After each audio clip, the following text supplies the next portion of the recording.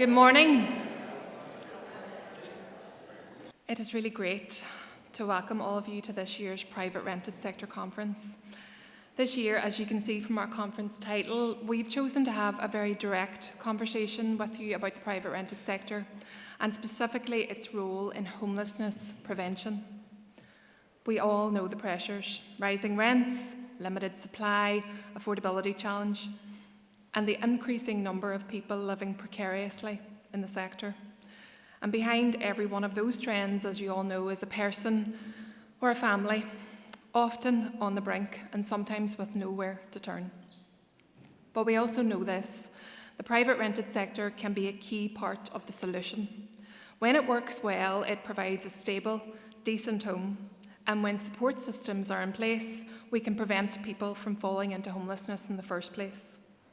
And that's what this conference is all about, not just identifying the challenges, of which there are many, but also sharing the ideas, partnership and practical steps that can make a real difference.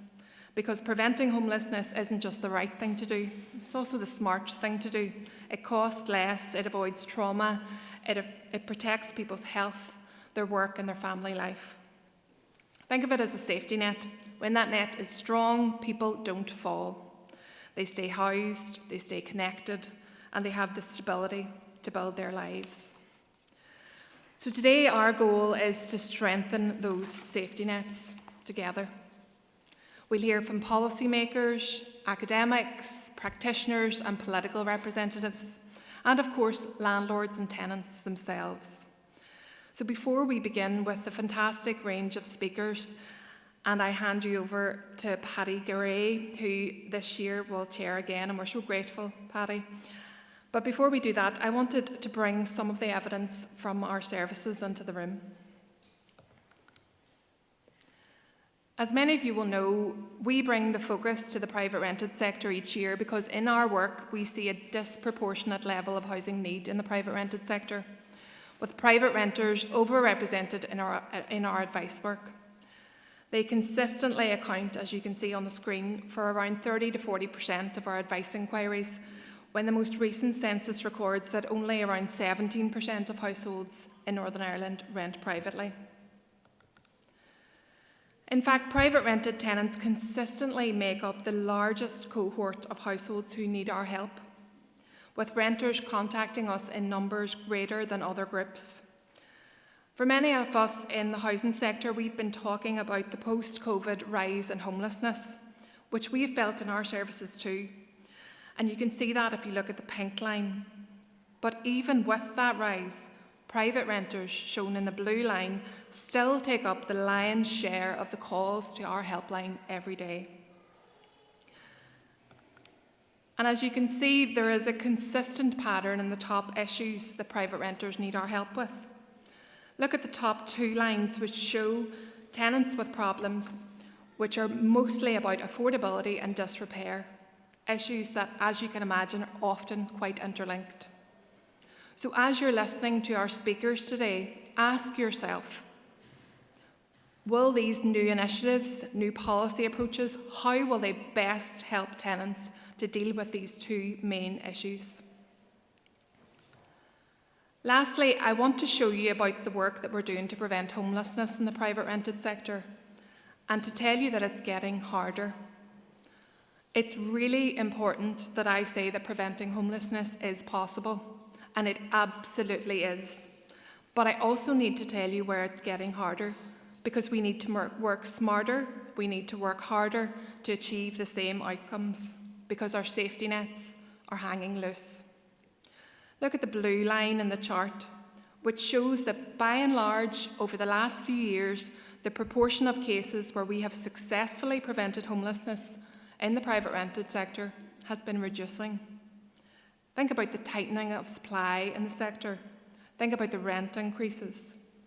But if you look at the last point on the chart, you can see a small upturn, a possible green shoot of hope, of recovery, which I attribute to an enhanced and a more targeted case management approach that our teams have been implementing. Looking more closely at where homelessness prevention has been successful in the chart on the left, and where it hasn't been successful in the chart on the right, you can draw a number of conclusions. The first is that it's not simple enough to conclude that we can prevent homelessness when the issue is A, but not if it's B.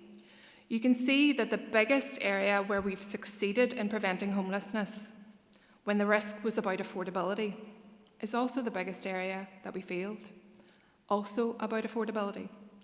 The real problem is, in the case of affordability, when the household can't access the safety net at all. Some of the private renters we help can't access a discretionary housing payment, for instance, because they have no qualifying benefit, or because they're within 12 months of their most recent DHP.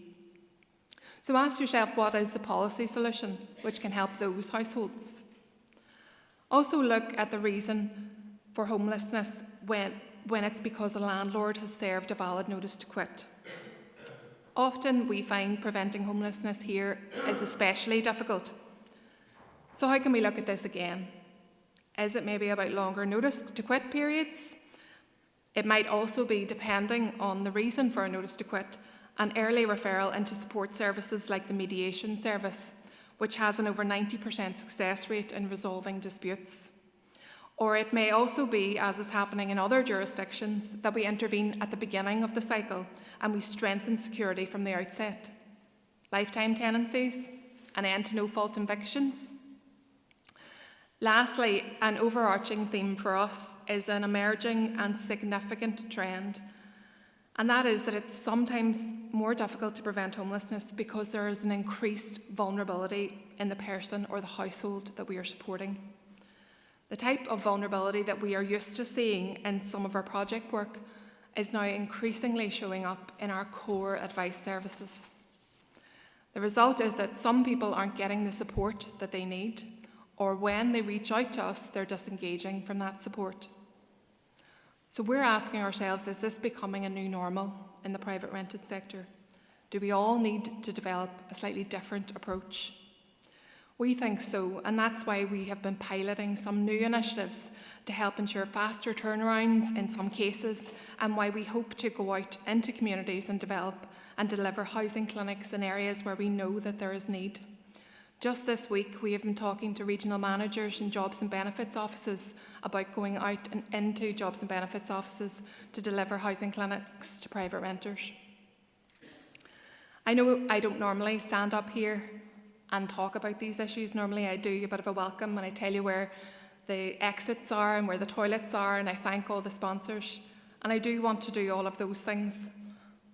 But I also wanted to start the day very deliberately by putting right in front of you the issues that we are seeing in our services. And I want you to have those in your mind today as we move through the sessions. I'll be circling back to them when I speak to you again at conference close. But please, the challenge for all of us is how we can work together to solve these issues, because we can. We've been successful in the past and we will be successful in the future. But for now, that's my soapbox experience over, and I would very much like to welcome your host for the morning and for the afternoon, Paddy Gray. Paddy, all yours.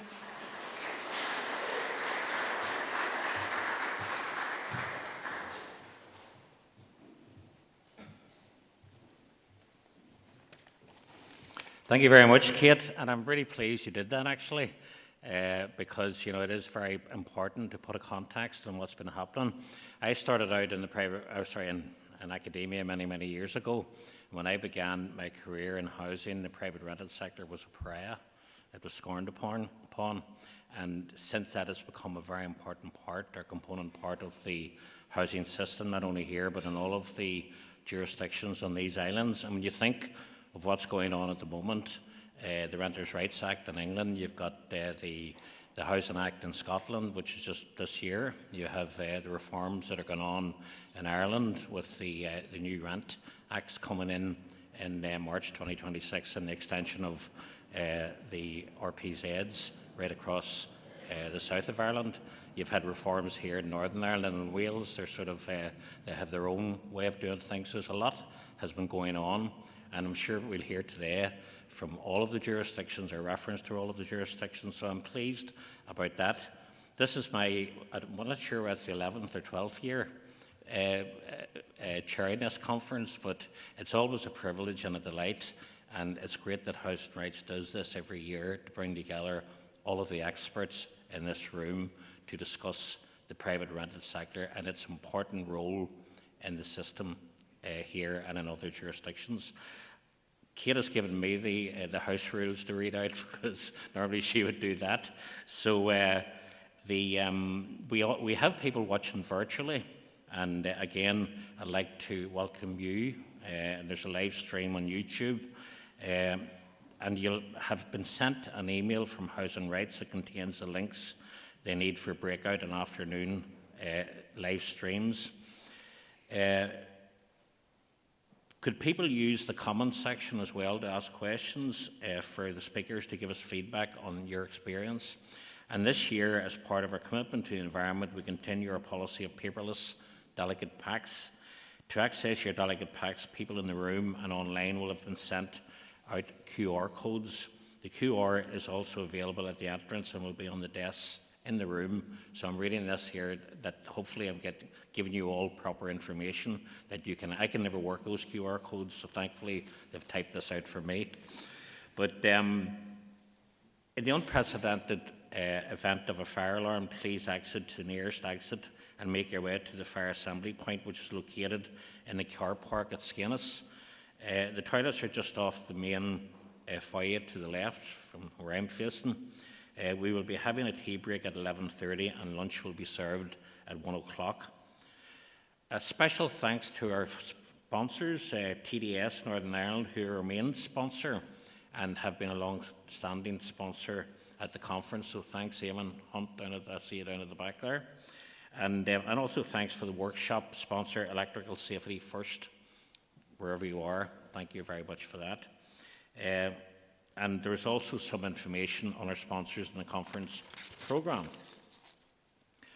If you could also get involved in tweeting, so whenever I'm sitting here and on my phone, I'm not sending text messages to people, I'm doing one of two things. I'm either using social media to promote the conference, or I'm Googling something to find out an answer in case I get asked a question. But other than that, if you can use the hashtag, which is hashtag PRS25, and the Wi-Fi is Skainos guest, and password is Skainos with an exclamation mark. So you're all very welcome, and we will go to. And if you put your phones on silent, that would be a great help as well. But I can understand if you haven't done so far; it's very easily done. But the first session is setting the context, and again, delighted to welcome the three speakers who I've met before on many occasions who are going to speak today. And rather than call all three of them up on to sit at the stage with me, I'll ask each one to come up separately, and they will then come up for the question and answer session. Unfortunately, Jordan Buchanan from Property Pal will not be able to stay for the questions because he has to be at a meeting in Dublin for 12:30, I believe, Jordan. But you'll be able to listen to the budget on the way down in the car and what's in store for us all. So without further ado, and I don't need to introduce David Polly to everyone. You will all know David from the Department for the Communities, but there is in the pack, there is a bio for each of the speakers. But I'd like to welcome David Polly, who is Director of Housing Supply Policy from the Department of Communities.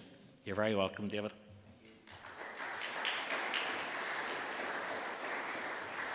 It's so nice of you to clap before you hear what I have to say.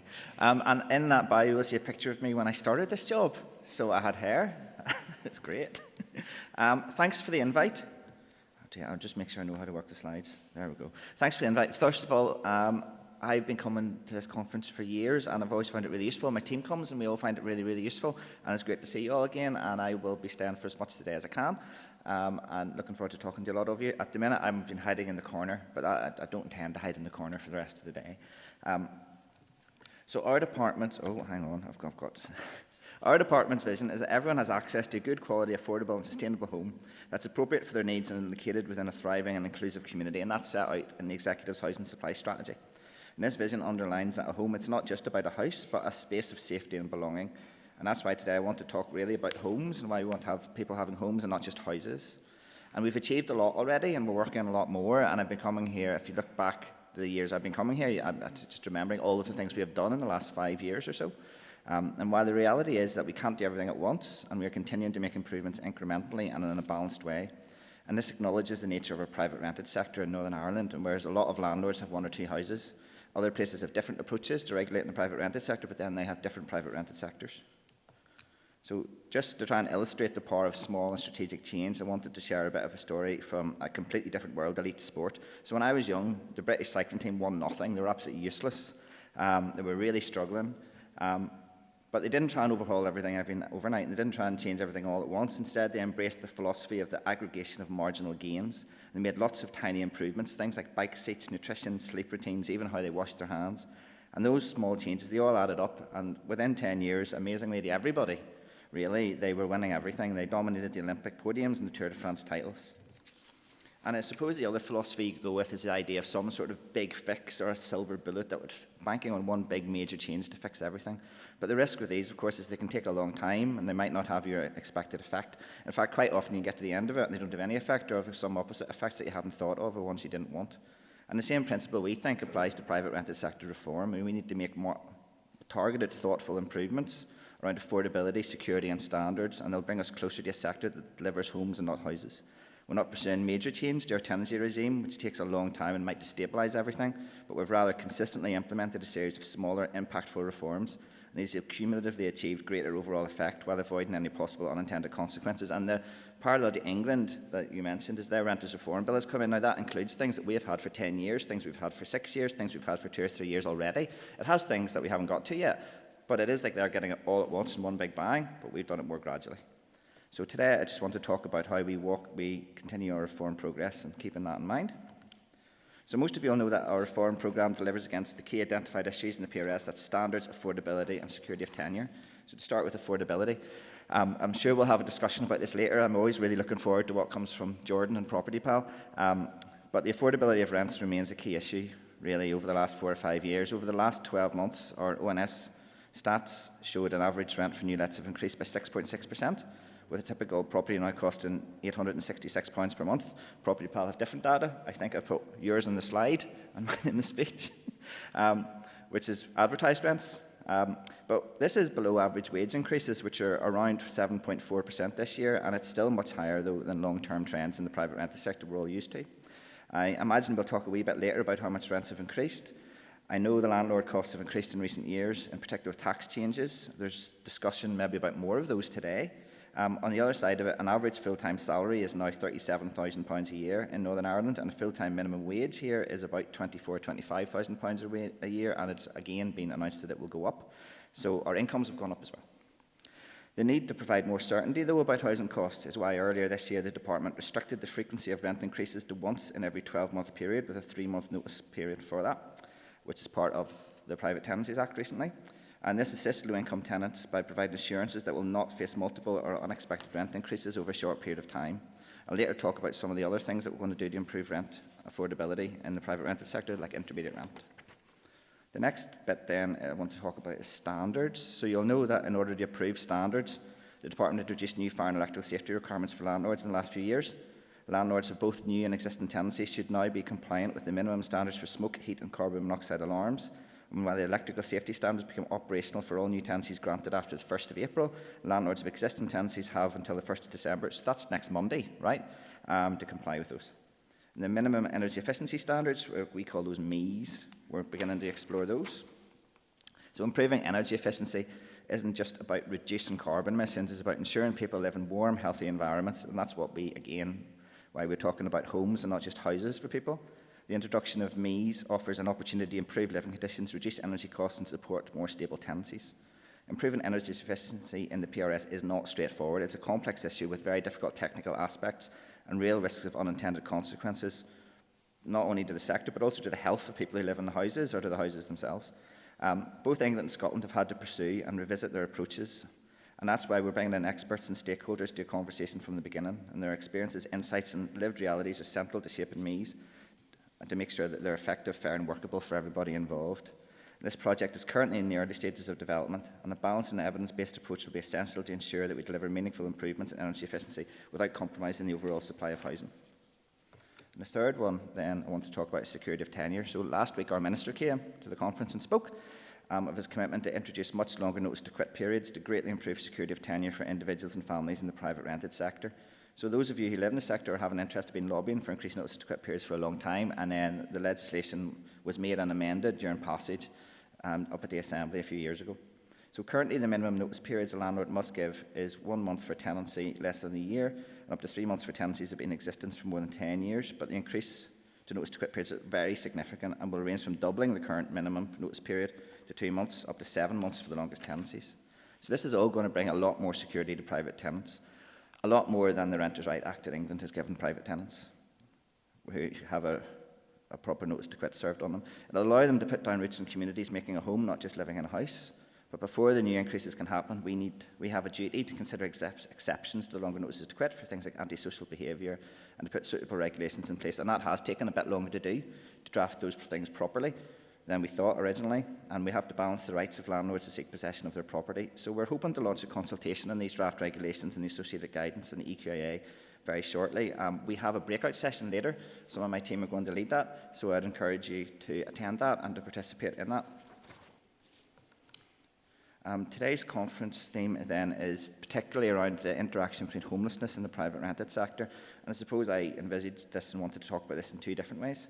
So the loss of private rented accommodation is here one of the top 3 causes of homelessness, and this is a situation that has not really changed and is unlikely to change in the very short term. So about 16 or 17% of our homeless presentations have lost a private rented tenancy. As a feature of our housing system, that's actually lower here than is in other places, where over 30 or 40%. Conversely, of course, the private rented sector provides a source of housing, and about 1/6 of our housing is in the private rented sector. So without a healthy private rented sector where people are willing to invest and bring on new supply, we'd have a much worse homeless problem. We would have fewer options for people looking for homes, and the private rented sector is already being used to find homes for people in our homelessness system by homelessness charities and organisations. And often I've met some of those people, and they've been trapped in the homelessness system and in hostels for very many years, and the private rented sector is their option to get a home of their own. And I know there will be a bit of discussion later on about what the Housing Executive is currently talking about. Preventing homelessness is not just about what you do when someone's in crisis, though. We need to look at how the whole system works to make sure that there's safe, secure, affordable housing options for people to avoid getting them into crisis in the first place. Naturally, therefore, here and in other places, homeless prevention very much includes private rented sector protections, including the longer notices to quit I just mentioned, and then also freely available high-quality housing advice. So just on that note, I'd like to thank Housing Rights for providing that in Northern Ireland, and say that our Minister was delighted to in the last few months, in the summer, announce a 3-year funding package for Housing Rights of secured funding for 3 years. He came to visit. He heard brilliant stories about what your staff do and the people they've helped. It was a really, really good event, telling him stories about because these things for a minister with officials can sound very technical. You know, business cases, approving business cases and funding deals and funding letters approval and things like that. But it was actually about he met caseworkers who have helped individual people, and they talked about that, and I thought the whole thing was really, really good. So thank you for that, and our Minister was really delighted to be able to help and support you. The Housing Supply Strategy and the Programme for Government have set out the need to shift to homeless prevention.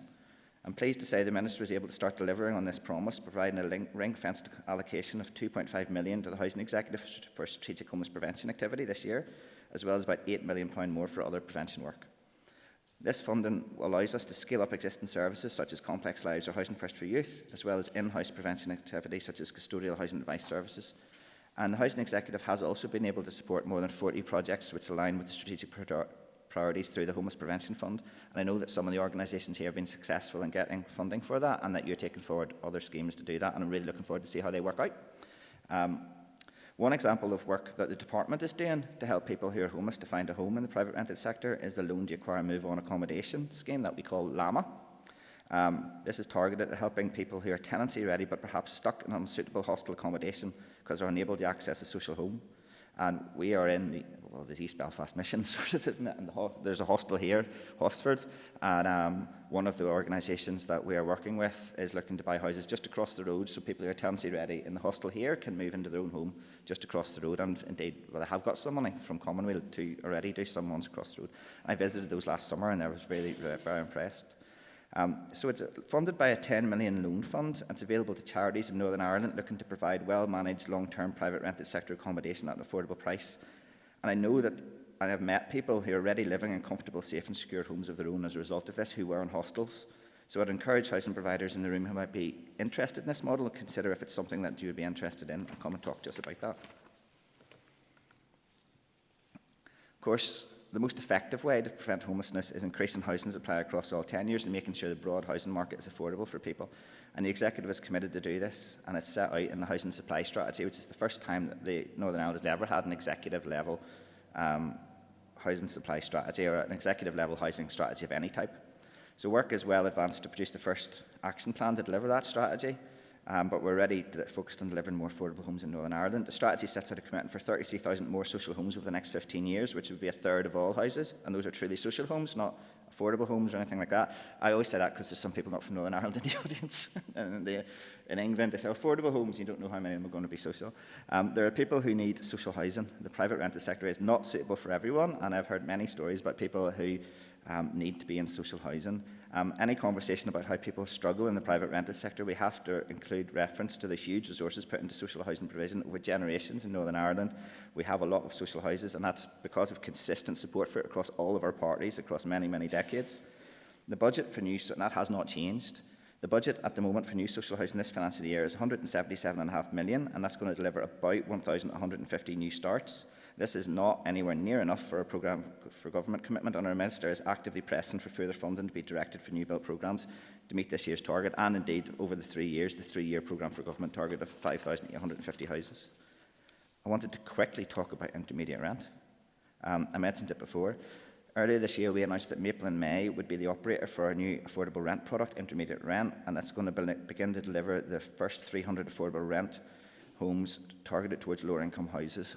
We are currently working on the details of the funding arrangement, and we're planning to have work starting in some of these houses, and indeed people living in some of these houses in next year.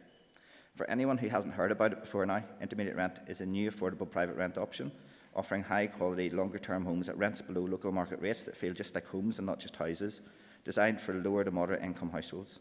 The tenancies will be offered via an application process, as is the norm for private rentals. The Maple and May lettings policy will ensure homes are available to eligible lower income households in need of affordable housing. And I do know that 300 new homes is a modest number, but it's our intention to take the learnings from this first phase to test the funding, design and delivery systems. And it's our ambition to quickly scale up from this as we learn the lessons, because we do want to see intermediate rent beginning to make a significant difference structurally in the private rented market and beginning to affect the private rented, impact the rest of the private rented market locally where we're putting those homes in. Another intermediate housing intervention the Department has supported over a number of years is co-ownership. Many co-ownership customers have previously rented. Not only the now homeowners with the security and agency that brings, but their housing costs are lower than they were when they were renting. And it's already played a vital role in helping more than 34,000 people across Northern Ireland buy their own homes. Earlier this year, a further 153 million in financial transaction capital funding was secured to support co-ownership. So that's going to deliver 4,000 shared ownership homes over the next 4 years, which is a significant investment, be critical in ensuring that a lot of people in the private rented sector will be able to move out of it and move on with their lives. So, finally, I've set out today, I appreciate at breakneck speed, what we have our plans to reform the private rented sector and our continued plans to do that. I've also tried to set out our wider work to address challenges in the housing supply system, taking into account that both the private rented sector and homelessness work in a whole system way, and we need to look at the whole system altogether, and everything interacts. We're looking to structurally change the housing market, as well as continue to address much better the specific needs of people who are in crisis now. We're looking to raise the standards of private rented, help people access social homes, ownership and intermediate rent, and help all of those things be easier. I'd like to thank you again for inviting me. I look forward to discussions during the day and to the question and answer session and the rest of the presentations. And just to finish then, just keep in mind our vision that by a series of marginal gains and small improvements, we can lead to major impact, and we can do that quickly and effectively. So let's keep on making sure that people have homes and not just houses. Thank you very much.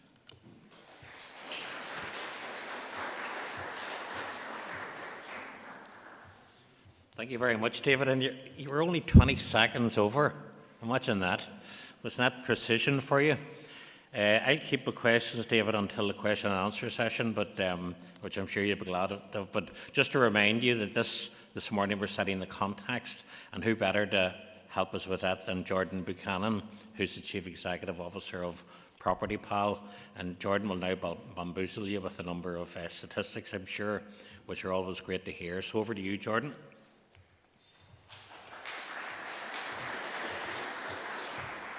Thank you very much, Paddy, and thank you very much, Kate and the Housing Rights team, for another invitation. I think this is my 5th year, so it's great to be part of this. And the reality is, what I'm going to go through here today, there hasn't been major structural changes that we can see in the data, and I'm always very conscious of this whenever I present. I'm very data heavy and I'm very objective and kind of a macroeconomic overview, but the information you presented at the start, Kate, that's the reality of how this feeds through and the implications. So I think just to really outline the start, complete credit to the Housing Rights teams for all the work you're doing, because this is people's lives and it's such an important sector of the economy and the housing system now that this really does have an implication. So my presentation today centred around these kind of 4 themes. So one is a bit about the economic backdrop, with the clear caveat that whenever I was asked to present today, I didn't know it was the day of the budget. So a lot of what I'm going to do might be overwritten at about 12 o'clock. But I'm going to go through some of those major trends we've seen in the last couple of years, how that's feeding through into affordability, both in the sales market in Northern Ireland and ultimately into the rental market before I close up. And I'll try and, where possible, stick to the data, follow the trends, see what we're seeing coming through from that kind of macroeconomic bird's eye perspective of the private rented sector. So in terms of the economic backdrop, these are 4 snippets of headlines I've picked out of the last couple of weeks that I've seen. So the UK will be the 2nd fastest growing economy in the G7. The UK faces the worst living standards growth in the West. The UK faces the highest inflation in the G7, and there's going to be rate cuts. What does that mean? There is so much uncertainty out there in the market, and wherever you read or wherever you get your information will be a very different narrative. So I would just say read for fact, not for hyperbole, because there is so much sensationalism out there, and I always just go back to follow the data and actually try and see what that's telling us and make your policy implications and choices off the data, not what you pick up from a soundbite in a headline. Now, the reality for the UK budget today, every headline is going to be about debt. Debt, tax. That's going to be all we're here coming through in the budget. And this is a chart just to give you a flavour at the minute of what's happening to the overall UK debt position. And you can see there, back to the 1960s, it was around 100% of GDP in that region, fell quite considerably into the early 90s, and then really since around kind of the great financial crash of 2007, debt started to increase. We had the austere period of the Tory government in kind of the early 2010 period, and then COVID hit the debt picture again, started to increase. So really, we have a position where debt is quite high. It's about 100% of GDP. But actually, when you look at international markets, it's not that bad, and it's not that unsustainable compared to other markets. Japan, for example, is 220%. The US is around 110%. So there's different kind of frameworks of how economies function.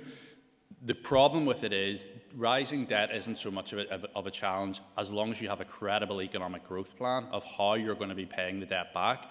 And that's particularly in the UK in the last couple of years. That's where the real scrutiny has been. Financial markets in particular, if you think back to a couple of years ago during the Liz Truss era, actually not a bad plan that was presented, but it was uncosted and it wasn't spoken about with the markets, and it was just given there as we're going to spend all this money and we'll grow some way, which we'll figure it all out down the road. And we know how the markets responded to that and the serious pressures that generated for the years ahead. So it's not so much where the debt is right now, it's the path and the future projection of where the debt will go, linked to, at the minute, we don't have a credible economic growth plan.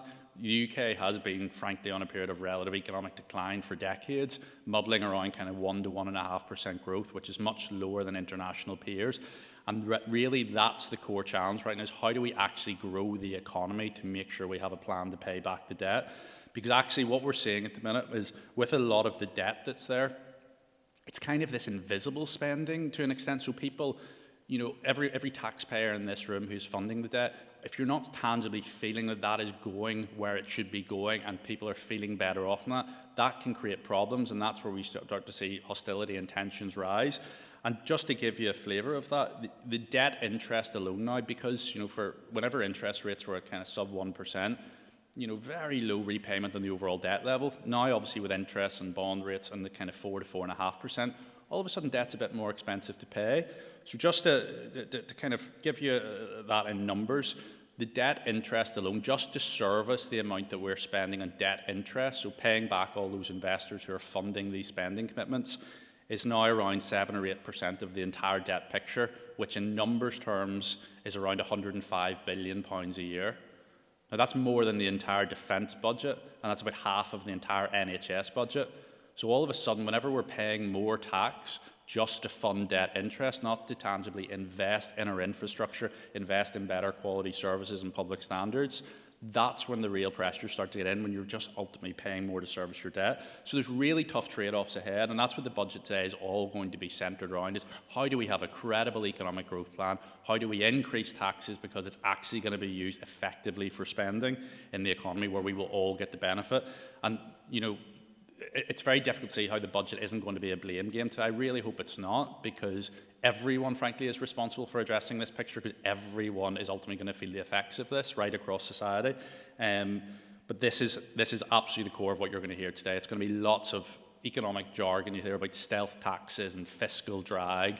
It's all going to be centred around the government need to increase more tax, because the path of debt right now at 100% isn't so bad, but it's the future projection of where that goes just to meet our current spending commitments. So how have markets kind of responded to this?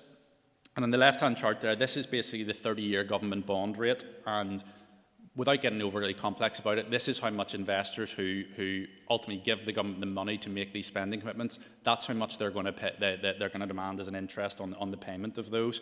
And as you can see, since really 2022, that has grown quite considerably.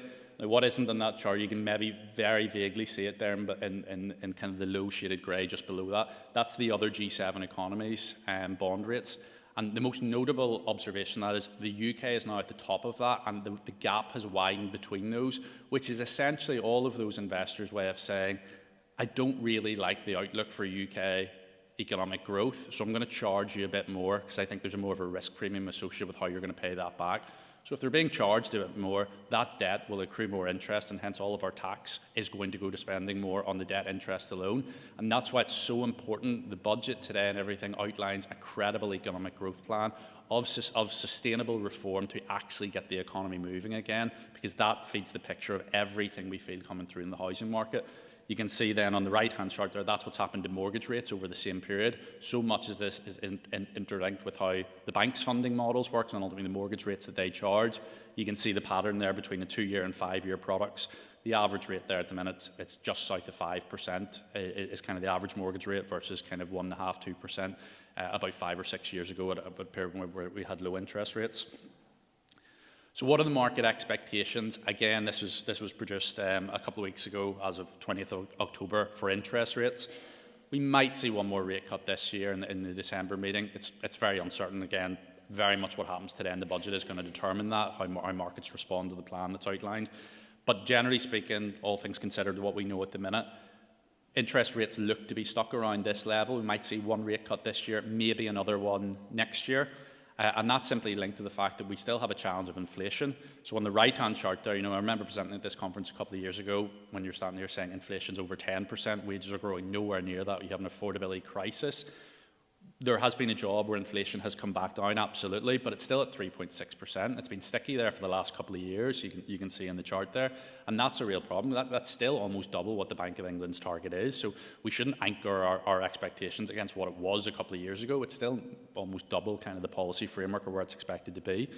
Now you can see the path there, the blue line is what's the projection for overall inflation, and the Bank of England are projecting that to get back to closer to the 2% target by 2027, but clearly we can all take that with a pinch of salt. The Bank of England predicting inflation to get back to 2%, it's like a barber telling me I need a haircut.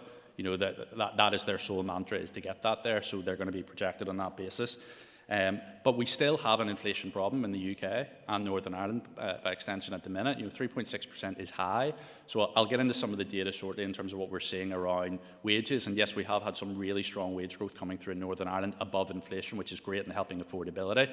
But inflation is going to keep eating at that, and that's going to be a big challenge for the overall economic picture.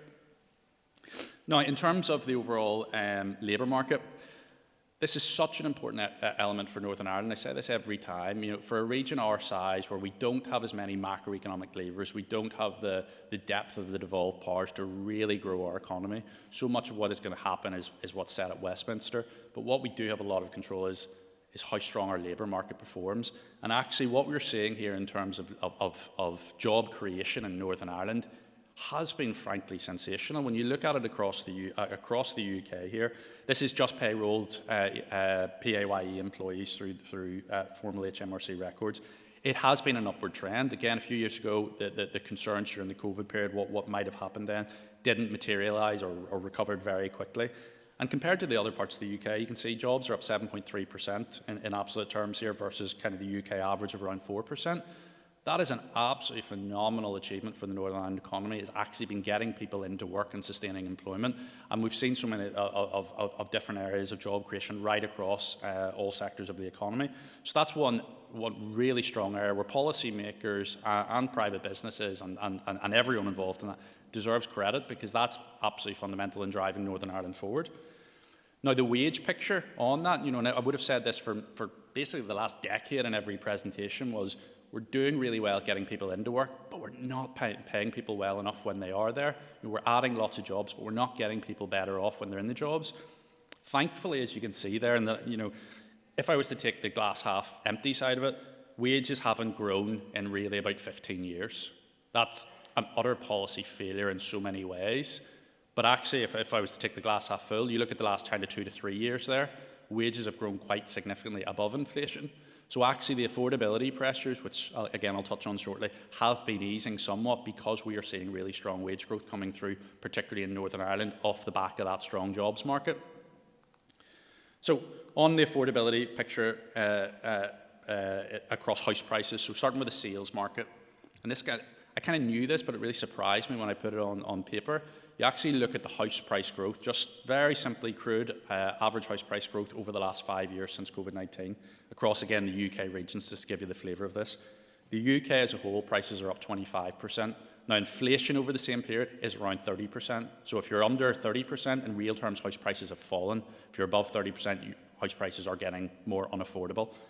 Look at Northern Ireland. It's very much an outlier in just how strong house prices have grown here. And there's lots of reasons for this, but there seems to be a very clear trend emerging that since COVID-19 in particular, there has been a wealth redistribution across the UK. The previous rules of working in London, that's the hub of economic activity, that's where job creation is, that's where strong wage growth is going to be, that's where house price and asset inflation will be concentrated. That has changed as a result of labour patterns, more mobile labour generally speaking, since COVID-19. And we're seeing the strongest appreciating regions of house price growth have been coming from the lowest base in terms of relative affordability. Northern Ireland, the northwest, the northeast of England, generally speaking, have seen much stronger growth in the south of England. So we're seeing this bit of a regional rebalancing in housing markets, which is an opportunity for Northern Ireland, of course, in terms of growing its economy, growing its labour market picture, growing its wage profile. But the housing market is growing really strongly here, and a lot of the data I'm going to come into shortly will get into more of that demand-side indicators. So again, for the last 5 years, you couldn't have read a house price release without hearing about a supply-demand relationship. I just thought, let's visualise that just as a way to see it. So the left-hand chart, that's our Property Pals Index of house prices, just average price of a second-hand resale property since 2017, and then the right-hand side, the average stock of properties advertised for sale. You can clearly see the pattern there. It's so abundantly clear in the data that there is such a strong supply-demand imbalance, which is still evident in the market. It is settled to an extent, but it's now market conditions have kind of stabilised where they are, but it's ultimately feeding through, as I'm about to show on the demand side, still really strong demand, really strong prices coming through, which is why that previous slide showed 50% price growth. So in terms of overall affordability, what does this mean? Look, there's loads of ways of tracking affordability. This is a pretty simple and clean, crude way of understanding it. It's very simply for first-time buyers, what's the average price relative to the average income?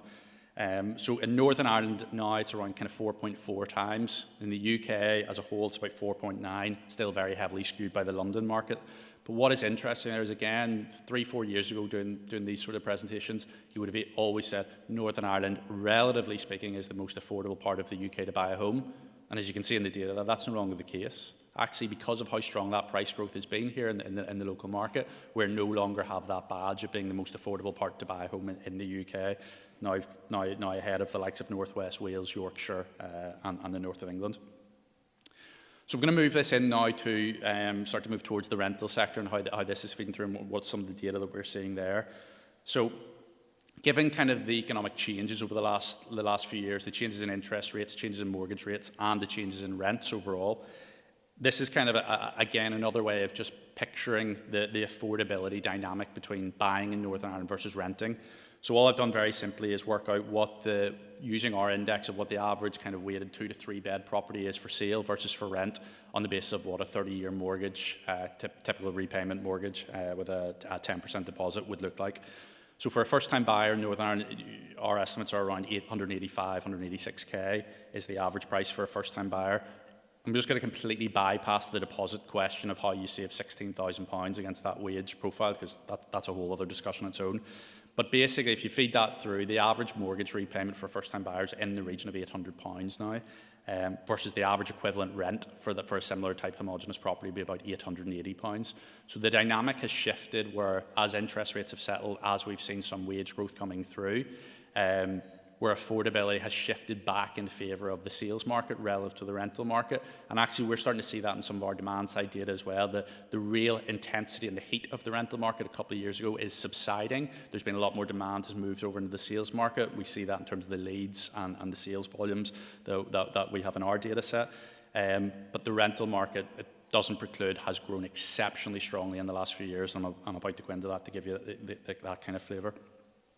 So before I close off this section, again with the caveat is, I don't know what's going to happen in the budget today. This is going to completely change the path. I think there might be one more rate cut this year. It's certainly not baked in, but there would most likely be one next year. And house prices in Northern Ireland at the minute, house prices are top of the charts as that previous one showed. They're growing around kind of 7 or 8%, whatever index you use. At the minute, the UK as a whole is around 2%. So the data I've shown there is the forecasters who have presented information for the UK. I think you'll see Northern Ireland prices in the region of kind of subsiding to around 5 to 6% across 2026. So still amongst the strongest performing in the UK. So on the rental market, and there's a lot to unpack in this slide, but this is kind of the core policy slide in kind of one takeaway. So if you just focus on the left-hand side of the chart for me, basically I've plotted here since 2016 what's happened to the average rent in Belfast, what's happened to the average rent in Northern Ireland, what's happened to overall inflation as measured by CPI, and what's happened to overall wages. So if you ignore the bottom two, basically, because they're so close, basically inflation as a whole since 2016 is up about 38%. Wages are up about 43%. That's only kicked in really the last year, as the earlier data showed. Rents as a whole across Northern Ireland are up 61%. Rents in Belfast are up 75%. So very simply, where that orange and grey line is above those kind of purple and blue lines, rent's getting more unaffordable. And the chart on the right, all that does is strip out inflation to show you that in absolute percentage terms. The takeaway being, since 2016, rents in Belfast have got 27% more expensive once inflation is accounted for. That's the policy problem we have here, where we're getting more expensive rents and having to service more to pay for your rent. So to give you that flavour of what's that going to look like in the year ahead, so using the demand side data that we track in PropertyPal, I've presented two kind of data series here. The purple kind of diamonds is year-on-year growth in rents, and the grey and orange bars there is very simply in each quarter, how many leads do we send to the agent on average for each property that they advertise for rent. And as you can see there, a couple of years ago in 2022, it peaked at just over 114. Again, this is one of those symptoms where I'm saying it's very easy for me to throw out numbers. 114 leads on average per rental property advertised is so chronically unstable in a market where you're in a queue against 113 people in front of you. That has, as you can see there in the trend, subsided. But 2025 has surprised me, where it's picked up again quite considerably. It's now sitting at around 73. So again, take your glass half full, take your glass half empty perspective on it. Rent pressures have eased considerably from a couple of years ago, but relative to kind of that pre-COVID period when the average was around 30, it's still double the benchmark period in that baseline. So there's still really strong demand in the rental sector there, but the overall rate of rent growth, as you can see from the purple line, is cooling. It's now around kind of 6% year on year, which is, as David alluded to earlier, is slightly lower than overall wage growth last year of 7%. So there is some affordability coming through there, but this is tinkering at the edges. So the ONS also produced an index of what is the estimated percentage median income spent on private renting. Now, this is all stock. This will be the entire 110, 120,000 odd private rented households. And as you can see, in Northern Ireland, they estimated it at 25%. That didn't feel right to me, so I looked at it against our index. Now, granted, our index is only of new lets, so the circa 15, 20,000 a year advertised.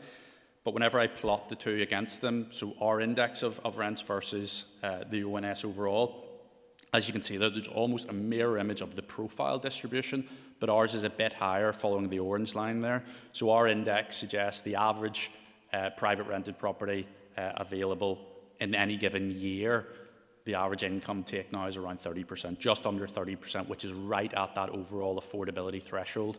And interesting, when I was reading in the report scattered around the room on the all-island research there, it was 32% was from that survey, so that's much closer to ours.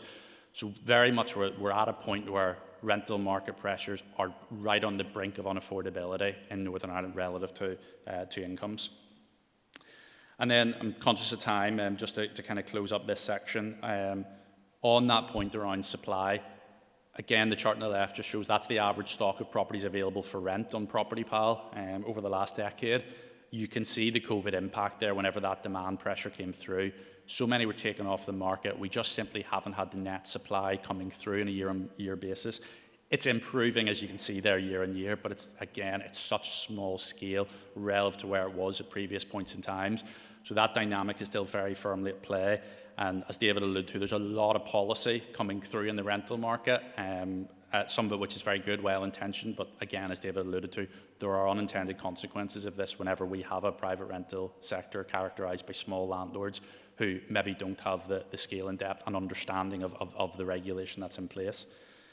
So finally, just on this section before I close my final thoughts, one bit of analysis I regularly update just to see is how many properties were advertised on the rental market in kind of the 3 years up to 2020, and how many of those property IDs then moved to the sales market in the last 3 years. Very much a way of essentially my hypothesis wanted to be was if we've seen 50% house price inflation, how many of those landlords want an exit route out because of all the changes coming through? How much is that feeding the supply pressures?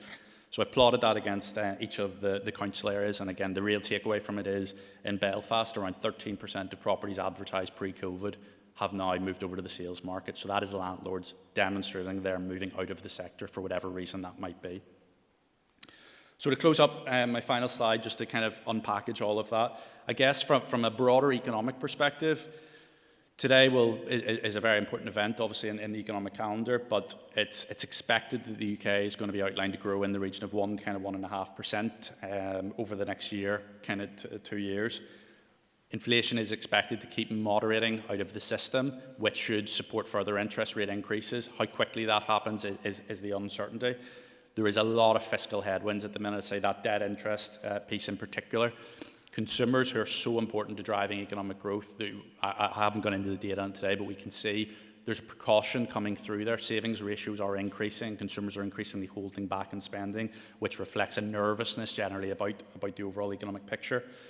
The real strength to take away from today is just how good the labour market is in Northern Ireland, particularly from that payrolled employee perspective. House prices are strong. Sales this year are expected to be around kind of 25,000, bang in line with the 10-year average. So there's actually relative sustainability in the sales market, albeit price growth's a wee bit higher than we would like to see. And those rent pressures, It's just a system year on year. We're seeing it's getting a little bit worse at the minute because we're not seeing any injection of supply coming through. So some of the demand has settled to an extent, but it's still much higher than that pre-COVID period. So really, I see rents next year still comfortably sitting in kind of 4 or 5% range year on year, not dissimilar to what we've seen across this year in 2025. Unfortunately, as Paddy alluded to, I can't stay for the panel discussion, but I just want to thank you again, Housing Rights, for everyone today, for organising the invitation here today, and wish you best of luck for the rest of the event. Hopefully there's good discussion. Thanks.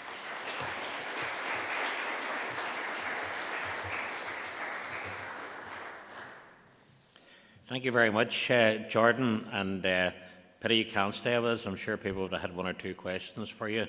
But as always, your statistics have given us a mixed but informative picture, highlighting areas of resilience, areas of improvement, and areas that obviously we need to watch. So thank you again for that. Could I just remind viewers who are on live stream to use the comments section to ask questions for speakers, or even just to give us feedback on your experience. I'd now like to move to our final speaker this morning, Dr. Julie Rugg from the University of York, who I've known for many years. And delighted to have you here, Julie, and you're going to be speaking around supporting systematic change in the PRS and the relationship between the PRS and homelessness.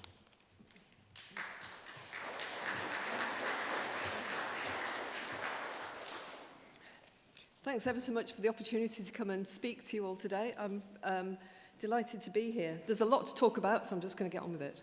First, I want to sort of apologise because my knowledge of the Northern Ireland housing system is very, very small.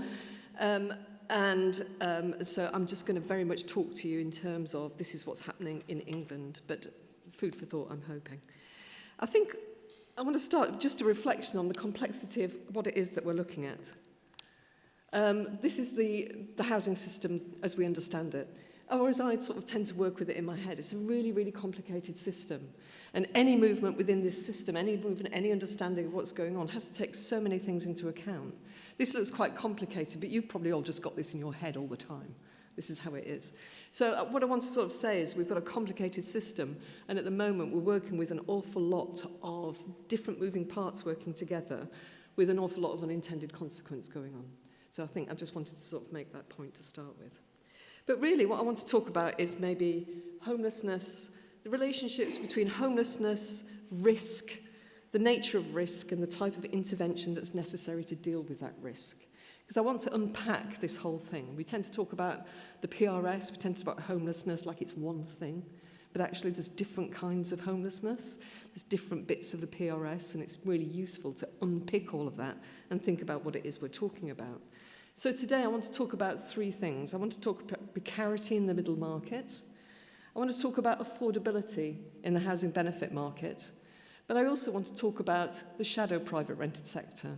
And here I'm going to be reflecting on some work that we've been doing over the past 3 years to look at criminality and exploitation in the private rented sector, which might be some sort of new information that you're perhaps in some ways less familiar with.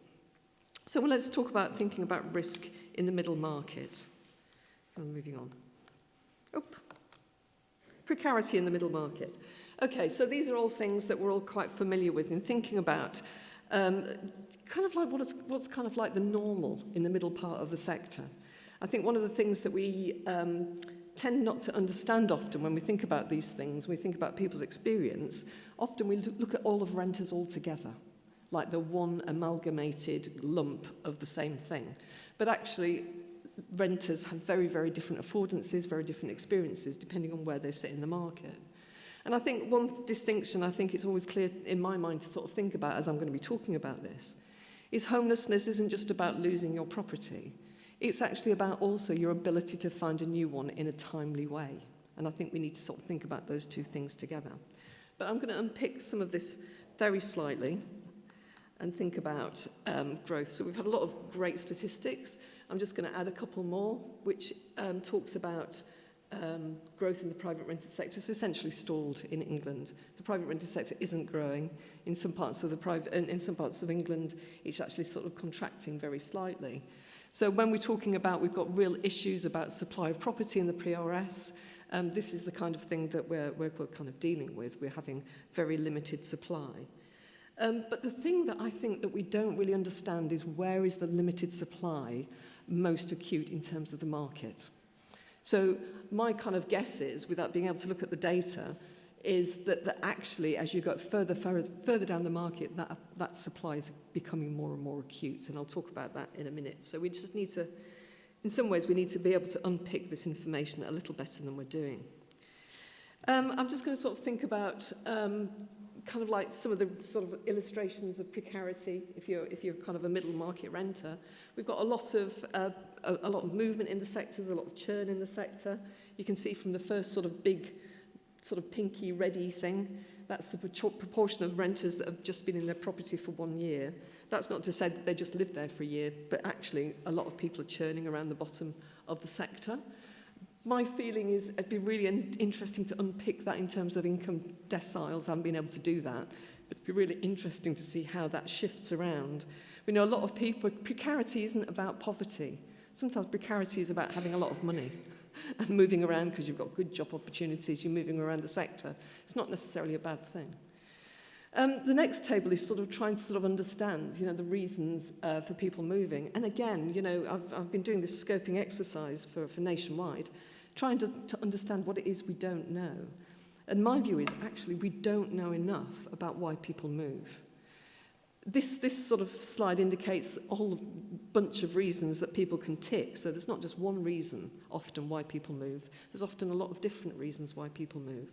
And I think, again, we need to get a better handle on which part of the market is moving for what reason, because then we can be better with our interventions.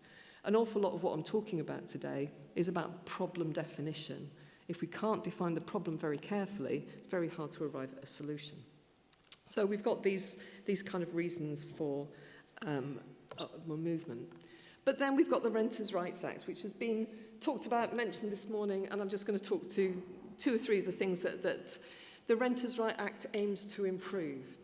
And, I'm very conflicted about the Renters' Rights Act. On one level, I think, yeah, this is great. On another level, in some ways, I think it's very much a middle market intervention. I think it's helping renters in the middle market, and it's doing very, very little for renters at the bottom end of the market.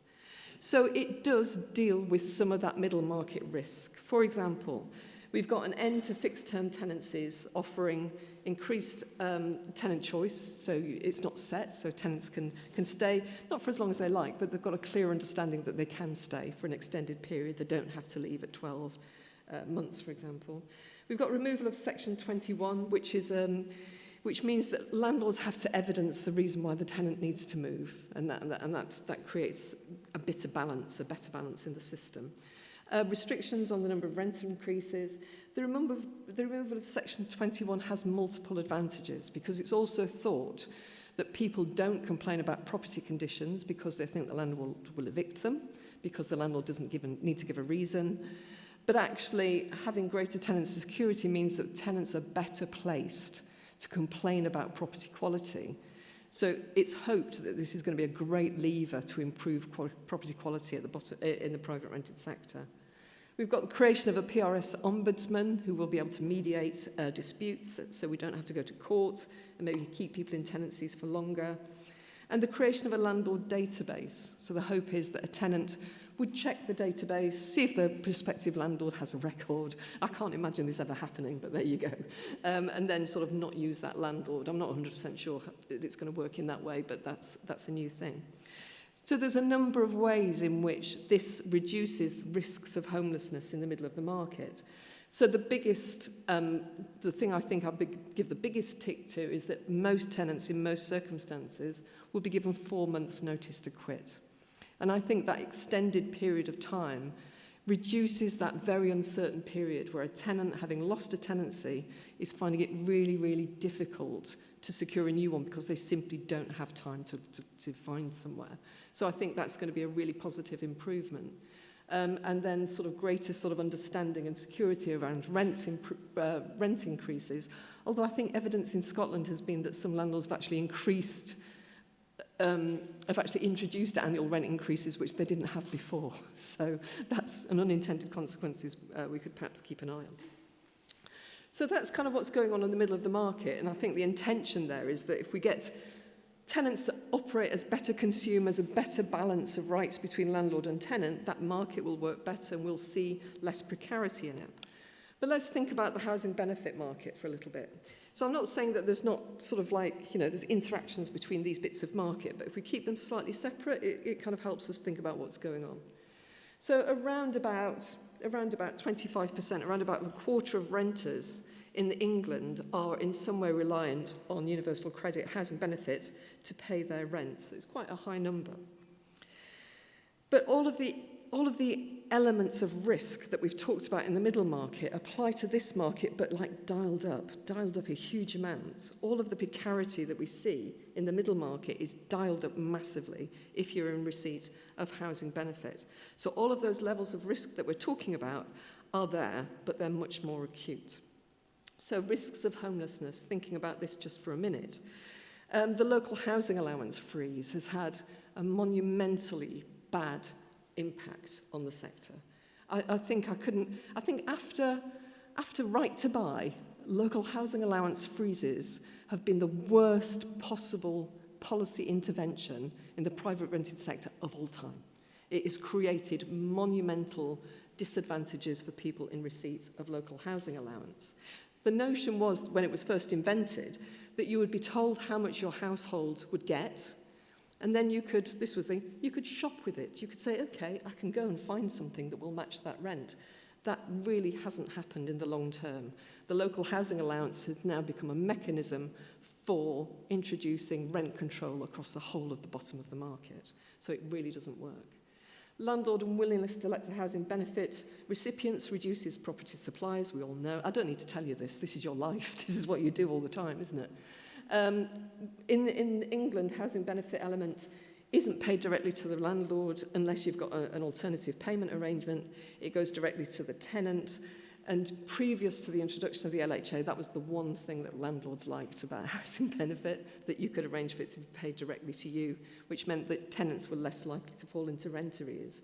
And also tenants liked it as well. That was the thing that I can't understand. Tenants wanted it, but it was taken away from them. And I'll sort of skip those two bits.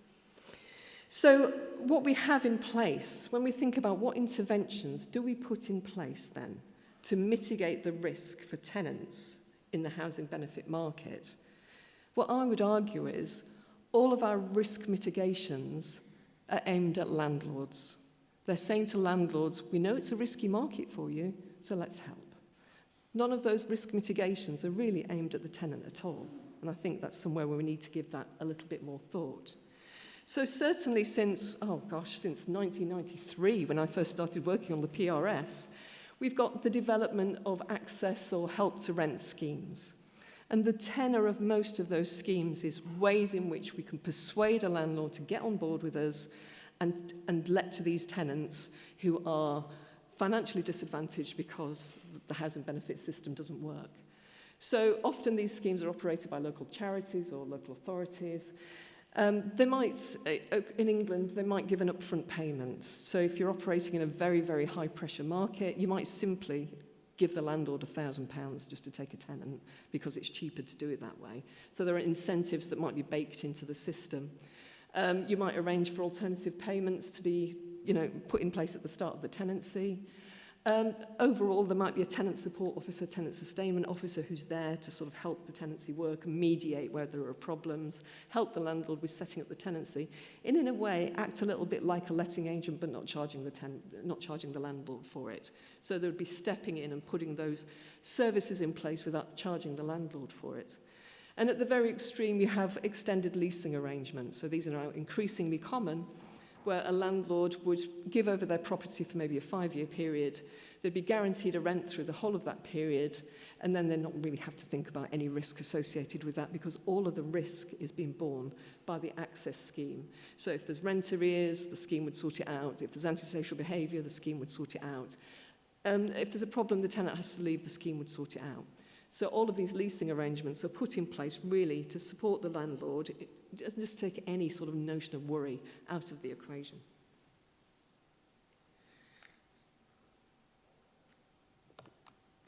But I think what's happened And the major unintended consequence that's happened in England, I'm just going to be really miserable, right, over the whole course of this 20 minutes. This is like therapy for me, I'm not kidding.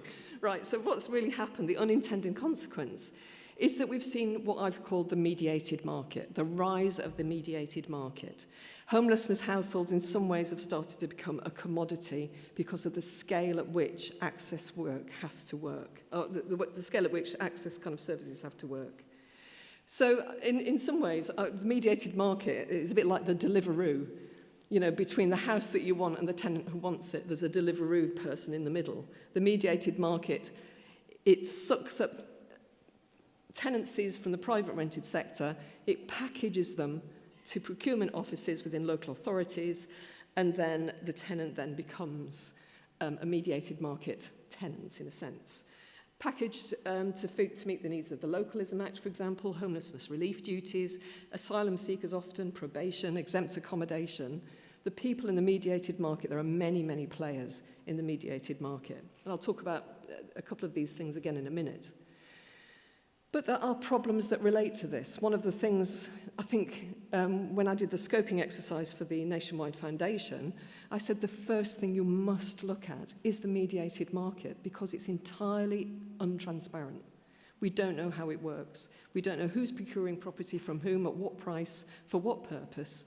Increasingly, we know because there are people, that there's an agency that's employed by the London boroughs to look at property quality in this market, and their experience is that the property quality is quite appalling. So a lot of the property that's being procured for use for these purposes is not meeting quality standards. And I think the whole thing is distorting the market in ways that are really not very clear. So if we can distinguish between a tenant in receipt of housing benefit thinking, I want to be a tenant in a property, the landlord thinking, you know what, I could let to that tenant, or that guy over there is offering me £1,000 just to sign a piece of paper, also saying I've got no risk attached. You know, what am I going to do? You know, I'm going to go with this guy because he takes all the risk off the table. So we've created these distortions that are happening in the market, which are really problematic.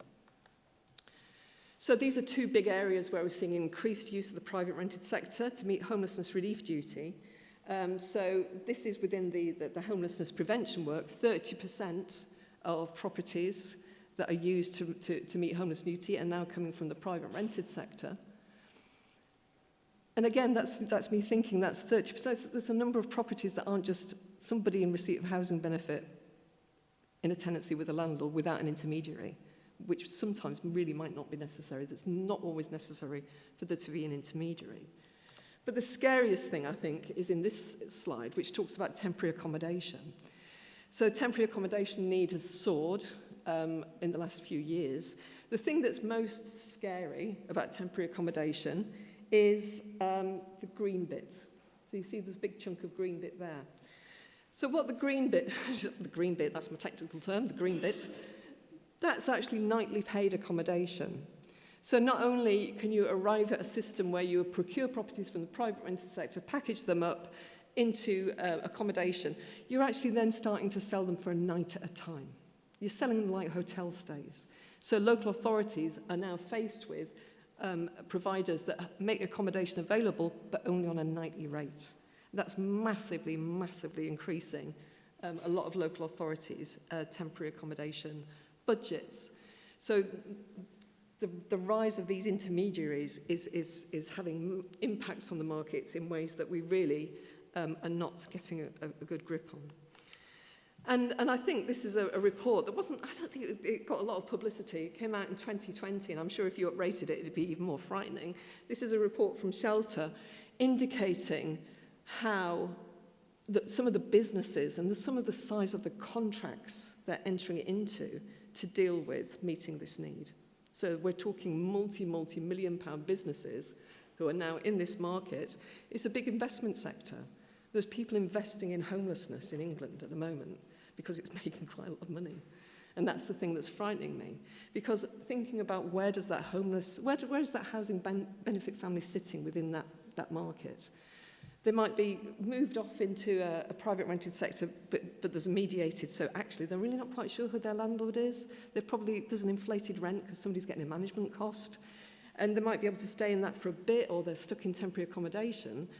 The options, I think, for people on housing benefit within this system is that you get stuck in the system. There's no way of getting out of that system at all, because the rent that's being asked is too high for you to pay anyway, which means that actually it's quite difficult for you to work and pay the rent.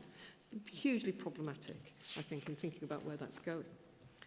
So let's think about the next thing. Let's cheer ourselves up even further and talk about the shadow private rented sector. So this is an area, I think, where we need to give increased levels of attention. I think you probably are all aware of this in the work that you do. You'll be aware of landlords that operate in these kinds of ways. But I think one thing that we need to sort of be clear about, we've been talking in the project that I've been doing about how the private rented sector is criminogenic, i.e. it's a sector that fosters criminality. It's really, really good at criminality. And one of the reasons it's good at criminality is because we've got a whole load of people who are very easy to exploit, because they can't rent normally like other people would be for multiple reasons. So these are people on very low fluctuating incomes, so they can't present a whole nice long list of this is how much I earn to give to the landlord or letting agent to prove that they're financially viable. They might be making their income from illicit employment, being paid cash in hand by somebody. That's the only work they can get. People reliant on universal credit are falling into the shadow private rented sector. We've got a whole group of people whose migration status is uncertain. They can't approach the statutory authorities because they're no recourse to public funds, so they're finding it really difficult. But we've also got a big group of people who are very, very easy to exploit.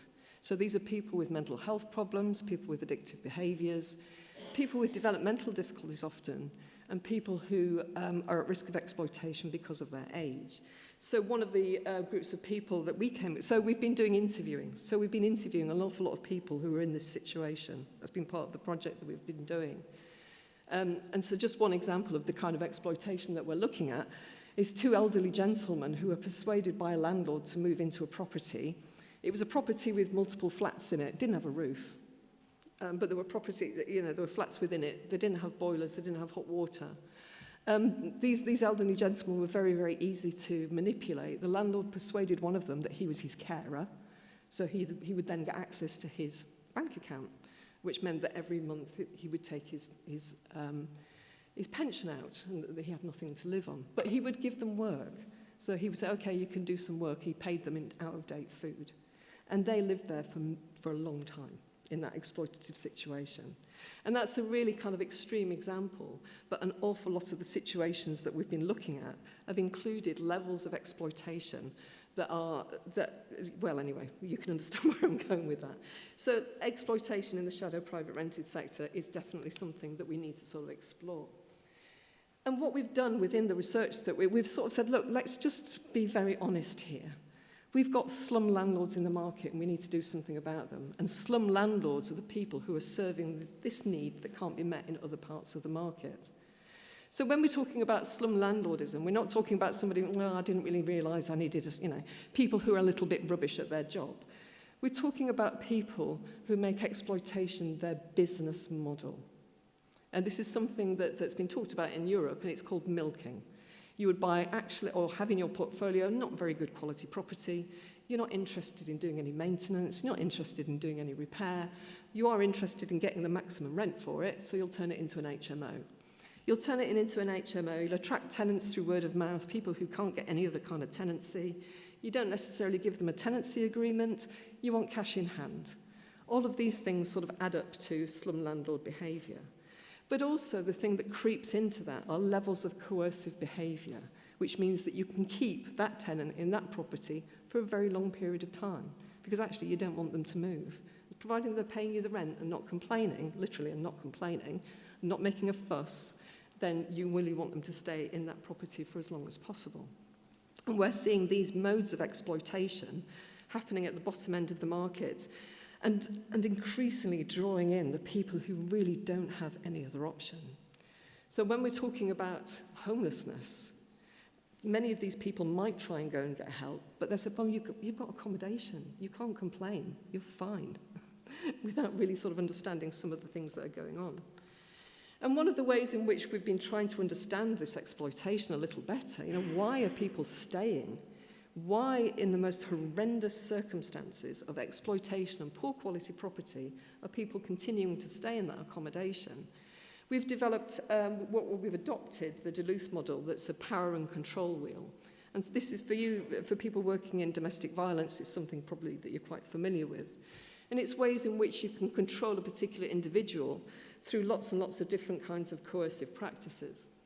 So a landlord controlling a tenant who's in a terrible, poor quality situation really wants that tenant to stay there as long as possible, so that lots and lots of manipulative, coercive measures to make that person feel that they can't move on. So that will include lots of physical intimidation and threat, but also coercive practices. So I mentioned the guy who said, "Look, I'm your friend, I'm your carer, give me access to your bank account, I'll take care of you." Those kinds of coercive practices happen. And lots of sort of physical intimidation and trespass. The thing that's really interesting is about sort of removing essential services. So once you have somebody in a property, essentially you want them to be so terrified they won't do anything wrong. And one of the best ways to terrify somebody is to turn off the hot water, or turn off the electric, or for some people, turn off the Wi-Fi. Just make it very difficult, because then you'll think, actually, we don't want the landlord to be unhappy, because tomorrow we might not have any hot water, so let's just stay, let's keep on their good side. So all of these practices are being instituted by the landlord to make sure the tenant doesn't leave. But the thing that sits around it, the thing that I haven't mentioned at all yet so far, is not just the threat of homelessness, it's actually the threat of illegal eviction. Illegal eviction is absolutely commonplace in the shadow private rented sector. It's just how it works. So it's not just something that happens now and again, it's just part of that mode of operation. Illegal eviction, and I really got to stress what happens in these instances, we interviewed a lot of people in these circumstances, is that it's not that you're not given a notice to quit and it's only like two months. It's that you're not given a notice to quit anyway. You're being told, do you want to move on? Because it's not working, in which case you'd better just go. So you just have to leave. Or you come home and the landlord's changed the locks, so you can't get in. So you've immediately lost your home. Many of the people that we spoke to lived in HMOs, and they'd watched this happen to other people in the HMO, and they certainly didn't want it to happen to them. So it wasn't just you came home, the locks had been changed, so now you couldn't access your home at all. But then the landlord had everything that you owned. Everything that you owned behind that locked door now was no longer yours. So they became destitute. And that, for me, was the biggest the biggest threat, that not only can you lose your home, you'll lose everything. You lose your passport, you lose all of your documentation, you lose anything that makes your life worthwhile, because the landlord's got it now behind a locked door, and you can't get it back. We talked to many people, months passed, and they still hadn't got their belongings back. Occasionally, they might persuade somebody to try and get in so they can try and sort of to get stuff back. So the threat of homelessness isn't just the threat of homelessness, it's the threat of destitution. So that's how it works at the bottom end of the market. And then thinking about I think just to sort of add to this a little bit, and the thing that most frightens me is that local authorities are increasingly pushing the most vulnerable people towards that part of the market. So we've interviewed local authority housing officers, homelessness officers. These are the kinds of needs that they're dealing with, as you know, because this is what you do too. But they'll say, he's got a drug dependency, this particular client, this landlord, he won't mind about that, because he'll take somebody like that. So we'll use that landlord, even though they know that landlord is a slum landlord, even though they know that landlord routinely illegally evicts people. For some clients, they think, no, the landlord will take them, so we'll use the slum landlords, and that'll deal with it.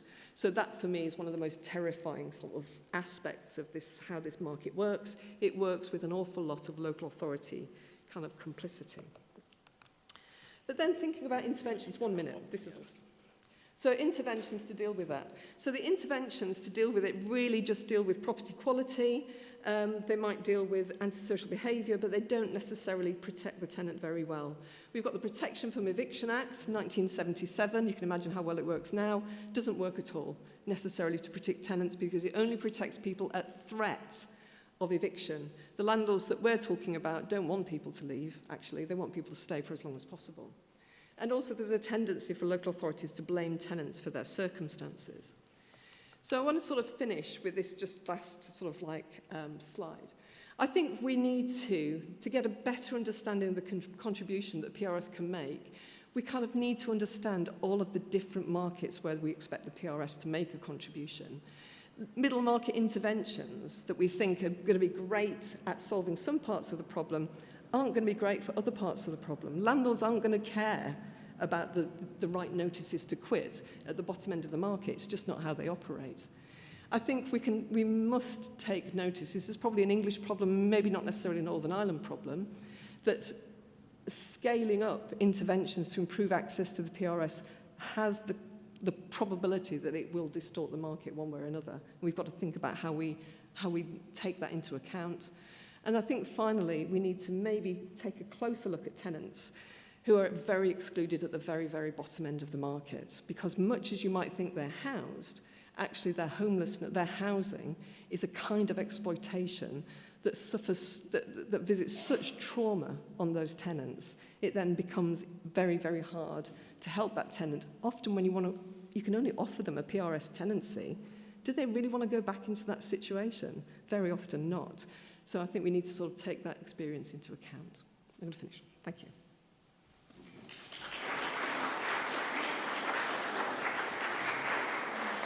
Thank you, Julie. Sorry for having to rush you at the end there, but we were slightly over. We have asked Kate, and she's going to give us another 10, maybe 5 or 10 minutes for questions. Is that okay, Kate? Yeah. So if I could ask Julie and David to come back to the stage for questions, I will try and stretch it for another 10 minutes if we can. But if you just wish to ask the question, could you let us know who you are and what organisation you're from and who you want to ask the question to? Try not to keep the questions too long, because some people tend to make statements and various things. Maybe we'll have time for that later on. And also those people online, if they've typed their question in, then the Housing Rights team can relay those to me. Okay, who wants to go first? I know there's been a lot this morning. Mark, there's. I have to. Oh yeah, sorry. Mark Bailey from Homeless Connect. My question is kind of for both. In terms of your point about slum landlordism, Julie, when you were talking about those issues that we were raising there, is it an issue of enforcement primarily, or is it actually that the law itself in England is off? And then for David, do you think there's much evidence of similar practice in Northern Ireland that was being described, and is it again an issue of enforcement? A big part of the project has been looking at enforcement. So we've been looking at how local authorities respond to this kind of behaviour. One of the issues we've got with the legislation at the moment, or the way that enforcement works, and it's too complicated to go into, not because we just don't have time, but that local authorities find it hard to leap to the strongest enforcement measures. So one of the things we're recommending is a quicker leap to banning orders, so that if local authorities knew who a lot of these landlords are, the leap to banning orders and to interim management orders. So we want to take these guys out of the market altogether. So it's not that we don't have the legislation to do it. We've got the legislation. There's been only 40 banning orders since this legislation was introduced, which not even nearly, But local authorities, not only do they lack resource, obviously that's a problem everywhere, but often within the local authority they lack legal expertise. So an enforcement officer who wants to take action, if they progress it up, their local authority legal advisor will say, I don't know, I've not got any expertise in housing law, I'm not sure about this, why not do a civil penalty because it's quicker? So they don't have that sort of expertise. These are very, very complicated cases often. And part of being a slum landlord is you're very, very good at vexatious appealing. So you'll come back and say, yeah, okay, you'll take me to court, I've got this barrister, you know what, I'm going to make it a nightmare. So they will also be dissuaded from taking enforcement because of that reason. So yes, enforcement is a problem, but not always in ways that you'd imagine. I have heard of cases here. I don't know if it's structured differently. We obviously have an issue in some neighbourhoods with coercive control by paramilitaries and combatants and things like that. I have met and I know of people in the homelessness system who don't feel that they have any recourse to the law. Because of that, they're from those communities. Don't feel that. They tend to come into your homelessness system, so maybe it works slightly differently here. in that we do make more provision for it. But I mean, there are a lot of single men in the homelessness system who've been put out, and that's what we're talking about, isn't it? I mean, we have a language for it here, and people are put out of communities because of their antisocial behaviour. So yeah, of course, happens here. In terms of enforcement, and part of that is it's a police matter at some level, and as some of you might know, Pace and I have things in place to try and deal with that. And then within the councils, I suppose what we're trying to do within the councils, we've moved our landlord register, which they're now setting up for the whole of England. Under the they're setting up a landlord database, and it's going to be really interesting to see how there's so many different kinds of ways of doing this. To set up a landlord database. So understanding how it can be to make it work, it's really important, because there's a threat. All landlords will just be, they want to make it quite soft. Just put your name in, that's fine.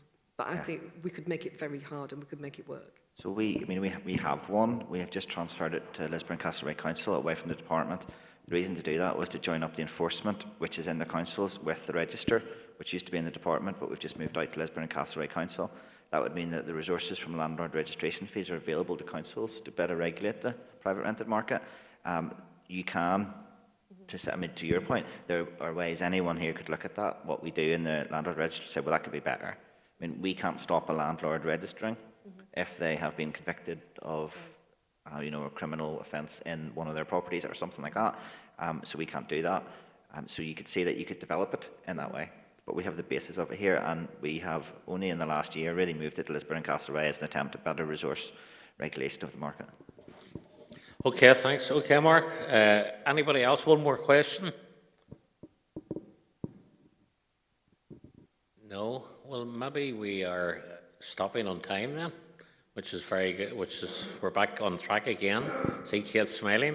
Well, listen, could I just then, on behalf of us all, could I thank David, Julie and Jordan in his absence for a fascinating beginning to the conference today, setting the context. Thank you.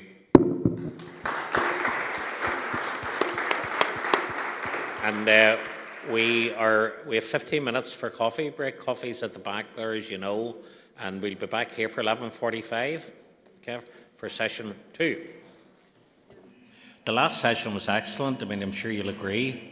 The context and actually the fact that I could have listened to the speakers longer, and but just with the time, the way it was running, we had to sort of cut it short. But again, we'll hopefully have more questions maybe as we run throughout the day.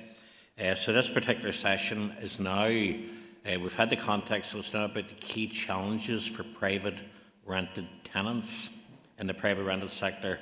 And we're focusing particularly on affordability and renters' voice, of course, which is close to my heart. And Housing Rights is actually oversees the renters' voice.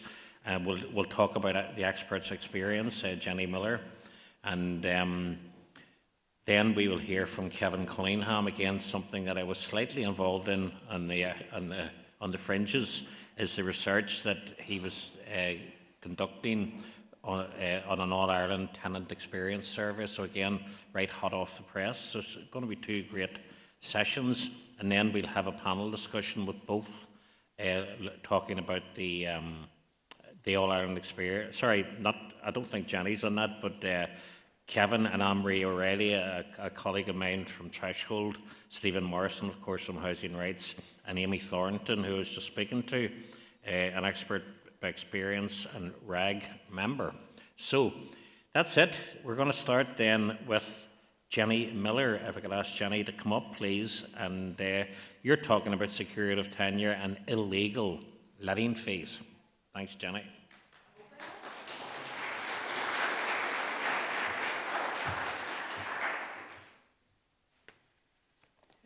I sincerely hope that's what I'm talking about, otherwise we're all a little bit confused.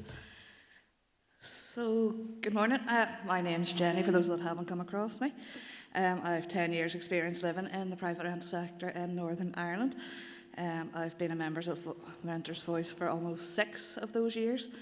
Alongside being a member of Renters' Voice, I also work in the homelessness sector. So the theme of this year's conference is one that's obviously very, very close to my heart. So Renters' Voice, for anyone who's not familiar with us, is a group for people who rent from a private landlord or through a letting agent in Northern Ireland. Our experience of renting motivates us to create change by campaigning for improvements across the private rental sector. We're supported by Housing Rights, but our views are very much our own. One of the most frequent stories that Renters' Voice hears from new members or from people engaging with Renters' Voice worker surveys is the difficult circumstances they were placed in after their landlord has ended their tenancy. I'm sorry, I don't know what has happened to my throat. What's especially shocking is that in today's competitive market, an increasing number of tenants come really close to becoming or do become street homeless. That brings with it the struggles that come not only with the loss of their homes, but the difficulty in securing a new tenancy. Security of tenure and what tomorrow will bring is a frequent worry on many renters' minds. In Northern Ireland in particular, periodic renters must consider that their tenancy could be ended at any time, often through no fault of their own. A no-fault eviction occurs when a landlord ends a tenancy without needing to cite the reason why the tenancy is ending. So since our last conference, it doesn't really feel like a year, Renters' Voice has continued to try and speak on these fears of no-fault evictions. And those of you here last year will remember we spoke directly to conference on our findings in the no-fault eviction survey. Following that conference, we worked with Neep Pictures to make a wee short animation on no-fault evictions to help raise awareness and hopefully bring change. And I would like to hopefully play that animation for you now.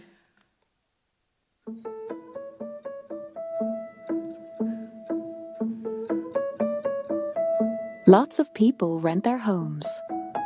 It's where we live, where we grow, where we build our lives. But for many renters, a sense of security is constantly under threat. Currently in Northern Ireland, renters can be forced to leave their homes without reason and often with very little notice, through no fault of their own. This can happen even if rent is always paid on time and the property is well cared for. The impact can be devastating. People are uprooted from their communities, face financial strain, and experience immense stress and uncertainty. It can be incredibly difficult to find a new place to live, especially in a competitive rental market. This lack of security makes it hard to truly settle in and build a life. This also can take a toll on mental health and well-being. But things can change. We need stronger legal protections for renters, so everyone has the chance to build a stable and secure life. These protections should include changes in Northern Ireland housing law. 2. Longer notice periods. Renters need time to find a new, suitable, affordable home. Introduce indefinite tenancies. Renters need more long-term security than a one-year lease. Ban no-fault evictions. Renters need the chance to build a stable, secure life. By strengthening renters' rights, we can create a fairer housing system where everyone has the opportunity to thrive. Let's make sure that everyone has a place to call home, a place where they feel safe, secure, and able to build their future. Please share this video with friends, family, and elected representatives to show your support for renters' rights and call for government change. For more information on this campaign, please get in touch with us at Renters' Voice.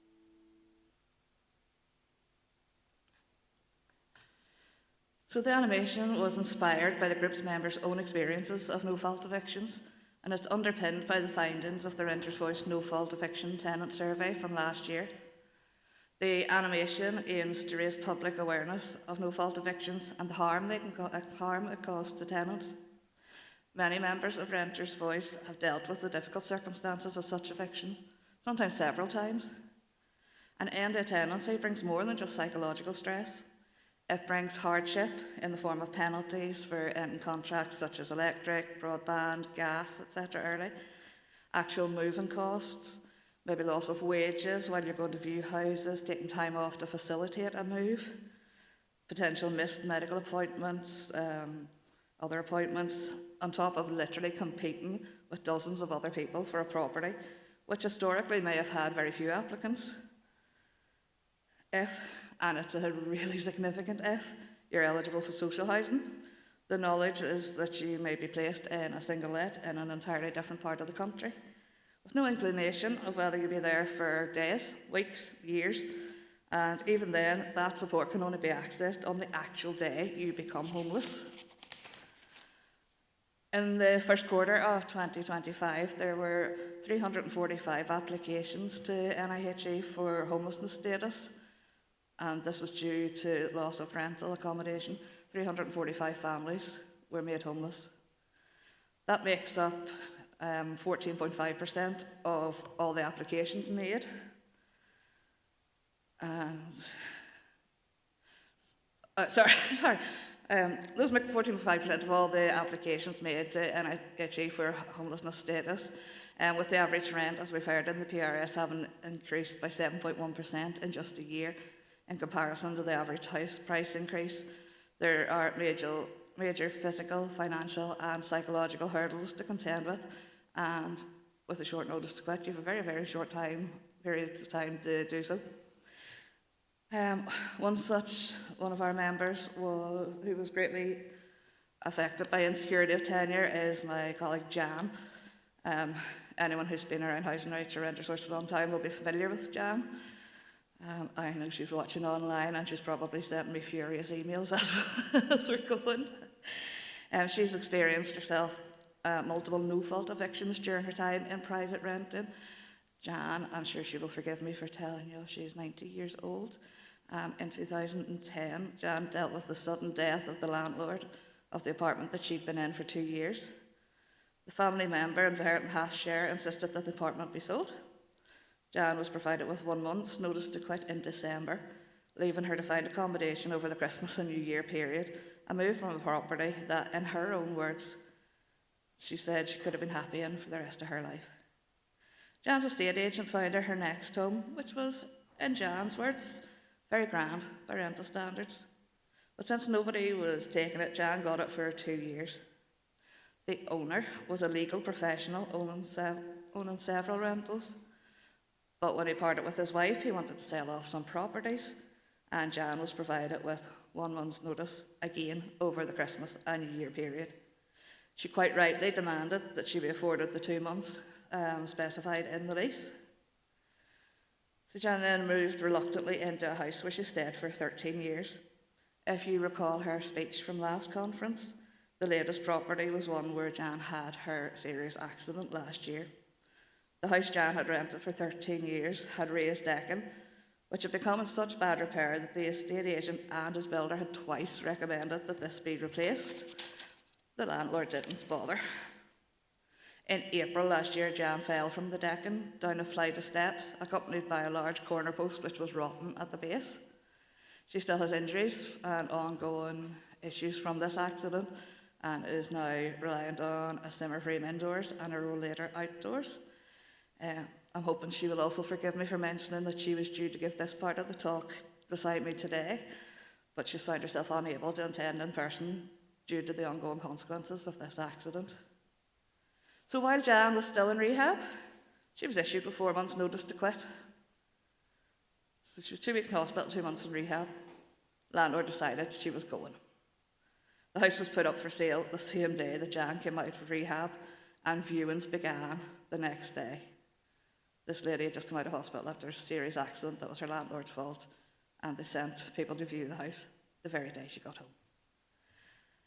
Viewings went on for several weeks. So Jan was unable to find suitable accommodation with access for her walking aids, an appropriate location, and with the only offer from Northern Ireland House Executive being ongoing temporary accommodation anywhere in Northern Ireland, with her possessions all in storage, Jan began within days of becoming street homeless. She was then offered a 1-year lease on a ground floor flat in an isolated location with no transport links or shops within her reach. She reluctantly accepted and has just been offered a 2nd year there.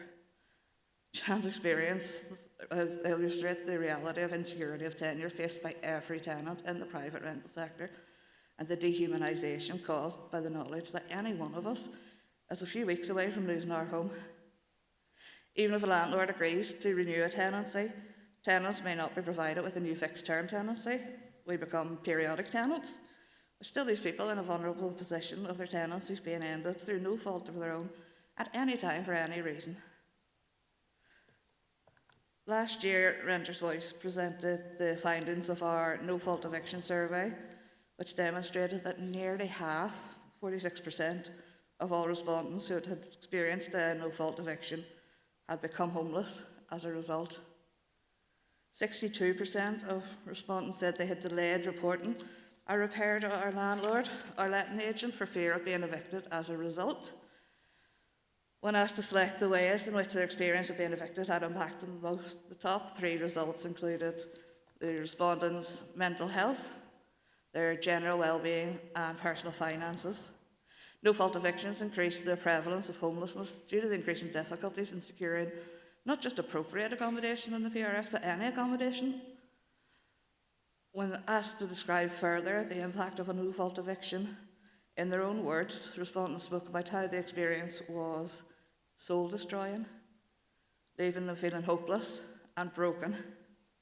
Respondents explained how their mental health had rocket dived during this period, with one respondent saying his life was turned upside down, which made him feel suicidal.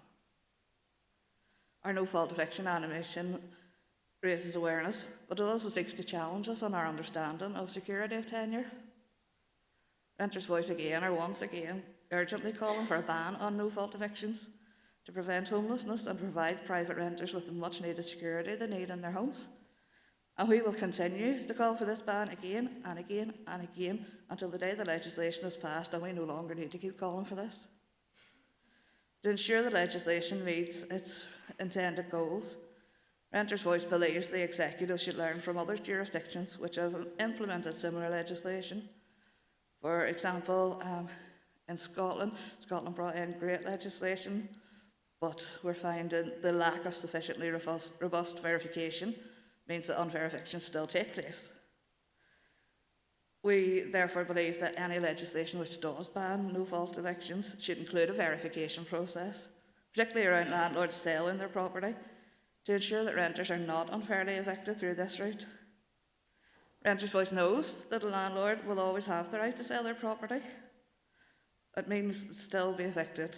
It's still possible, obviously, for renters to be evicted for this reason, even if no-fault evictions are banned. However, Renters' Voice really strongly believes that banning no-fault evictions and having this robust verification process in place would provide renters with much-needed certainty over their housing, as well as protecting renters from unfair and unnecessary evictions.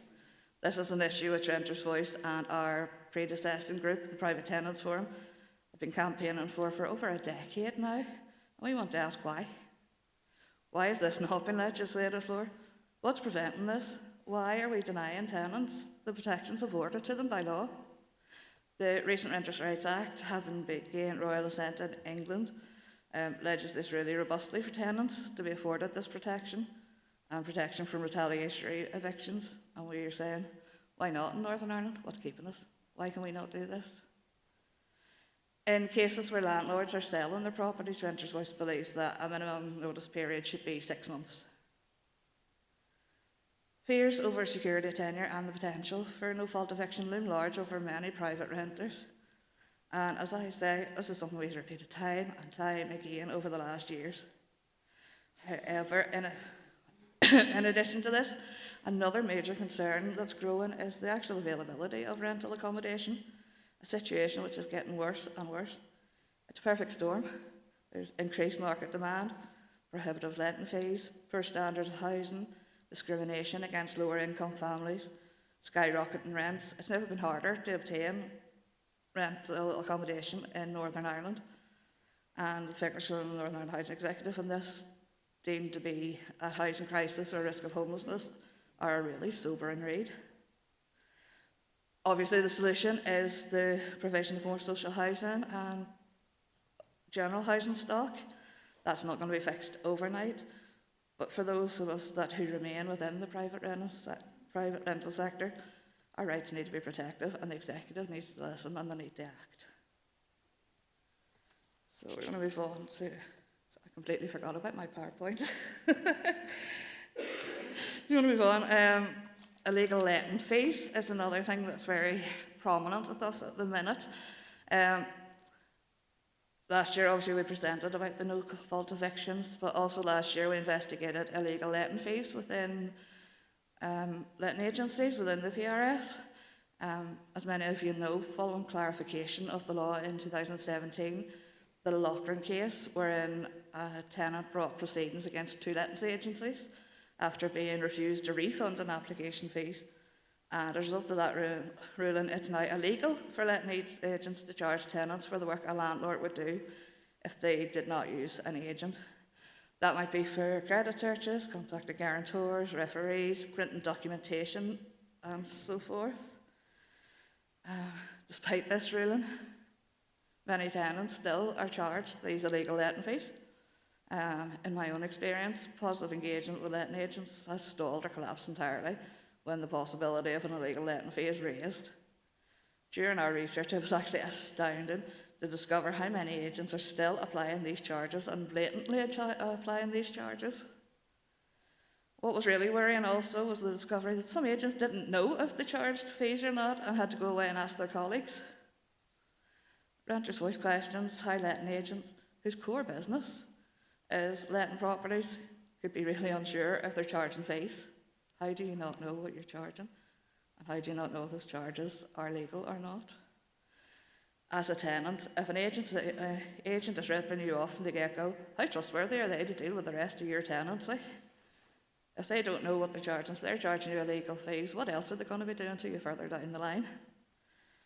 So despite the fact that the charging of letting fees added further financial barriers to accessing the private rental sector, private renters are forced to pay them and are afraid to challenge this unlawful practice in case it negatively affects your application to secure that rental property.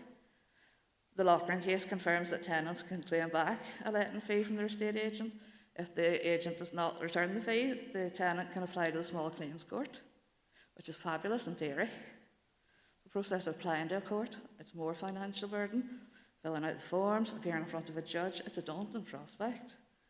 And as is all too often the case, the power imbalance stops us from being able to speak up for our rights and to challenge unlawful practices.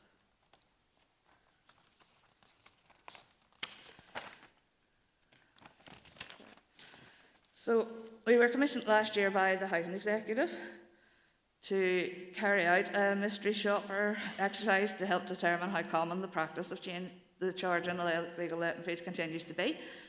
The exercise gathered responses from 120 letting agents across Northern Ireland. Out of 120 agents, 33 told us they were still charging letting fees. And of those 33, nearly all, 94%, told us they were charging fees which we know to be illegal. The 2 agents who are not included in this figure charged either a holding fee or a change of tenancy fee. Most agents blatantly advertised on their website that they charged letting fees. Less than a fifth, 18%, told us that their fees were refundable if the applicant was unsuccessful in their rental application. The exercise did find a split between Belfast and the rest of Northern Ireland. In Belfast, maybe we're a little bit more corrupt, I don't know. In Belfast, 33.3% of agents admitted to charging these fees, compared to 19% of agents outside Belfast. We found that on average, letting agents were charging £54 for illegal letting fees, meaning if somebody's trying to access private rental accommodation and they're getting charged letting fees in several applications, the cost's going to run into hundreds for that tenant, and that's before you've secured a house to go and live in.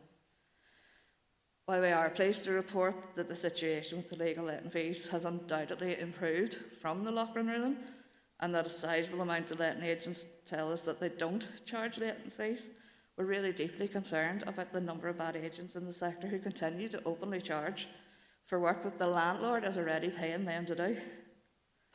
Whilst carrying out this exercise, Renters Voice members were told repeatedly that the fees being charged were to cover admin costs involved in checking references, or to cover staff time spent checking documents.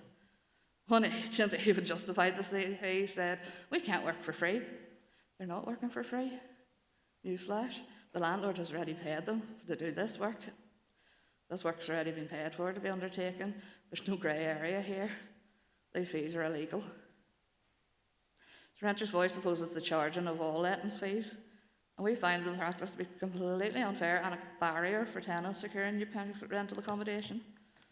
Furthermore, we believe that illegal letting fees create a bias which prices low-income households out of the running for properties, reduces their option in a market struggling to meet demand already, and risking potential homelessness.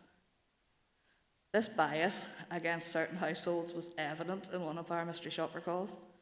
When the agent secretary asked the caller if they were in receipt of any benefits, when the caller replied, yes, they are, the secretary said, I will not even pass on details to the agent as it's a waste of our time, as we do not accept tenants on benefits. This same agency advertises and charges a £100 credit check fee. This is a non-refundable fee which costs about £8. Go on Experian, pay your £8 subscription, get your own credit score handed to the agents.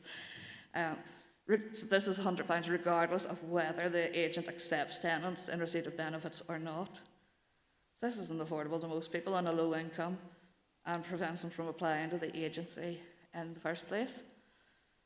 In today's market, where demand is really high and supply is short, applicants run the risk of having to pay multiple illegal letting fees in an attempt to secure a property, only to fail each time and weaken their financial ability to secure other private rentals.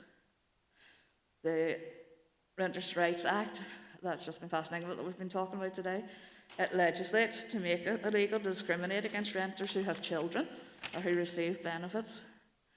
Renters' Voice would like to call for this legislation to be adopted in Northern Ireland. This will help with all tenants in securing accommodation and therefore have a direct effect on the rising numbers of families presented at homelessness or at risk of homelessness. Ongoing practice makes it clear that despite the 2017 Lochran ruling, the law surrounding letting fees must be clearer, it must be more robust, and it must be enforced. I would ask, I'm trying very hard not to look at anybody directly, I'd ask any agent sitting here today that is charging these illegal letting fees, reflect on this and consider your approach. Renters' Voice strongly welcome Ciara Ferguson's private members' bill on unfair letting fees, as we're calling for the law to be clarified and an absolute ban on letting fees legislated for. In order for such a piece of legislation to be effective in practice, we know that it is key that enforcement and monitoring are enshrined in legislation and properly resourced. In addition to monitoring of landlords from local council, Renters' Voice believes that there should be an independent letting agent regulator who provides letting agent licences, monitors their practices, and encourages professional training. Ultimately, without these monitoring efforts, Renters' Voice believes that any new legislation on letting fees that may become law on paper, but not in practice. An unenforced law is basically no law. It's not worth the paper it's written on. We believe these asks really aren't unreasonable. They're far from radical, certainly not as radical as some of the calls that we have made in the past. And as we see again with the Renters' Rights Bill having received royal assent in England, it's not an unimaginable task, and it's not unimaginable to ask that Stormont, without haste, bring forth further legislation to bring forward similar protections to tenants in Northern Ireland's private rental sector. Thank you. There you go, Paddy. I finished early.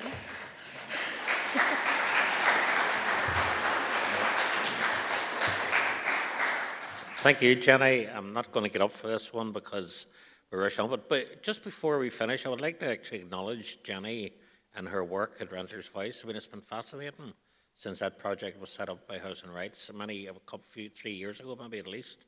But I mean, the amount of work that's being done and the qualitative sort of actions that you're actually bringing forward. And I just noticed at the end of your paragraph where you say you empower other renters to create change, as well as being a strong voice for renters in Northern Ireland.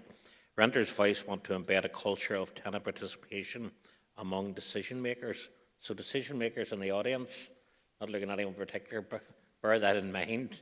that that's what they want to do. And I mean, I think that presentation gave us that, Jenny. We don't have any time for questions for you, but again, Jenny will be around if anybody wants to ask her any questions. Thanks again. So if we could move on now to the next the next presentation. It's Dr. Kevin Cunningham, who's a lecturer in politics at TU Dublin and founder of Ireland Thinks.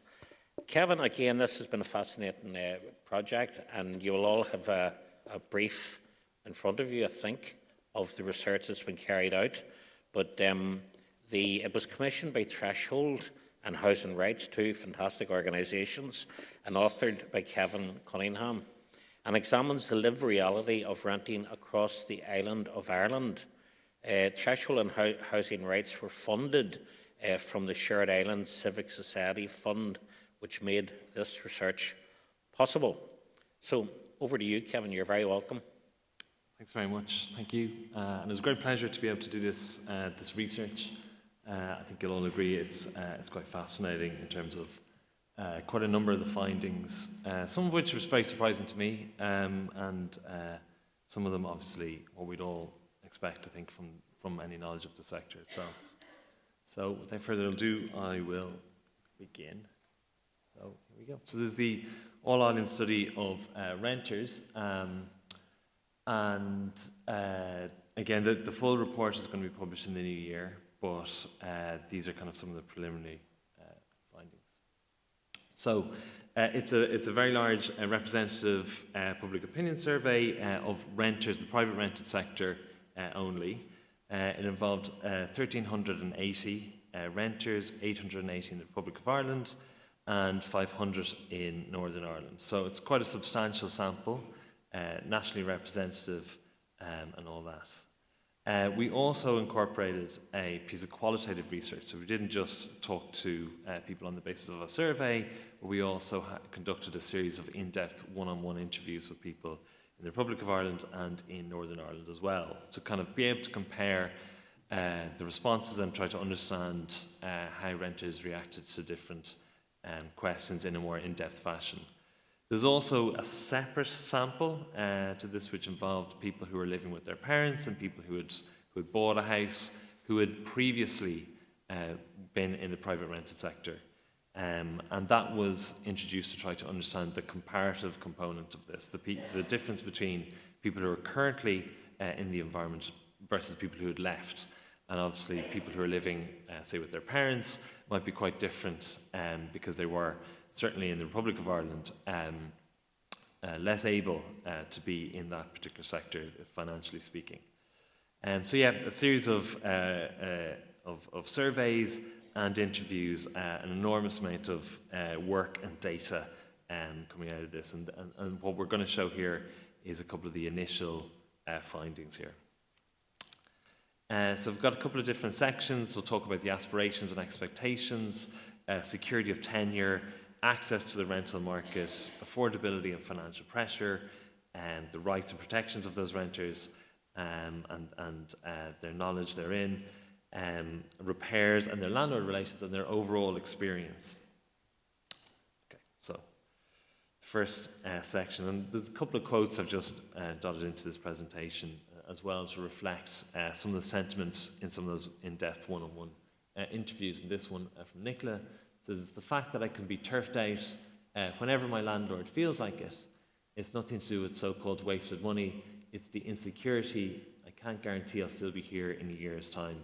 That was one of the standout findings, that obviously there are financial concerns with being a renter, but that security of tenure piece is obviously quite central to what renters are looking for going forward.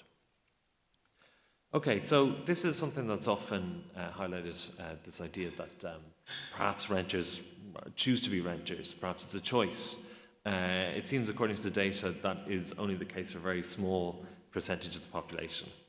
You see in all these charts there'll be an ROI, which is the Republic of Ireland figures, and NI, which is Northern Ireland itself. So from the Northern Ireland figures, we can see that 68% of people are either cannot afford to buy a home or renting until they own their own home. And then you've got a second section of 13% who are looking to move out of that private rented sector towards social housing. Just 16% renting by choice. And those tend to be slightly higher incomes, I should add as well. So overwhelmingly, people intend to leave the private rented sector. Slightly more so for the Republic of Ireland. You know, the housing crisis there going on for perhaps slightly longer, as it were, but not massive differences between the two jurisdictions. Another question we asked to try to understand this dynamic was to ask people, well, in what type of accommodation do they expect to live in 5 years' time, and what type of accommodation would they prefer to be living in 5 years' time? And what this chart shows is that difference. And if I can highlight the Northern Ireland figures, well, 64% would prefer to be a homeowner, just 39% expect to be that in 5 years' time. So that's that significant gap between people who would very much like to leave the private rented sector and become homeowners versus the section of the population that actually feel that they have some level of expectation within 5 years, which is a reasonably long time horizon, I guess. So there's that quite significant difference in terms of preferences and expectations. The next question this is the same question in terms of expectations, and we can look at this in terms of some demographic variables. Now, the income variable on the right-hand side is kind of trying to combine two different jurisdictions where obviously it's not intended to be exactly the same, but it's just obviously the trend according to the income level of the respondents. So where the respondents' gross income increases, their level of expectation that they might be a homeowner in 5 years' time increases quite substantially. And in fact, I was looking at the data on this earlier today, and I was noticing that the expectations and preferences are actually quite similar amongst those who are on those higher incomes. So if you are on a higher income, most people who prefer to be homeowners also expect to be a homeowner. That's almost all of them. The real gap between preferences and expectations occurs entirely within the lower income groups. So there's very substantial gaps between the preferences and expectations down to which are basically all within those lower income groups. So that's we'll talk a little bit more about this when it comes to the affordability section later on. But yeah, this is just that significant difference, and you can see slightly higher percentages of people expect to be homeowners amongst the higher income groups here. Amongst the age categories, the slightly larger expectations amongst those who are younger age categories in Northern Ireland. So 52% of those 18 to 34 expect to be homeowners. So it's significantly larger in Northern Ireland amongst the youngest age categories as opposed to in the Republic of Ireland there. But still, what you notice is as people get older, as renters get older, you know, they start to believe that there's very little expectation of them becoming a homeowner. Okay, the next question is how many years people have been renting, and this is kind of moving into our security of tenure section in a second, but this just shows what we would expect as obviously people in the older age categories are renters for much longer periods of time. So this is the average number of years that people are renting by age category. So, for example, in Northern Ireland, those who are age 18 to 34 on average have been renting for 5 years. As you go up the age categories, naturally you expect those that are in the private rented sector to have a longer expectation of, have a longer time in which they have been renting. What is quite interesting in this data is the significant difference between the Republic of Ireland and Northern Ireland when it comes to the income categories. Those on the higher income categories in the Republic of Ireland tend to be renting longer, and this is just a function, I think, of a difference in the rental market in the Republic of Ireland, where it's become quite difficult to even access the rental market. So if we think of renting or owning property in terms of this staged process from people perhaps living at home with their parents to moving towards rental accommodation, either state-owned or private rented sector, and hopefully moving on towards owning their own home, should that be their preference. There seems to be a break in that in the Republic of Ireland, where people who are in the private rented sector tend to be slightly higher incomes, because it's so difficult now to access the private rented sector, such is the development of the housing crisis there. That isn't yet the case, and I guess hopefully won't be the case in Northern Ireland, where it seems that, I guess, the higher incomes do seem to exit the private rented sector on some level. And we have this figure, which is 61% reporting renting for 6 years or more. So very large numbers of people renting for very long periods of time.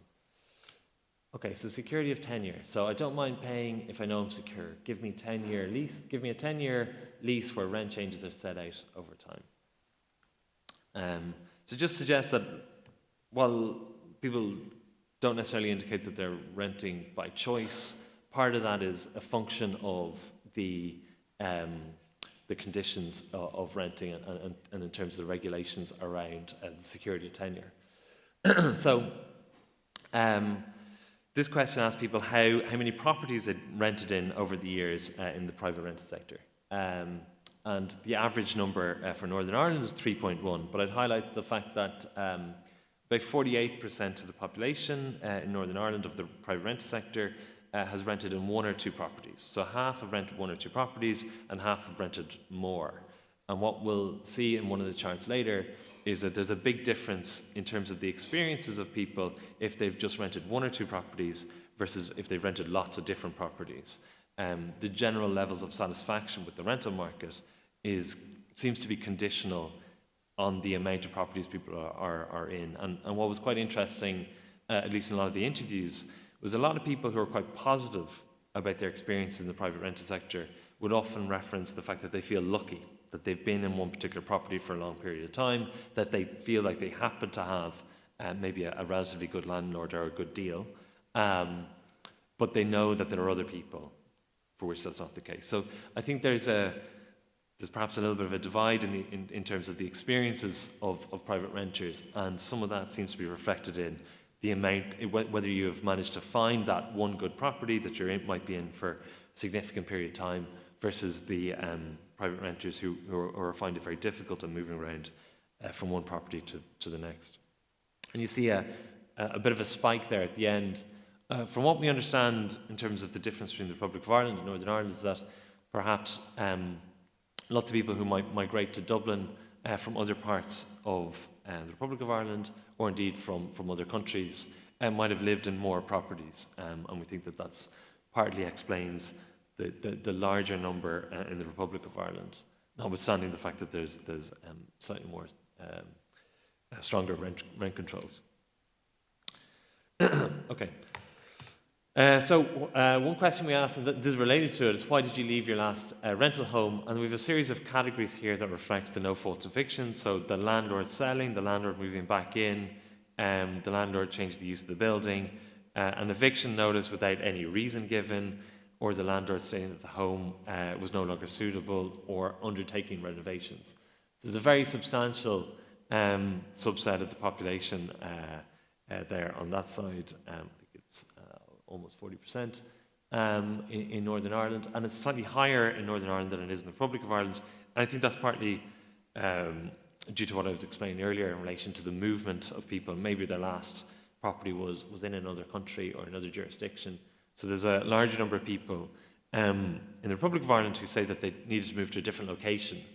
But we're finding very large numbers of people, as I said, who have moved due to a no-fault eviction.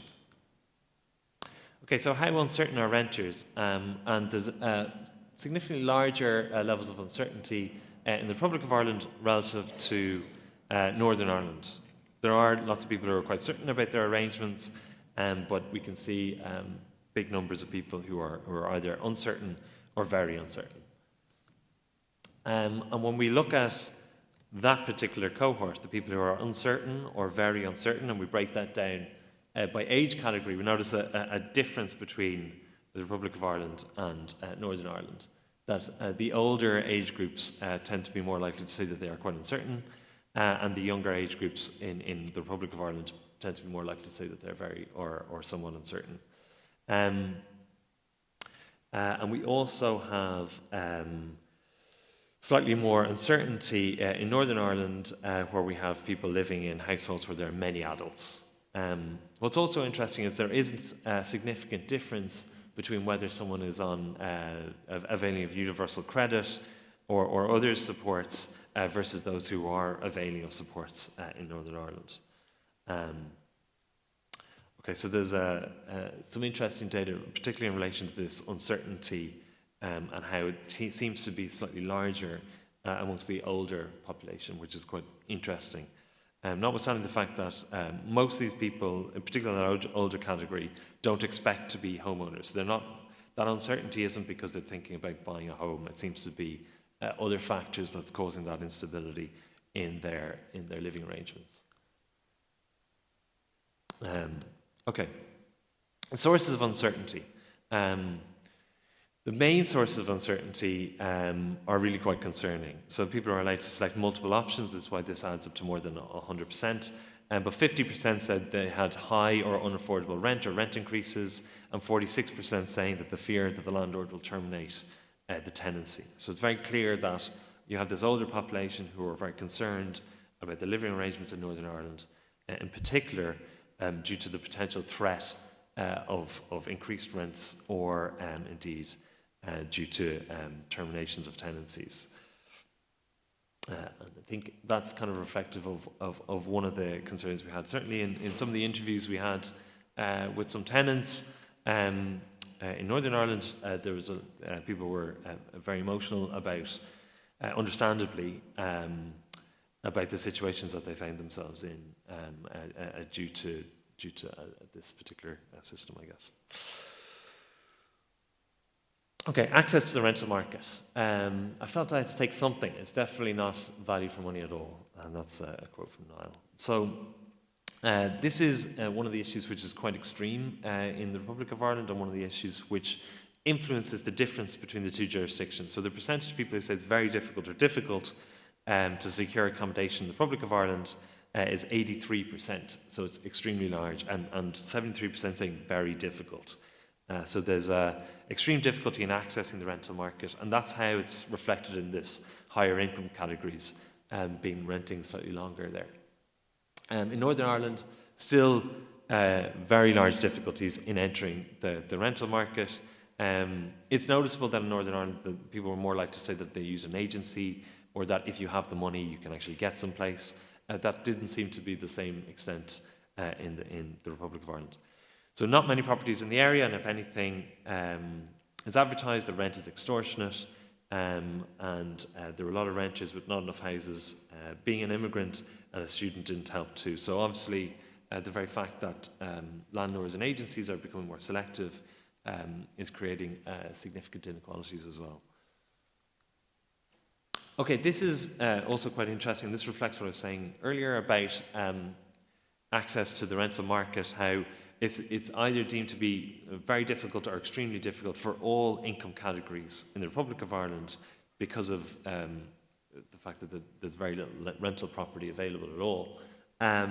Whereas in Northern Ireland, there is a distinction on the basis of how much people are earning. So if someone is earning a very high income, they don't have the same levels of difficulties, albeit the difficulties are very clear and they are very large. But amongst the younger age, amongst the lower incomes, those difficulties are much more acute. And so you have this stronger relationship between income, a more predictable relationship between income categories and behaviour and attitudes in relation to Northern Ireland than you would have in the Republic of Ireland. So moving on to affordability, naturally enough, whatever meagre savings I had before are completely depleted. Only for I get help from my brothers. They pay for the different things my kids wouldn't be doing any extracurriculars. I make ends meet, and you do without stuff. You have to.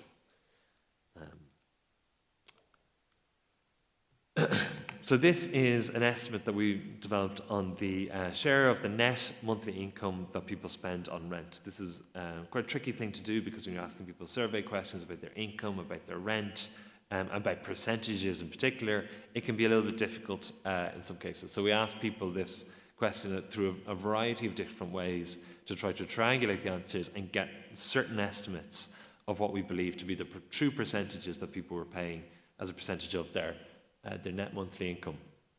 And we believe the average share of the net monthly income spent on rent in Northern Ireland is 32% of the private rent, for the private rented sector.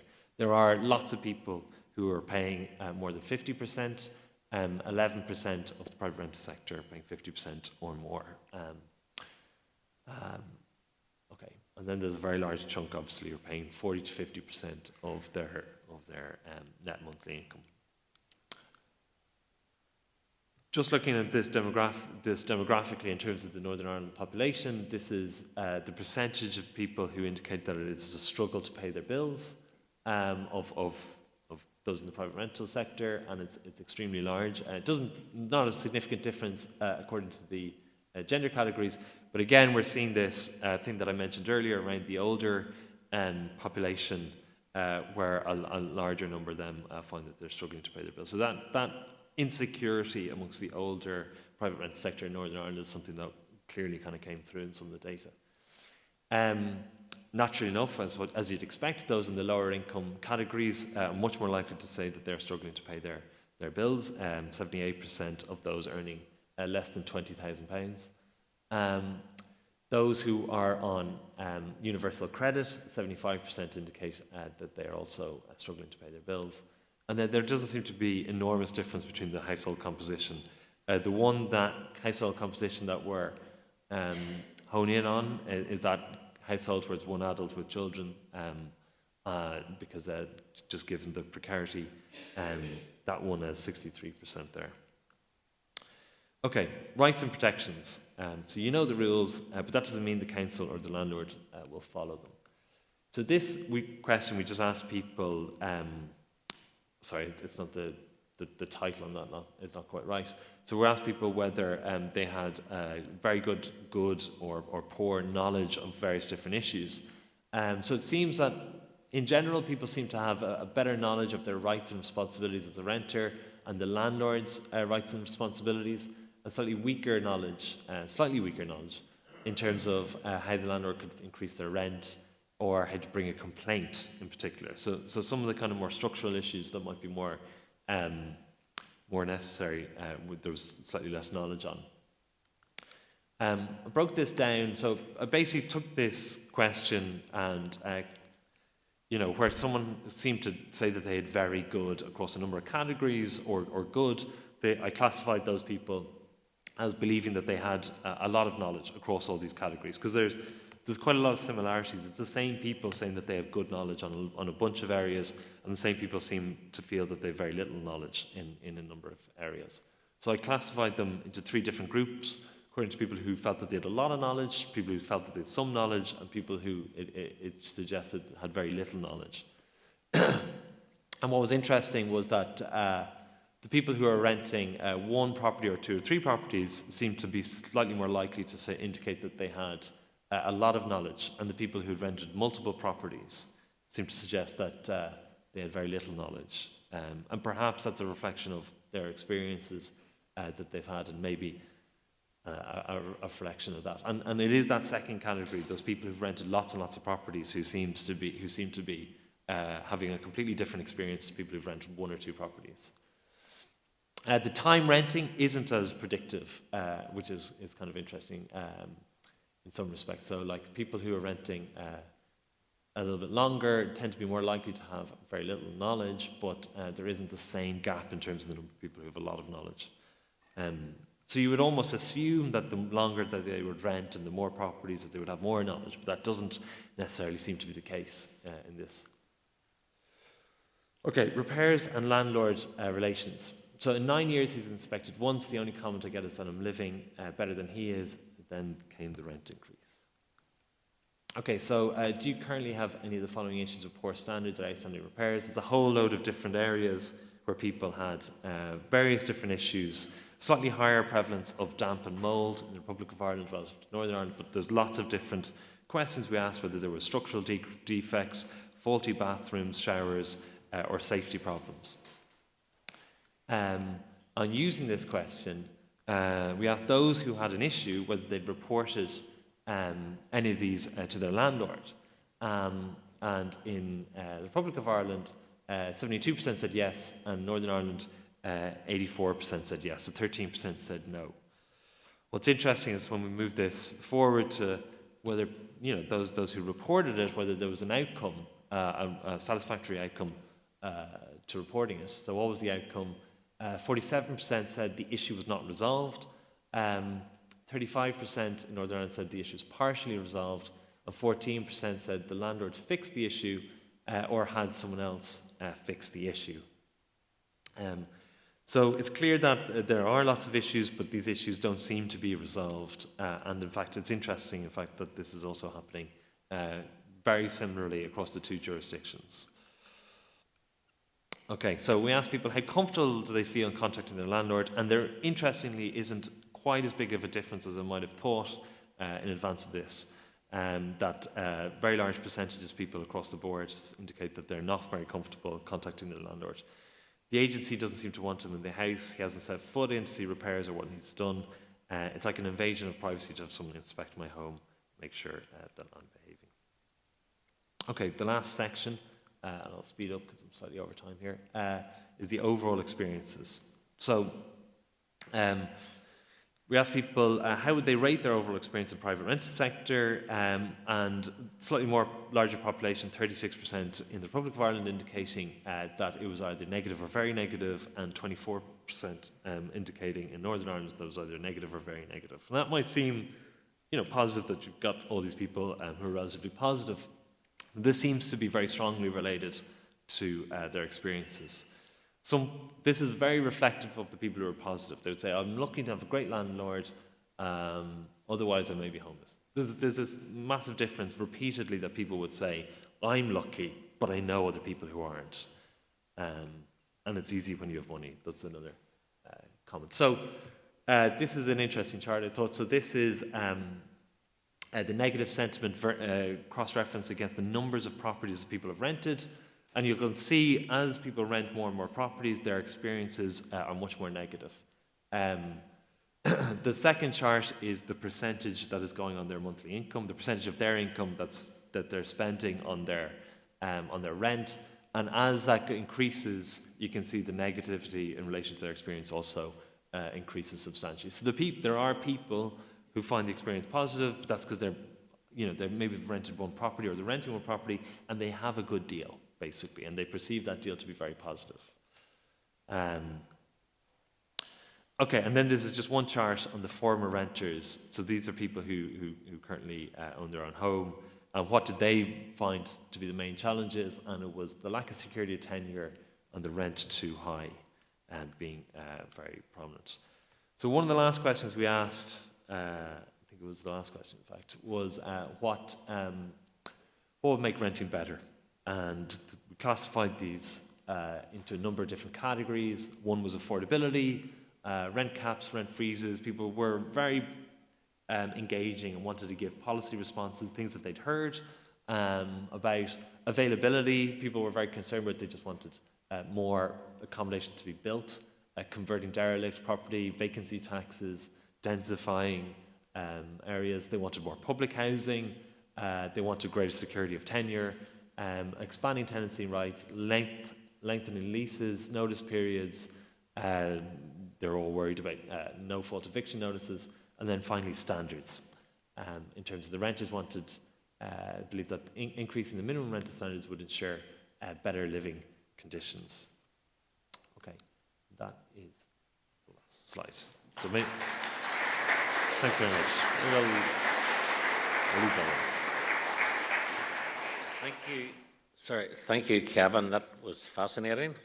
A lot there that I get our heads around, but you know, it is fascinating to say. What I'm going to do now is we can actually open for questions, and I'm going to invite Anne-Marie O'Reilly of Threshold. which was co-producer of this report.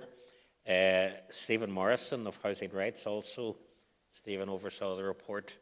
And Amy Thompson, Thornton, sorry Amy, I got your surname wrong, who was a member of the Research Advisory Group, and of course yourself, Kevin, as well.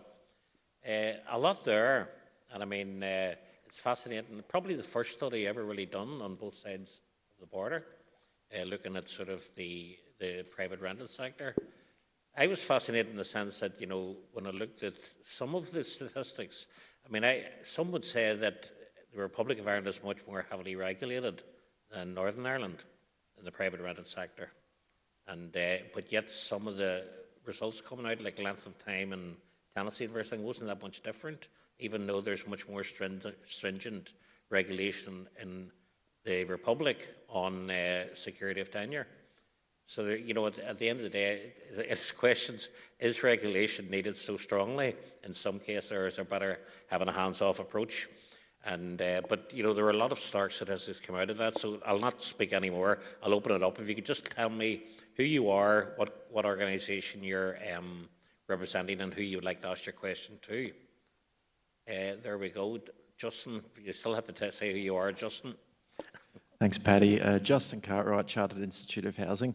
So it's a question for the whole panel, really. So just to say, firstly, Renters Voice do brilliant work, and thanks to Kevin for carrying out this research, and to Housing Rights and Threshold for commissioning it.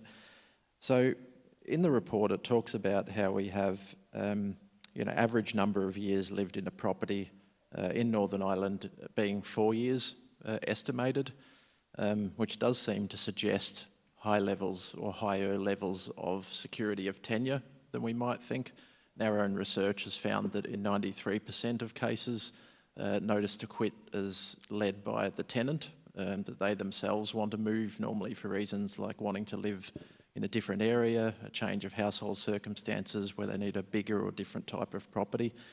And that's consistent with the stats that Jordan was sharing this morning, that we're seeing less supply, and part of that might be for property sale, but it's also because people are staying put for longer, and we're seeing that trend in social housing as well.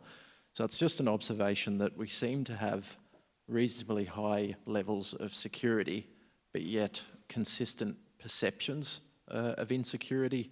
So it's just a question to the panel about that kind of tension and what you see driving that. Thank you. Okay, a very good question, Justin. Who would actually like to begin comment on that, Anne-Marie? Didn't really get a choice there, did I?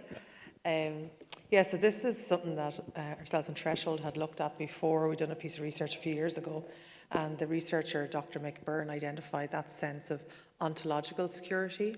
So while you may have a piece of paper that entitles you to stay somewhere, and while the landlord may never have mentioned their intention of ending the tenancy, the fact that they can at any point end the tenancy really seems to feed that feeling of insecurity. And then hearing of the experiences maybe of your friends, of your family as well will inform that feeling. And then, of course, certainly in the Republic of Ireland, you know, the housing crisis has been raging on for many years now, and that probably also contributes to it. But it's that actual lived experience, and I think the animation from earlier really showed it very well. The notice of termination is just hanging over your head, just waiting to fall. So that's certainly what we'd see as being a reason for that. Okay, anyone else, or happy enough of that, Stephen? Yeah, just I agree with everything that Anne-Marie had just said. Also, if you look at the figures in the south compared to those in the north, there was obviously a greater amount of churn in the south than there was in the north. And a lot of it was in the higher income figures. And there's any number of reasons for why that could be, and a lot of it could be the economic pool of Dublin. There was a greater number of people wanting to move to a different area through their own choice. And I know Belfast is heavily dominated economically by, or Northern Ireland, sorry, is heavily dominated economically by Belfast.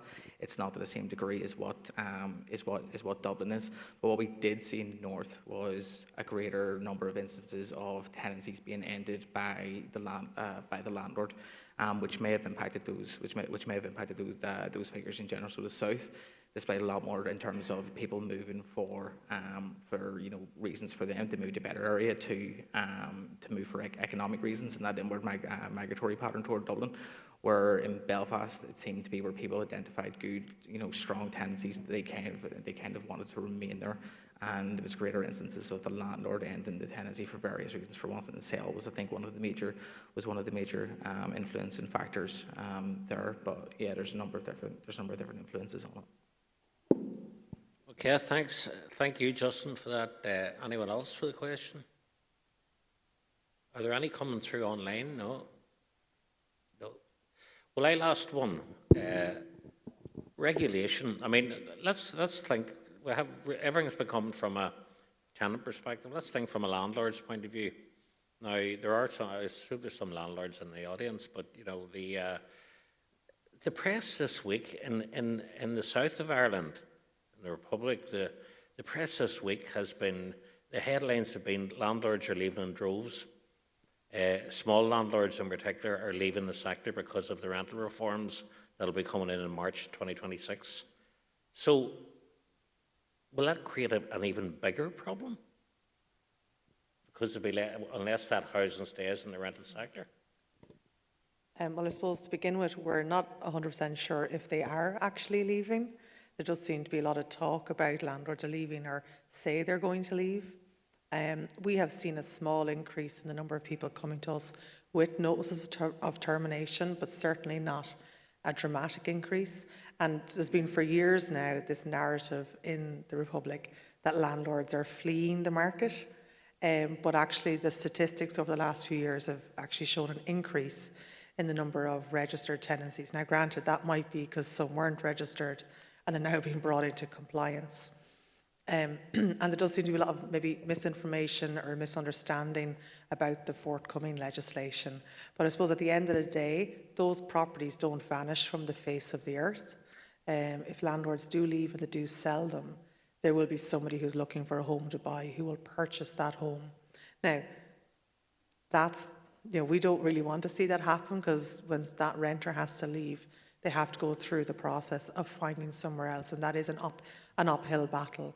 But I'd be a little bit sceptical maybe at the moment about the idea that they are all getting up and leaving. I think there's a lot of talk about among landlords about possibly leaving, but I don't think we're seeing it just yet. And indeed, I saw a very good interview with you during the week, Anne-Marie, which was being shown on YouTube, saying that very thing. So, well done. Yes, of course. Sorry, if you just say who you are and what. Yeah, wait for the mic. It's a question for my own boss, actually. Sorry, come ahead, Zach, away you go. Anne-Marie, I think you're quite familiar at this stage with the heads of bill of the new legislation. Do you think there's anything within those that might actually incentivise more people to become landlords come March 2026? There's a big piece of legislation going through in the Republic at the moment that deals with security of tenure, limiting no-fault evictions, but it also will make it possible for some landlords to increase the rent to market rent levels. So currently we have rent regulation that caps rent increases at 2%. So the government's hope is that by allowing the market rent reset at different intervals, that it will encourage landlords to remain and new landlords to come in. But they're particularly focusing on institutional landlords, ones that will supply the build to rent. Now, I did see a report today that Iris REIT, one of the big investment trusts, have said they've already seen the impact, but essentially what they want to achieve is policy certainty far into the future, because we've had a lot of changes to our rental legislation over the years, and what we're hearing is that the market and the sector isn't liking that. I don't know, because we don't want to see the market rent reset happen, but that may be the thing that keeps landlords in and entices more in. Thanks, Zach. You could have asked me that on the train. Yeah, thank you for that, Zach. I'm not going to keep you on the spot here, Anne-Marie. I'll move to someone else. But just one of the criticisms of the new rents, the new rent legislation, it'll create a two-tier system, where, in a sense, where you'll have people who can move up to market rents, those people who can't. And will that be created, do you think, or what's your view on that? In time, all of the tenancies will be able to move to market rent based on the proposed system, although the tenancies in the new apartments coming on stream, they'll already be way out ahead, but they probably were always going to be way out ahead rent-wise anyway. But we're anticipating in about 4 to 5 years, the majority of rents in the Republic will be at market levels. Yeah. Okay, thanks. We're going to move. What about Northern Ireland? Have we got enough legislation here? Do we need more? Do we need any more regulation? What's your thoughts? Anybody, any questions they would like to ask? Maybe Stephen? Or Stephen, maybe you might want to comment on that if no one's going to ask the question. Yeah, I mean, just on the landlords leaving the market, there has been emerging evidence that it may be happening in small numbers in Northern Ireland. To what degree it remains to be seen. It's fairly commonplace whenever new legislation is talked about or new legislation is introduced that there's a lot of landlord rhetoric about leaving the market. It very rarely tends to be followed up on in any great numbers. There's examples of this in Scotland throughout the last couple of years. But if we're talking about regulation, two things that stood out for me in terms of particularly the uncertainty question was on the affordability aspect in particular. The most worried group were single parent families. And for fear of being evicted by the landlord, the most worried group was older people. Those are two at-risk groups anyway, and the chances are over the next couple of years that those two groups are only going to increase as percentage demographics within the private rented sector. They're only going to grow in numbers. I think it's a question for us as practitioners, us as policymakers, decision makers in this room. I think to ask ourselves, what kind of private rented sector do we want these vulnerable demographics living in? Do we want them to live in a sector at the minute, which is the most expensive, which is incredibly poorly regulated, has unacceptable minimum standards, and indeed the poorest in terms of quality? Or do we want to provide people with that security of tenure? Do we want to provide people with that suitable housing where they can be that relatively healthy, experience warmth, good insulation, and do we want to provide them with that security of tenure so they're not constantly worrying, having the worry about being evicted or potentially missing a rental payment over their heads for what will essentially be a long period of time if it continues to go as it is in terms of it's a long-term housing solution for people. Anybody else had any questions? Amy, I'm not going to let you off the hook. Okay. I was just going to say you're described in my brief here as an expert by experience. Could you tell us a bit about that? Yeah, I just wanted to echo what Stephen said. I'm in that group as a single parent, and my rent is really affordable at the moment, but I'm living in a very poorly maintained house. So I actually don't report any major issues in the house because I'm afraid of rocking the boat and that the landlord will find a way to evict me and then, get new tenants in who will be happy to live in a house like that. So I tend to just fix the issues myself or pay somebody to do it because I'm not very good at DIY. But that's why I don't report these issues. And if I do get a notice to quit, to move out, I can't afford the current market rents down south at the moment. So I don't want to kind of draw attention to myself, So I have to keep a roof over my daughter's head. Yeah, of course. And I mean, that's an issue that, again, Jenny was mentioned that earlier on. It's about people's lived experiences and, the issues that they face. Sorry, a question here. From Kat, is that? Or if you just say who you are and where you're from. Yeah. Hi, I'm Kat from Threshold. You're getting a lot of Threshold questions today. But for Amy, I was wondering, I haven't had a chance to chat with you about this new proposed legislation.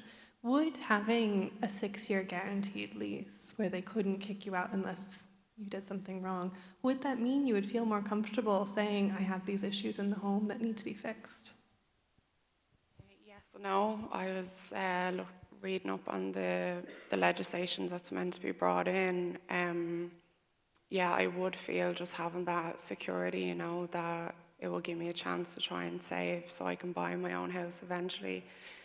But on the other hand, as Threshold know, I had a very negative experience last year where I was illegally evicted, me and my daughter, because the landlord said they were moving back in and the landlord didn't, and the property was re-advertised and new tenants were moved in. So yeah, I'm kind of on the fence about that. Yeah. Thanks for that, Kat. Any other questions? No, I think we're all getting ready for lunch. Before I do, I've just a couple of announcements to make, but before I do that, could I please thank Kevin for an excellent presentation. There's so much in it. It's great. I can't wait to read the full report, even though I've had a few observations of it already. Again, thank you, Amy, for coming along and for sharing your experiences with us. Stephen, as always, thank you from the Housing Rights perspective, and Anne-Marie from the Threshold. So maybe if you want to give them all a round of applause.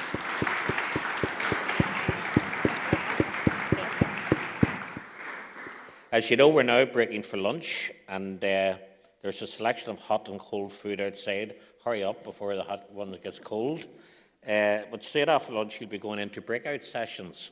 Now, Housing Rights facilitators will take you to the room where your workshop will take place. Seemingly, the coloured dot on your badge signifies which. Yeah, that's good, because it said here it's going to go up behind me on a screen that's there. So the dot, if it's red, you go to the Department for Communities consultation session. Green, landlord registration scheme, and blue is tenancy deposit scheme. Housing Rights facilitators, do you want to put your hands up just so that we all know, right? And you will be able to guide people to whichever room they're going to. So that will take place at 1:45, the breakout sessions. So again, once again, thanks to everyone this morning, and thank you all for your attention. Okay, we're running slightly over, but I think there was such great discussions at the last breakout sessions that it would have been a sin to stop them, I think. So delighted to be back again for the afternoon session, and this session is about impact and solutions. And just to thank again our sponsors, headline sponsors TDS, and also Electrical Safety First. And again, maybe if you get involved in tweeting hashtag PRS25, I didn't see anything. I know people don't use Twitter as much anymore, but even LinkedIn, just to give the conference a bit of a buzz, that people understand what's been going on, and so it's always useful to see comments as well. So, without further ado, I'd firstly like to welcome James Milani from Crisis. And James is going to speak about best practice, prevention of homelessness in the private rented sector. James, you're very welcome, all the way from Scotland. Thanks very much. Thank you. Can everyone hear me? Yes, that's quite loud. Is that okay? Yeah? All good? Thank you. Quite high up. So yes, I'm here from Scotland, based in Scotland, and I suppose I've worked in a variety of different roles: policy, practice, frontline.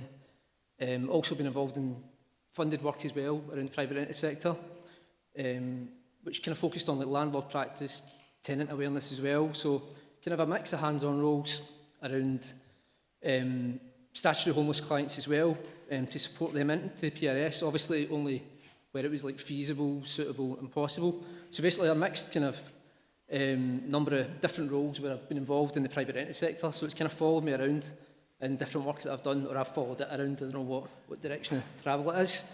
I didn't know his screen was going to be quite this high, so I was kind of intending to point, but I'm not going to do that, so hopefully everyone can kind of read it. I think there's another screen over there as well. So I suppose it might be useful just to explain who Crisis is, for people who don't know. We're a national homelessness charity, as it says there, that helps people experiencing homelessness and campaigns to end it. So we've got a policy team, practice team, campaigns team. The key thing, though, is we want to end homelessness, and we want to prevent it from happening where we can. We provide direct support, so whether that be helping people to find housing, claim benefits and access healthcare. So it's really just a kind of holistic service model. And I must admit, before I started at Crisis, I didn't realise kind of how it worked in terms of the service. And it's really about people come to us when they're in an unstable housing situation, and it's really about saying to them, what is it you need? What help can we give you? How can we support you to find a home? How can we support you to increase your income, whether it's employability, whether it's benefits?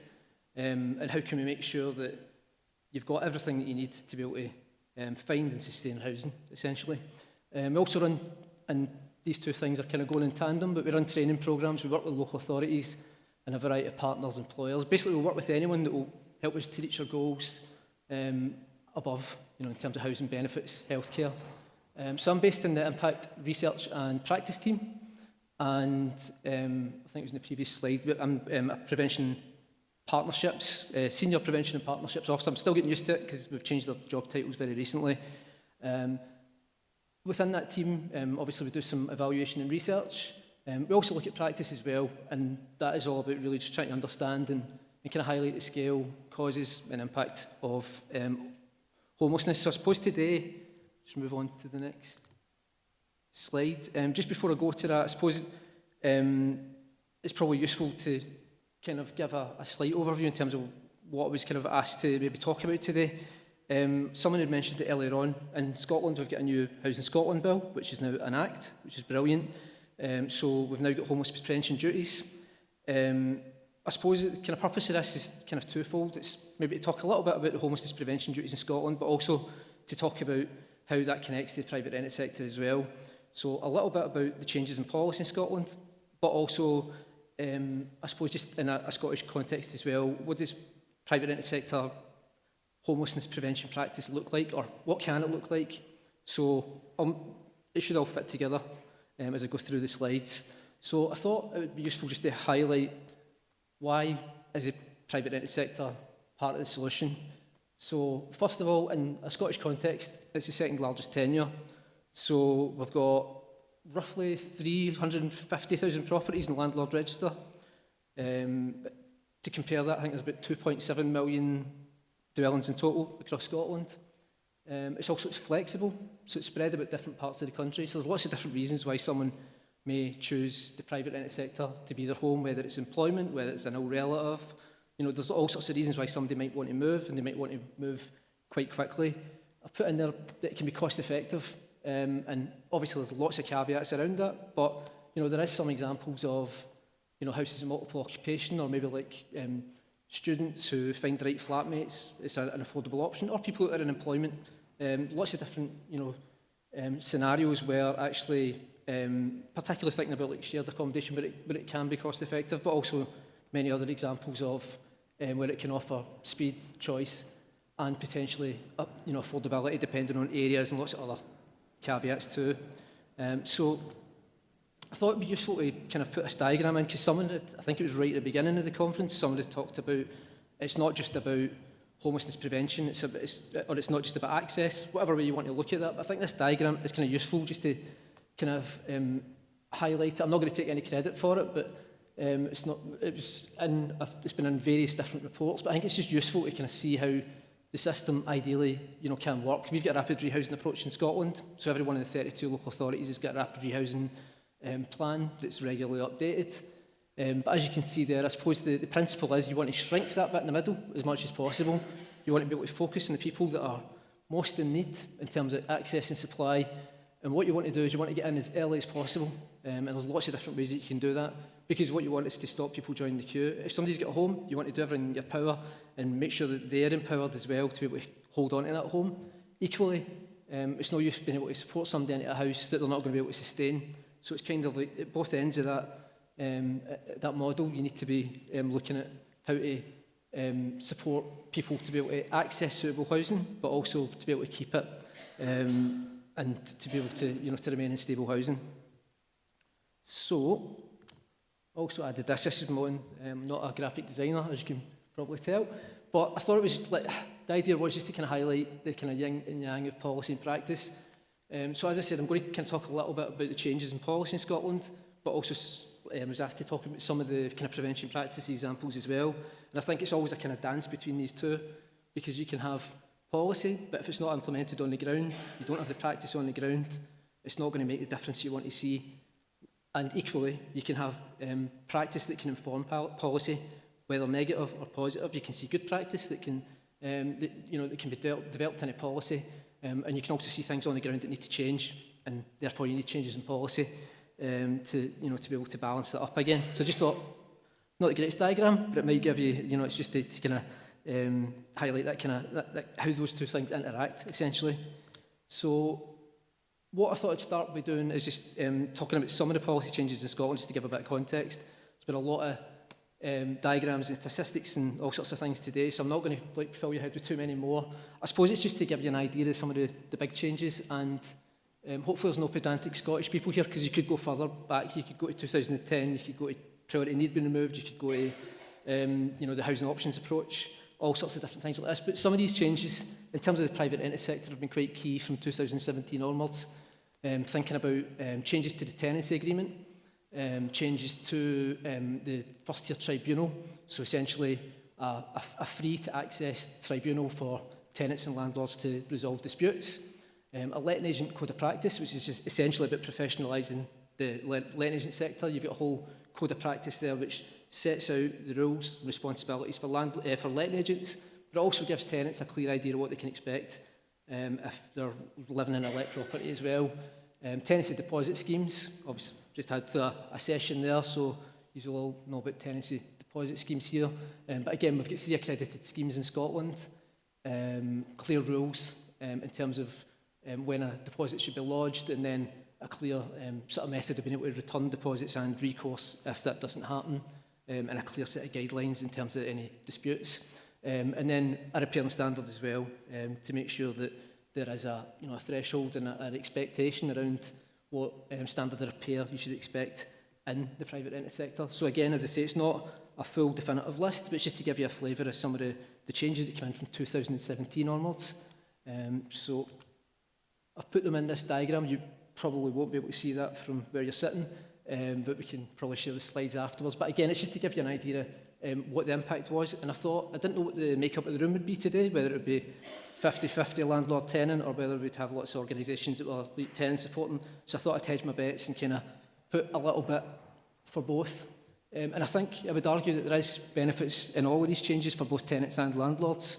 I'm not going to go through them all, but essentially to simplify it, it's really about transparency. It's about everyone understanding what the processes are. I suppose it's about expectation as well, understanding what your rights and what your responsibilities are, and that applies to both parties.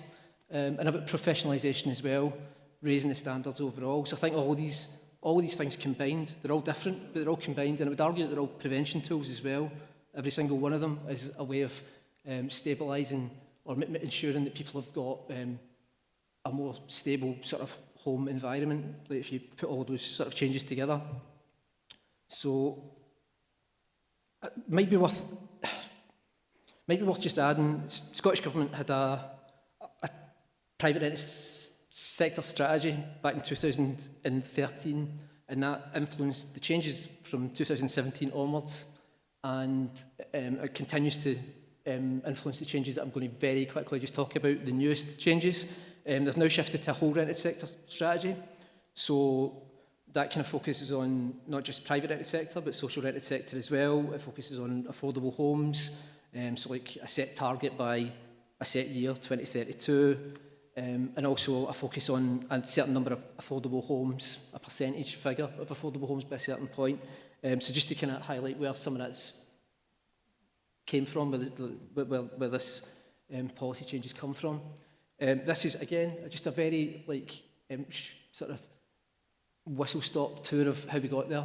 So thinking about 2017, some of the changes that I mentioned there, First Minister sets out ambitions to end homelessness in Scotland. We've then got the Homelessness and Rough Sleeping Action Group, so they recommend prevention duties. Same year, we've got Scottish Government and the Convention of Scottish Local Authorities putting together an action plan. 2021, so 3 years later, we've then got a prevention review group. I'll come back to that, which basically sets out what those duties might look like. And then 21-22, there's a consultation, so basically local authorities, Scottish Government, consultation to understand what the various bodies who are going to be affected by the changes, what they think of it, what the impact might be, and what things need to be considered. And then in 2023, we've got a Homelessness Prevention and Strategy Group, task and finish group, and the idea of that was to advise again on how to prepare for the duties. So I suppose that's thinking about things like, if you're going to have these wide-reaching homeless prevention duties, what does that mean in terms of culture change within like a local authority? What does it mean in terms of staff training? All those sort of questions. And then, as you can see, 26th of March 2024, we've got a draft bill introduced to the Scottish Parliament. And so that bill is now an act, so it's passed. And essentially what that has done is it's built on those previous changes that I mentioned from 2017 onwards, or if you want to go even further back. So I suppose Scotland's already had kind of world-leading homelessness legislation. So this is I suppose an attempt to like build on that and go even further. Some of the kind of key changes, and again, just for time, I'm not going to go through them all, but it's just to give you an idea, like again, just the kind of flavour of what's in there. A rent control framework. So basically the ability for Scottish ministers to look at what's happening in an area in a pressurised private rental market area, and have the power to actually be able to regulate the rents, essentially, to be able to deal with it. And there's lots of intricacies around how that process will work. Enhanced repairing standard, you might have heard of, or may not have heard of AWAB's law, but that kind of that was related to the enhanced repairing standard for dampness and mould. Tenant personalisation, so right to request pets, decoration. Again, it's just about a house being a home, but also about everyone understanding what their rights are. So again, and I'll move on to this in the next slide, I would argue that it kind of gives, again, a balance in terms of landlord expectation of tenant. So it's a right to request it, and it's also means a right for a landlord to reasonably refuse it as well. But it means that ideally, I suppose, all of these sort of steps is about trying to reduce the possibilities of conflict, and trying to improve relationship between landlords and tenants, before, during tenancies. An eviction delay duty. So again, thinking about it from a homelessness prevention context, we already had that tribunal that I mentioned earlier on. Now they've got the power to consider, based on what the tenant impact might be, to delay an eviction. So again, it's about thinking about, well, what's the impact to someone who's been served an eviction notice because somebody wants to sell a property? Is it possible you can, even though they've got the right to recover the property, is it possible that if you delay that eviction, you can actually support that person to move back into another private rented property, and the property still, is still moved on, sold? But again, it's just about thinking about the impacts of those decisions and looking at what legislation or policy could actually improve that process for both landlords and tenants. Again, increased damages for unlawful eviction. So we already had, built into the 2017 onwards changes, we already had changes which meant that if there was an unlawful eviction, you could be served a wrongful termination order, which essentially meant that you could be penalised financially. If you said, for example, you're selling a property, tenant moved out, and then you put it back in the market a month later, then the tenant could then go to the tribunal and say, look, here's the evidence, said they were going to sell it, didn't sell it, could you award the wrongful termination order? So again, what they've done there is just increased the potential financial penalties. And the final part, which is something that we've been quite involved in terms of the kind of work that we're doing at the moment, is really the kind of, and again, as I said earlier on, I would argue that all of these things are all prevention, homelessness prevention tools, but these two are like clearly quite new in Scotland as well. The first one is about local authorities, and it used to be the case that if you had a risk of homelessness, so if you're threatened with homelessness within 2 months, then you'd be entitled to homelessness assistance from your local authority. That is now shifted to 6 months. So that's not to say that people in the past may not, in some cases, have been able to get some support if they're 6 months away from homelessness. The difference is it's now a legal duty. So what you're really doing there, I suppose, is trying to promote the good culture that you had, good practice that you had, but now it's across the board, and they've actually now got a duty to actually provide that support at a much earlier stage. So hoping that could be really impactful. And the second part of that is around Ask and Act duties, which you may have heard of for various public bodies. So that's health boards, police, justice. Again, and it's something I've not kind of mentioned yet, but one of the things that we've got a big focus on at Crisis, and I think it's actually kind of across the board now, is that experts by experience, lived experience. And one of the things that that really kind of influenced the new duties was people with lived experience saying, when asked what support we need, why don't you just ask us? If we'll be the best person to tell you what it is that that we need to be able to stabilise our housing situation, which feels really simplistic, but actually it's not always the case that people get that type of support. So that was the first part of it, to be able to identify when somebody is at risk, and then to act within your powers. And obviously that'll be different, a police officer, different actions that they may take within their own powers versus somebody that works in a hospital, and also different stages as well. But again, I suppose the idea is that you've got public bodies that are already coming into contact with people who are at risk of housing instability, and in some cases are already doing really good work. Say, for example, somebody that's been discharged from hospital, somebody that's been discharged from prison. Maybe there is already good work going on at the moment, but this is about, it's a legal duty now.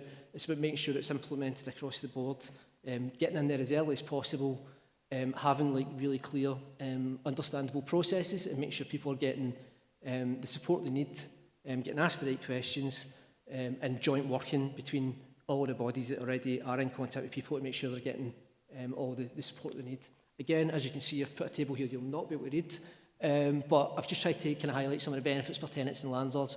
Again, I'm not going to go through them all just now, but similar to before, I would argue that all of these have potential benefits for both parties, just in terms of, again, very similar clarity, understanding, certainty, and that was some of the things that we talked about this morning as well, around investment certainty and things like that. Well, I think that also applies in terms of understanding what rights and responsibilities are as well. So I think these are also really positive, and also I think even from previous projects I've worked with private landlords, they want certainty, and they also want their tenants to be adequately supported. And in some cases I've worked with landlords who, they're not experts in all of these different areas. They just want to have a tenant who is keeping their home, is paying their rent, and if they've got problems, they want to know where to go. And it's like, if there's a set of policies and there's a set of practice that makes that happen, then I think that in most cases, tenants and both landlords will probably, they would see that as an improvement. So some really kind of positive changes there. So as I said, I'm kind of going back to the future here, just rewinding a little bit very quickly. But in 2019, I'd mentioned earlier about the Prevention Review Group. So Crisis had convened it, but it was chaired by Suzanne Fitzpatrick. Again, the idea was to develop recommendations for the Asking Act duties, the new legal duties. So how would it work in actual legislation?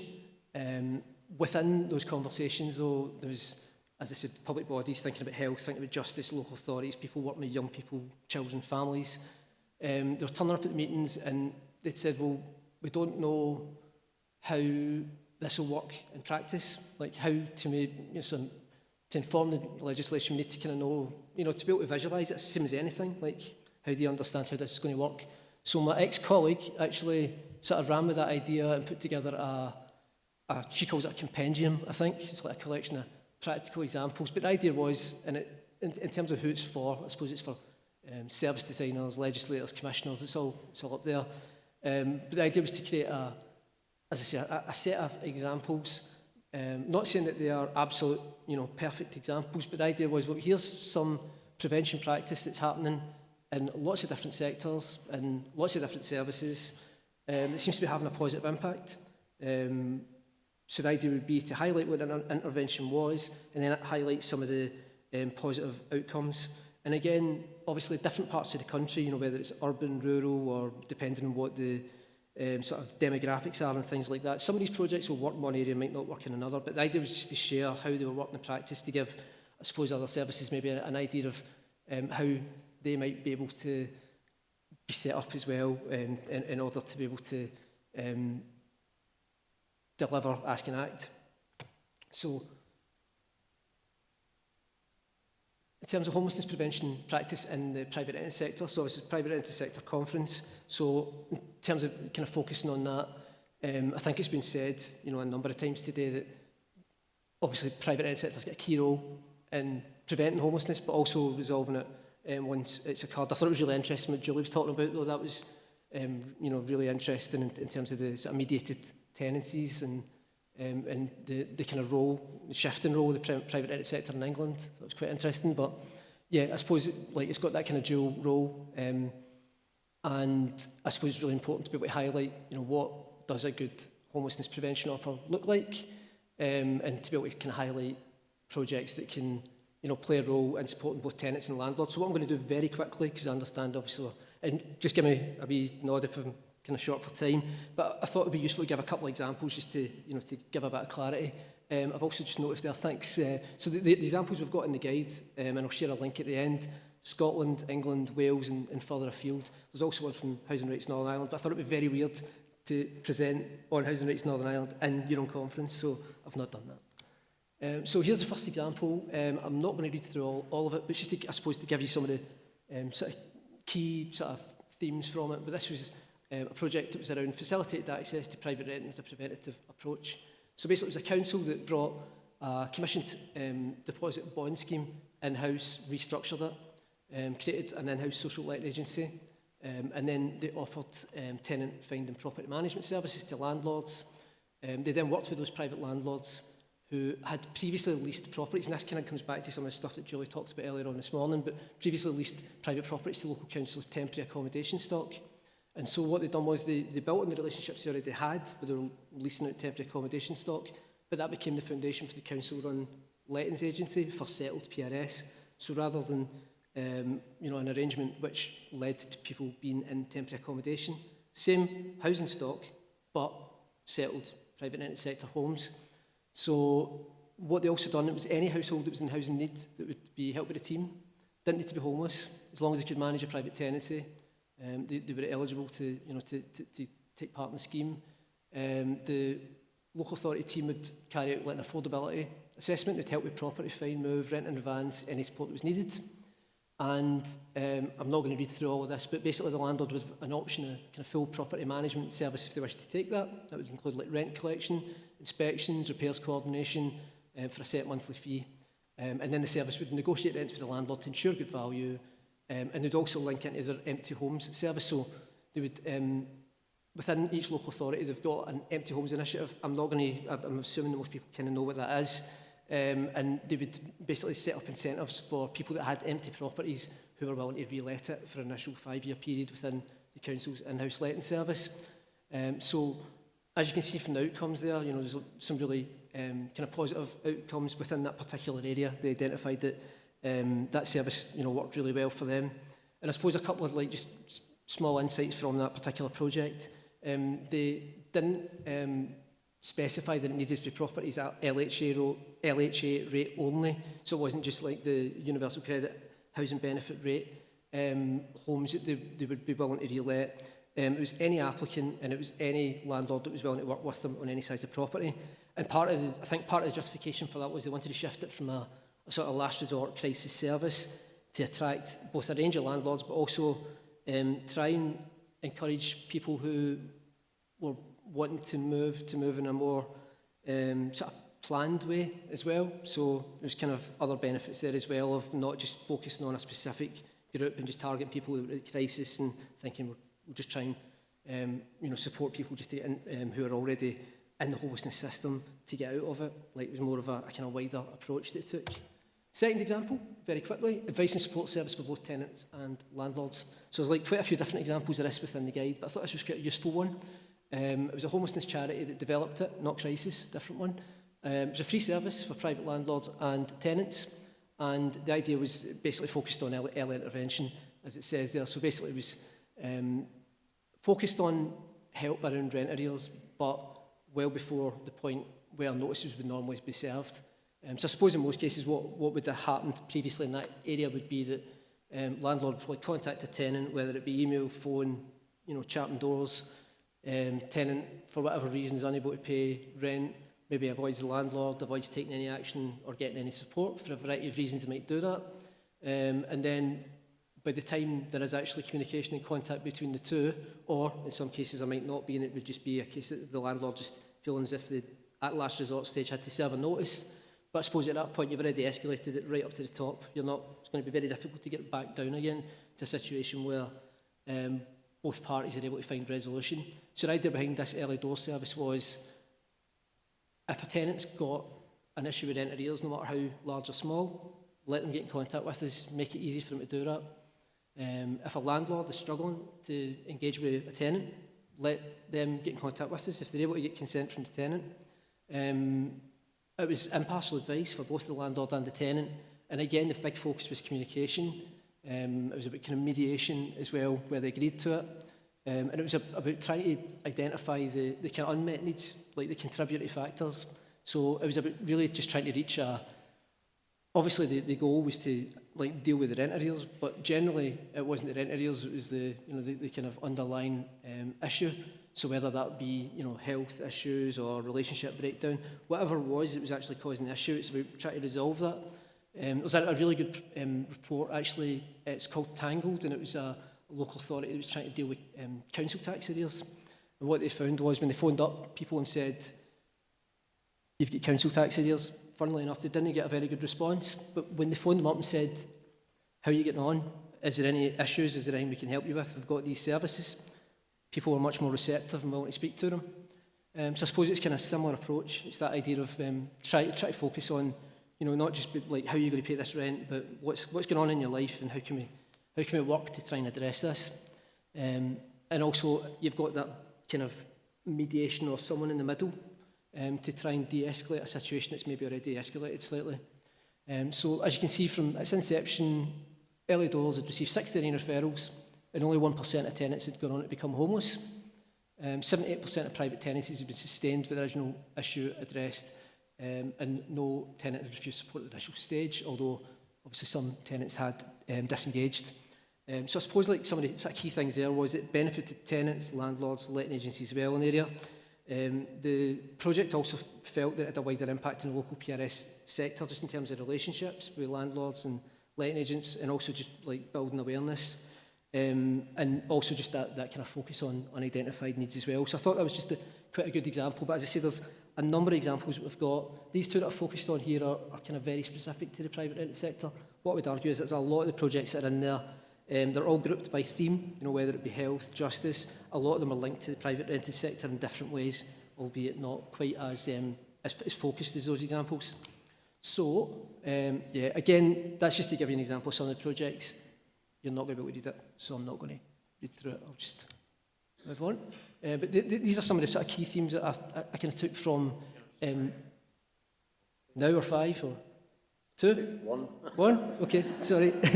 So, yeah, I'll skip by this then. So, yeah, these were just some of the sort of key sort of themes that were highlighted. Addressing underlying issues, start early, the kind of double dividend, focusing on both tenants and landlords.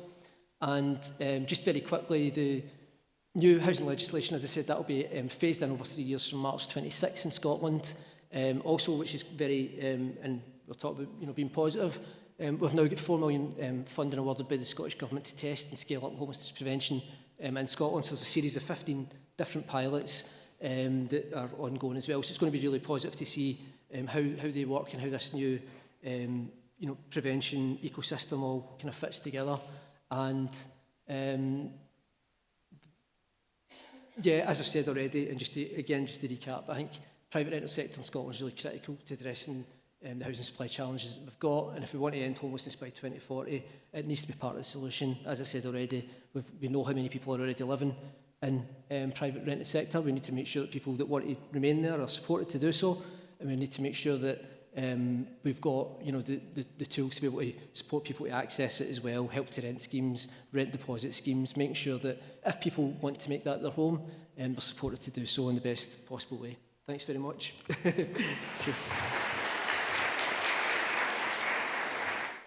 Thanks very much, James, for sharing the prevention practice that's happening in Scotland and the positive outcomes with us.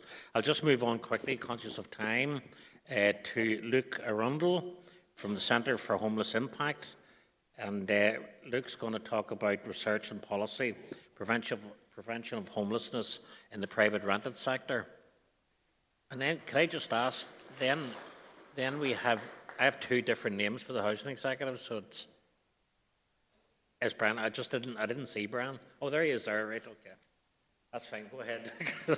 Thank you. I didn't want to be introduced to the wrong person.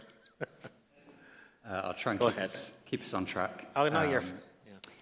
So, yeah, I mean, it's been a really great day so far. Thank you to Housing Rights for organising this. I think the pro of going later on in the day is that you can sort of see where your presentation fits in with what everyone else talks about. So I think it's a relief to see that most of what I talk about has been sort of discussed in one form or another already. The con of going late is just that you're stewing over your own presentation all day.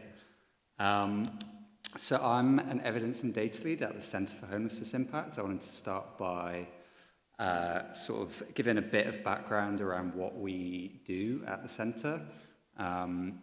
So we're a What Works centre for homelessness. So there's a few What Works centres who are all dedicated to sort of different policy areas, dedicated to the use of rigorous evidence to make public services better. Our mission that sort of sits at the core of what we do is this idea of being a catalyst for evidence-led change. So we try and generate this evidence, but then we're very keen that it's not just sort of abstract academic research. We try and generate research and evidence that's very practical and is going to make a difference with the decision makers who matter. And what we're trying to do is to make homelessness interventions, efforts to end homelessness, as effective as we possibly can. We know that there's a lot of efforts that have been going on for a very long time to try and address this issue. And what we try and do is to both generate and bring to light some of the evidence around what we think works, what we think has the biggest impact, and where we can sort of best direct what often feels like very scarce resources in order to be able to have the biggest impact that we possibly can. And I think that's the important thing to think about. I'm going to talk a lot about evidence today, but ultimately we don't sort of see evidence as an end in itself. The goal is to be able to talk about evidence in a way that it can actually go into the hands of people who can make a difference with it. I'll sort of caveat up top, kind of like Julie did earlier, that I don't directly work on a lot of projects in Northern Ireland, so forgive me if I'm not across all of the regulation. But we are working on some really exciting stuff in Northern Ireland with colleagues in the room. But yeah, if I slip up and talk about local authorities, that's because all the projects I work on are in England. There's a lot of strands to our work. There are two that I thought would be useful to highlight in the context of this sort of prevention session today.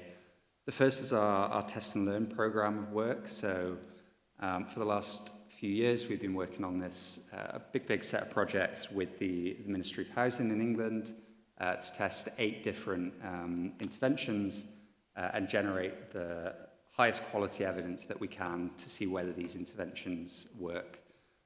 So when I'm talking about highest quality of evidence, I'm normally referring to randomized trials. We're really keen on producing the most robust evidence that we possibly can to establish that question of what works. I think colleagues have talked sort of throughout the day about the potential for sort of unintended consequences or things not quite working as you might hope.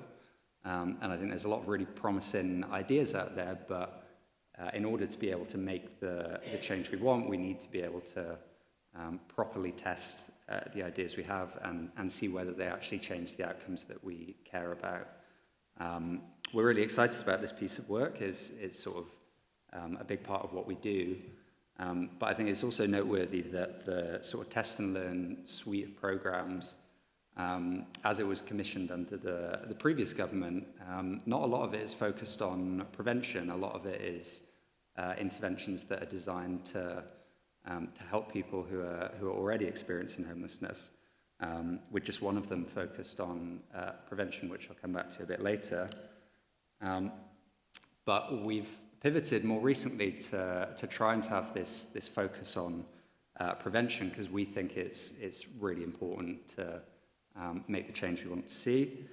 Earlier in the year, we published this report with the Institute for Government, where I got the title of this presentation from.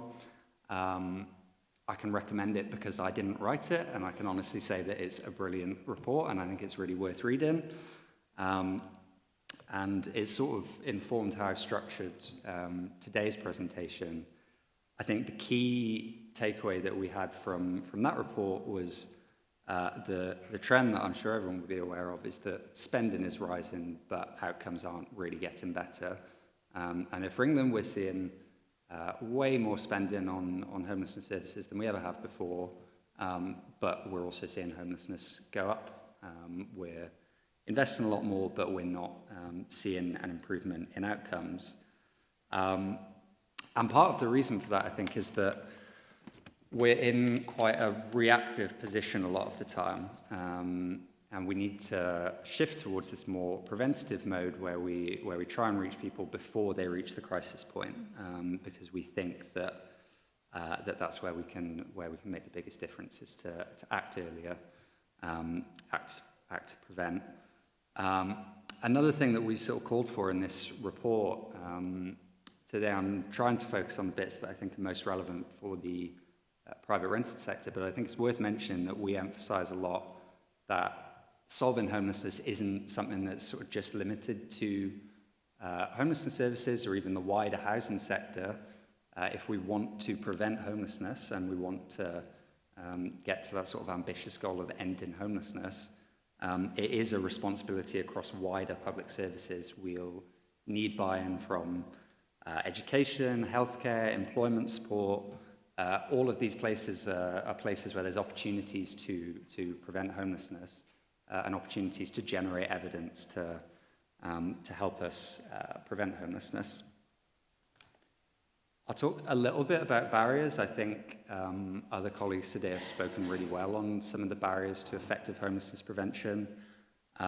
Supply constraints is, of course, a huge part of it. I know that I've worked on plenty of projects already where an intervention seems really promising, but it ultimately falls down because there's just no houses to put people into. It is a constraint, and if we want to have the ambitious impact that we're after, of course, fixing housing supply is going to be a big part of that. And I think it was Julie earlier who touched on the two sides of affordability, where it not only makes it harder to sustain a tenancy, but then harder to get into a tenancy once a tenancy ends. And I was reading a report that I thought described as a pincer effect, which I thought was a great way of describing those sort of two forces that make the sort of lack of affordable housing so difficult for people.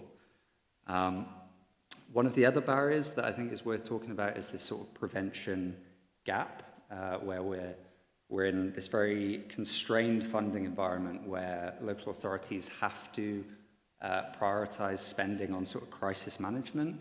They've got their statutory duties to prevent people from experiencing homelessness, which means that a lot of the spending really has to go within this window where people are already either already experiencing homelessness or they're imminently at risk of homelessness. And because they have to spend their money in this way, there's really not a lot of funding a lot of the time for prevention efforts. But we know that those prevention efforts can often be a lot better of a return on investment. We're just in a difficult position where we're so constrained with funding that people have to spend that money on crisis reaction. And we also touch on in the report a sort of more intangible constraint, I think, with prevention, which is that it's just a bit less visible to people, I think, as a solution. I think people, I think this applies to both policymakers and people in the general public, but I think it can be a bit harder for people to grasp the idea of preventing homelessness compared to acting to support someone who's already experiencing homelessness. So I sort of was told to come here today to speak about the evidence that we have on preventing homelessness. I think what I wanted to do is be quite honest up front that I think while we have lots of really promising ideas, I don't think we really have lots of extensive, robust evidence on what works to prevent homelessness. I've tried to sort of pull together some of the ideas that seem most promising, and a lot of them are ideas that colleagues have already talked about today. But I think one thing that sort of underlines a lot of what I'll be talking about is that we really want to see more evidence out there on these prevention approaches, because I think we're quite early on in this prevention journey, and there's a lot of evidence still to be generated to understand what works. And it's great that we've got so many really promising ideas, lots of which I've been exposed to today that I wasn't so familiar with. But what we're really all about as a centre is trying to embed the generation of evidence when we're sort of rolling out these new ideas. So one of the areas where we feel quite confident that there is good evidence already is on the role of strengthening the safety net. I think, again, it was Julie who touched on earlier I think she's spoken very strong words about the impact that the local housing allowance freeze has had, and I think our assessment of the evidence would be the same. We think that this sort of financial safety net is one of the most powerful tools that we have to prevent homelessness. And so it's a problem when local housing allowance rates often don't cover the rent. So one of the recommendations we make in the report I talked about is that as sort of fiscal conditions allow, the local housing allowance should be raised to reflect the true cost of renting. Something else about making the safety net work that we think is quite promising is the sort of evidence for simplifying the process for tenants on universal credit to have their housing element sort of paid directly to the landlord. What I understand is that Northern Ireland is a bit further ahead of England on this, but we think it's a problem when that process is complicated and delayed, because we know that rent arrears are one of the primary drivers of eviction. So if we want to get that down, then these direct payments being easier is going to be a big part of that. And then also wanted to mention discretionary housing payments, because I think the evidence we've got shows that these can work to help people address sort of immediate financial crunches and clear arrears quickly. But we also don't want discretionary housing payments to be picking up slack that's sort of left by inadequacies in a wider social security net. The other bit of evidence that I know people have talked a lot about today, and there's a lovely sign over there about it, is the role of sort of legal representation and mediation as being an effective way of preventing homelessness. I think we've got quite strong evidence here. We know that sort of legal advice, debt advice, can make a big difference to reducing the risk of eviction. Importantly, this sort of isn't about this idea of like fighting landlords in court, but rather sort of about resolving disputes earlier. Yeah, it's great to see discussion about that today, including through James' presentation just before me. Because the goal there, of course, is just to resolve these disputes without all of the costs and the stress that's associated through tackling this later on in the process. One really interesting area where I think there's potential for prevention efforts is around how we can apply sort of principles from behavioural science to try and prevent homelessness. We can use behavioural science to help those prevention efforts, but we need to be really smart about how these are applied. And I'm going to talk about a couple of examples that I think show the importance of testing different approaches. So there's one trial out there, not run by us, that showed how valuable behavioural science can be for dealing with tenants who are struggling with their rent by sort of redesigning emails and text messages just to make them easier for people to read. Things like simplifying the language, chunking up the information into sort of easy to follow steps, removing stigma. There's good evidence that these kind of approaches can really sort of boost engagement with the kind of services that we want people to engage with if we want to prevent homelessness, such as sort of debt advice services. So a sort of key lesson there is that behavioural science can be really useful for getting the right information to people at the right time and getting them to sort of engage with it. And the sort of handy framework that I always come back to for behavioural science is the sort of EAST framework from the Behavioural Insights team, which that if you want someone to do something, you make it easy, attractive, social, and timely. And if you're not familiar with that framework, I really recommend looking it up. But these sort of nudges and behavioural interventions come up against limits. We actually worked with the Behavioural Insights team to see what would work to get landlords to rent more to people in receipt of universal credit. And what we saw through that randomised trial was that sort of merely giving landlords extra information, things like showing them prospective tenants who had completed pre-tenancy training or used a budget planner, giving them that kind of information, it did change landlords' minds in like how they thought about these tenants, but it didn't actually change their actions in terms of whether they rented to people in receipt of universal credit. And I think the lesson here is that information alone isn't always enough to sort of overcome the risk that landlords can feel like they're taking on. And so one sort of area that we're interested to see explored more is the sort of de-risking approach. That sort of idea, I think we saw that an offer of sort of upfront cash can help to significantly increase willingness of landlords to rent to people on lower incomes or in receipt of universal credit in a way that sort of just giving them information didn't seem to have an impact. So again, I think the sort of key lesson there is that you can't nudge landlords into taking on more perceived risk. There kind of have to be other steps as part of that process. But I thought it was really interesting earlier as well to hear from Julia about sort of giving due consideration to tenants, of course, on the other side of that coin. And I think when I sort of talk here about different incentives for landlords, here we got sort of ideas of tax incentives and risk mitigation funds, training incentives.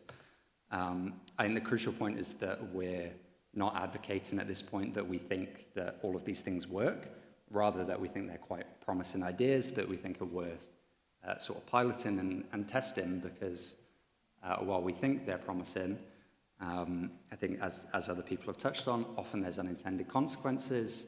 Things play out in ways that even experts really can't anticipate, and that's why it's sort of so important to pilot these things and test them. If we're gonna start doing things like giving landlords more incentives, we need to understand that really works and that's a good allocation of scarce resources. One of the most, I think, exciting opportunities in prevention is tapping into big data, all the data that sort of local government and local authorities can have. One of the barriers that we identify, and I've sort of heard this through a couple of different conversations today, one of the barriers to homelessness prevention can be that local areas often have lots of really valuable data, but it's often quite siloed. Different data sets don't talk to each other. There's various data protection issues, and people can find it hard to tap into what's really a sort of rich, really rich set of data. So what we've been trialing, and this was actually flagged years ago through pilots and included in the crisis report that James mentioned, is an approach where you sort of use machine learning to predict who is at risk of homelessness, use those big data sets to make predictions about who is at risk.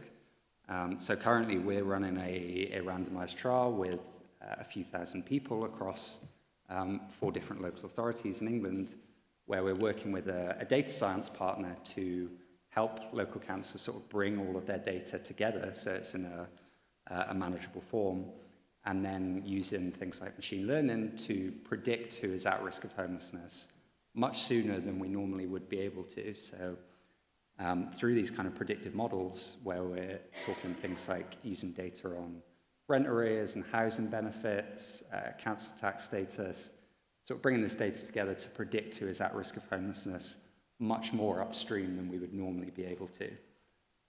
So we're kind of looking to identify through this people who we think might experience homelessness, not in the next week or month, but people who we think are at a high risk of homelessness in the next 6 months or the next year. And this is a really promising approach to sort of drive that prevention even further upstream than we've been able to before.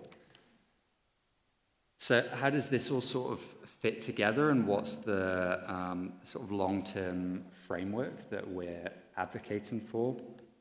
So I think the things that are worth re-emphasizing, first, there's that shift upstream in prevention, and I think it's good to be clear that we're not just talking about shifting things from a month after someone becomes homeless to a month before, but shifting it even further upstream and making sure that the prevention is happening before someone is sort of already heading towards a crisis point where it can be more difficult to intervene, because the evidence that we do have suggests that acting earlier is going to be a more cost-effective and more effective full-stop way of preventing people from experiencing homelessness. Second key recommendation is around better data. We need to have sort of systems in place where people can tap into all of the rich data that is sort of there but often siloed. And being able to do so will help us to sort of better identify risk and get help to people a lot earlier than we otherwise could. What I think I forgot to mention on that Using Data project was that it's not just about identifying people who are at risk of homelessness, it's about then targeting the support. So what that looks like in our trial is a support phone call to these people who are at risk to signpost them to services that we think might be most beneficial for them. Again, I think it's worth restating that point around shared responsibility. I know earlier Julie had that sort of systems map of the private rented sector and homelessness. We're doing some sort of wider systems work at the Centre for Homelessness Impact on the whole sort of homelessness and rough sleeping system. We know that there's areas that are outside of just sort of purely housing where we can make a big difference. And there's really big opportunities to make a difference, not only in the private rented sector, but also sort of in hospitals, in prisons, in education, in employment services. All of these places are opportunities to make a difference and bring us to that goal of sort of ending homelessness. And the final point, I suppose, to re-emphasize is, again, building this evidence base. We're sort of really excited to be working with partners in Northern Ireland and across the UK in building that evidence base. We need a big investment in testing these approaches and learning what works rather than just sort of rolling things out and hoping for the best. And it's often only through the most robust forms of evidence that we can really tell whether something is having the impact that we intended. So if you want to hear more, you can sign up for our newsletter, and also do feel free to drop me an email or grab me after, because we're at the Centre, we're always interested in hearing about promising ideas that people have and supporting people to both generate and to understand the evidence that's out there. And that's it. Thank you so much for listening.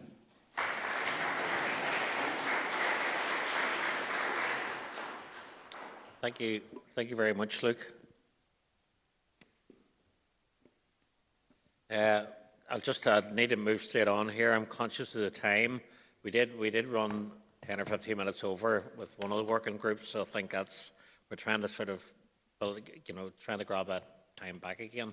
But at the same time, I don't really want to cut people short, because both speakers that have already spoken very, very eloquently and well, and provided us with a lot of really good evidence of what's happening elsewhere. So, last but not least, Brian O'Kane. Sorry, Brian, I had another name down for you earlier on, and you wasn't. Well, that's okay. I looked I thought you would be sitting with your colleagues, but you weren't.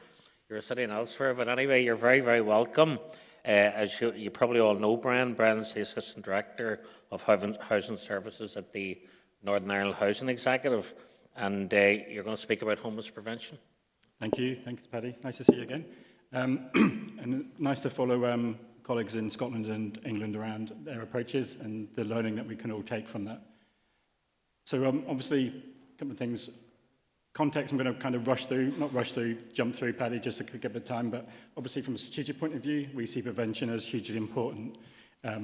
We want to support that kind of shift left that Luke and James has talked about, but equally we recognise there's that, what Luke describes as a prevention gap between where we are in terms of pressures in the system and how we shift in terms of that preventative approach.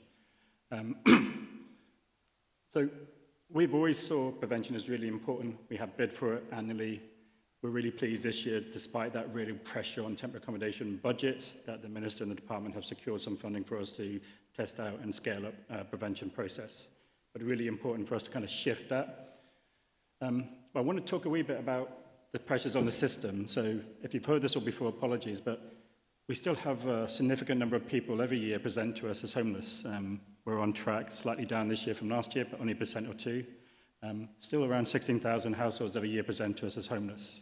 So that's the nature of the scale of the problem there and the nature of the challenge of responding and trying to see how we can prevent that. Particularly increase over the last 5 years, COVID, cost of living, inflation pressures. But in terms of the private rented sector, there are two kind of pressures that are emerging over the last couple of years for us. First one is loss of private rent accommodation. There's a reason, top 6 reasons there, but the loss of private rented sector, 16% of people last year presented to us because of loss of private rented sector. That's generally, by and large, people who have got a notice to quit. So it's that point of crisis. How do you change that trajectory? The other big reason is accommodation not reasonable, 25%. By and large, a number of factors influence that, but that's around affordability. People coming to us to say significant increases in rents. LHA hasn't been no longer covering that. How do I address that? How do I improve my income? How do I address those issues? So if you look at those 2 percentages, that's the kind of 41% of people. So it speaks to the point that Luke was making earlier around how do you kind of look at that? How do you kind of prevent that? How do you kind of get upstream to kind of, particularly in that A&R stuff? If there's no change to the social LHA rates, that becomes a challenge in that. But there's still space for us to kind of test out and learn what we can do in that space. The other big thing that's pressurised the budgets, and colleagues there from DFC, huge pressure on us all in terms of the spend on temporary accommodation over the last 5 years, and that just gives you some scale of it in terms of significant doubling of people temporary accommodation placement. So sitting today just under 5,500 households in temporary accommodation, higher number of people when you look at the household mix of that. But that's a huge trajectory, and it's a straight line increasing. So if we don't find a way to look at early intervention prevention models, ones that work and have the impact, then that kind of straight line, that's where you're drawing your heavy resources in terms of the kind of pressure on the systems and pressure on funding. But it also suggests there is an opportunity to do something different at that front-end process. So we're really pleased to get funding this year and to have funding to deliver on a homeless prevention program. So we were very keen to try and learn from previous evaluations we had done on various starts and stops of funding for homeless prevention over the years, looking at the kind of experience across Scotland, England and Wales to see what we're doing. We took the decision this year in terms of kind of identifying key strategic priorities, cohorts of individuals. Because of the impact of the last 5 years, we've seen an impact on homelessness around young people in particular. We've seen the issue around domestic abuse impact on homelessness. People coming out of institutions, people leaving care, leaving prison, often being discharged in the sector into homelessness almost as they left prison, and all the negative impacts on offending, reoffending, or the stability of young people leaving care. So we took a clear view to target some strategic cohorts because of the lessons learned, because of what we've seen elsewhere, to take that forward. So we put out funding program earlier this year, very tight turnaround because it was in-year spend, and these are the kind of stuff. We didn't quite get to 75, but we've got funding for 53 different projects across a range of things. There are 6 projects that are particularly focused on private rented access and financial inclusion, the two sides of that. How do we kind of, if people are in their own home, as Luke said, in the private rented sector, how do we kind of work to support that to stay there? Or how do we get people who are homeless into private rent accommodation that's affordable and sustainable for them as a positive choice? A number of projects around some of the other themes, but all of the projects have an issue around a focus on people in the private rented sector and how we kind of address that going forward in terms of the prevention focus that you've heard from two previous speakers. One of the big challenges for us is the more complex end of homelessness, and we have been using some of the prevention programs to support the Complex Life programme in Belfast. And that's really important for us because that's the cross-departmental piece with health and justice and the voluntary sector in the same room. And it's also touching on how we use data to inform where the risks are and how we manage that process. So again, it's trying to take some of the learning around broad system change that's need to take place to do that shift. More in-depth work, and much more about how we empower the frontline staff, the key workers at the frontline, to make those decisions at that point in time. How do we give the frontline the tools to do that job, frontline staff to do that job? So there's an MD team, multidisciplinary team, which is statutory and voluntary, probation, health, justice, PHA, whoever needs to be involved in terms of that individual's journey. It's about trying to secure that safe and appropriate accommodation, notwithstanding the challenge on housing supply that everyone's talked about, and trying to build that kind of trusted relationship to support that journey out of homelessness into accommodation and for that person to still be in accommodation. And the kind of evidence base of that is really successful.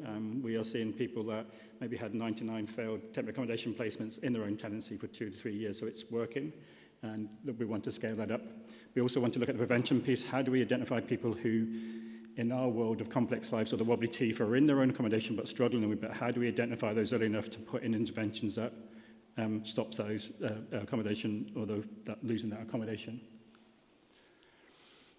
Across all of the kind of client groups, we're testing out different models. I'll probably call it in test and learn to my colleagues, but quite a focus there, trying to understand, particularly for vulnerable women, being big focus on that. We saw in the first couple of years of COVID, post-COVID, an increase in women experiencing homelessness and increasing the complexity of that. We've seen people leaving, young people leaving care. We've seen women coming out of prison. So we knew there was a particular issue there, and there's a strong focus on, with the sector, informed by the sector, and often led by the voluntary sector about how we respond.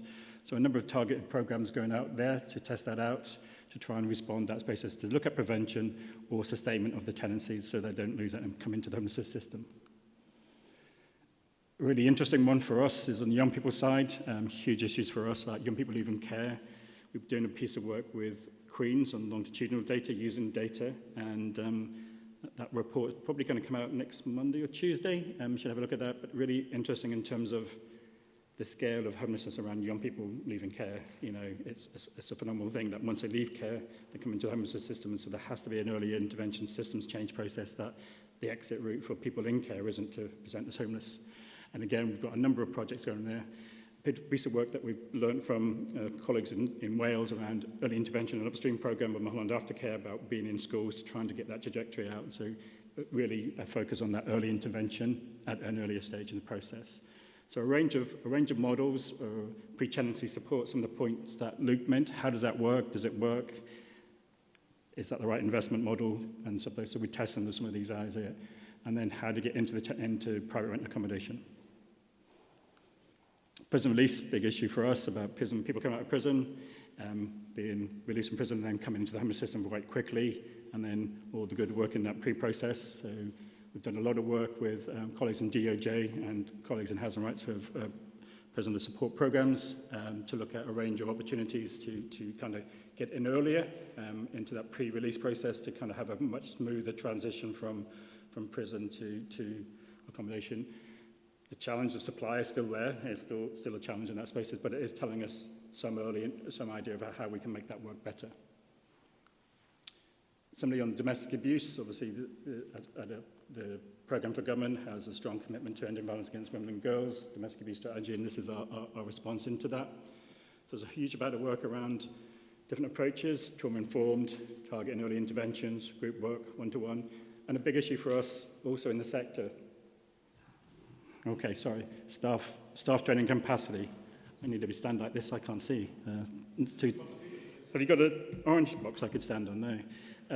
So trying to test out all those things because we have to empower and give training to the frontline staff to kind of shift in that prevention piece, how we can move to the side. So I'm looking at Shanaz here, but I think Shanaz will have a chance to kind of put this into a commendum in terms of what lessons learned, but that's our approach, yes.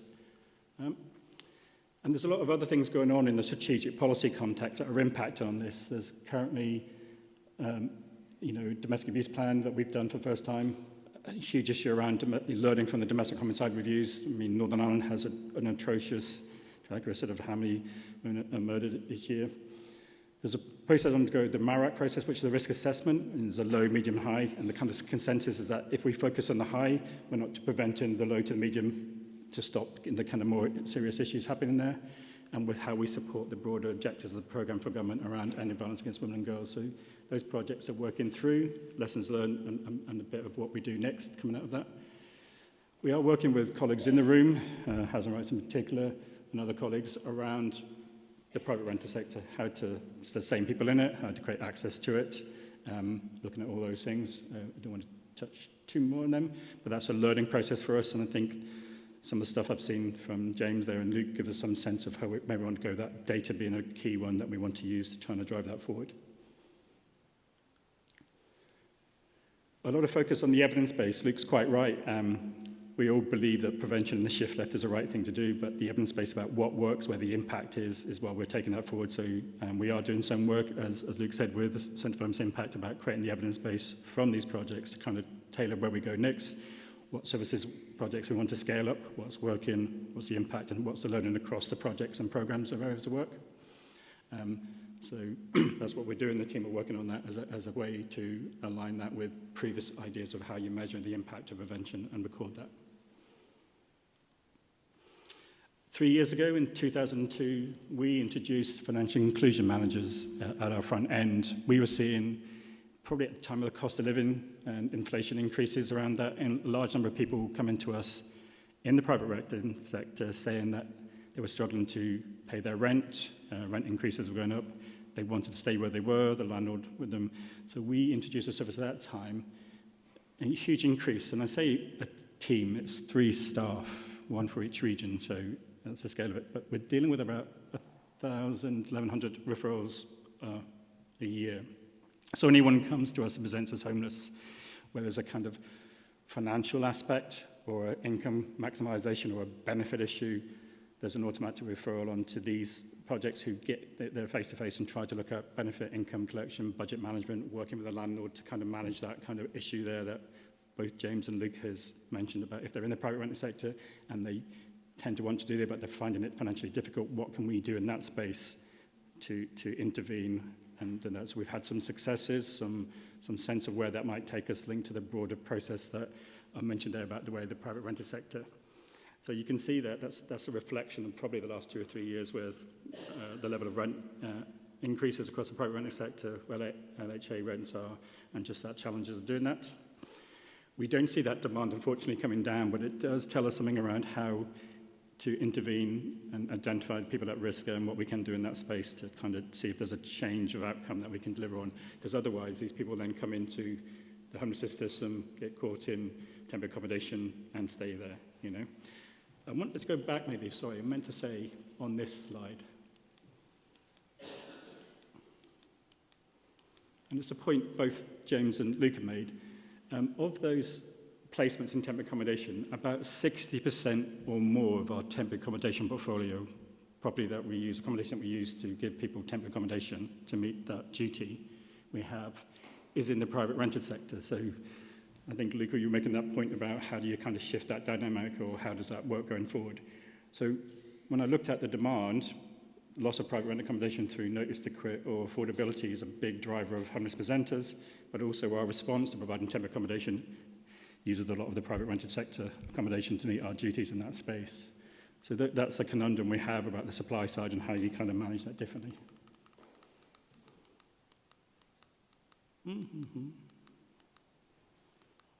So we are currently looking at how we can scale that project up, because at the moment we see the demand has steadily increased in that service. There's nothing in the kind of future direction that's telling us that's going to get any different, okay?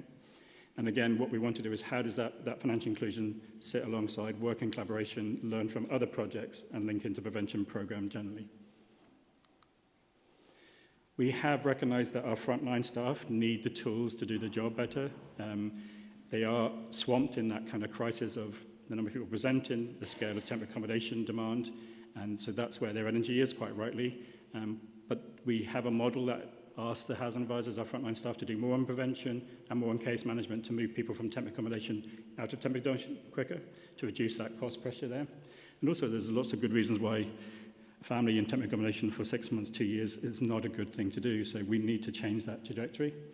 So we have done work around prevention toolkit, with stuff around how we give information, tools, the right services to the frontline staff to be able to intervene to do stuff. And some of those, as both James and Luke said, are Northern Ireland-wide. Some of them are very local, some of them are very specific to parts of Northern Ireland, so that's a very unique tool for our frontline staff, be able to access services, understand referral pathways, build relationships at the local level that allow us to kind of see what we can do. And that's it.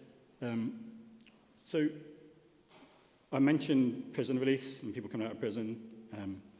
Huge challenge with us around, we've done work with housing rights and across statutory bodies around the prison protocol, local to each prison, working ongoing prison. We've been testing out a custodial housing advisor project with housing rights and colleagues, and with DOJ, where we've had housing advisors in the prison pre-release to kind of create a more smoother transition from prison to community and try to look at how we address the accommodation ask in that process.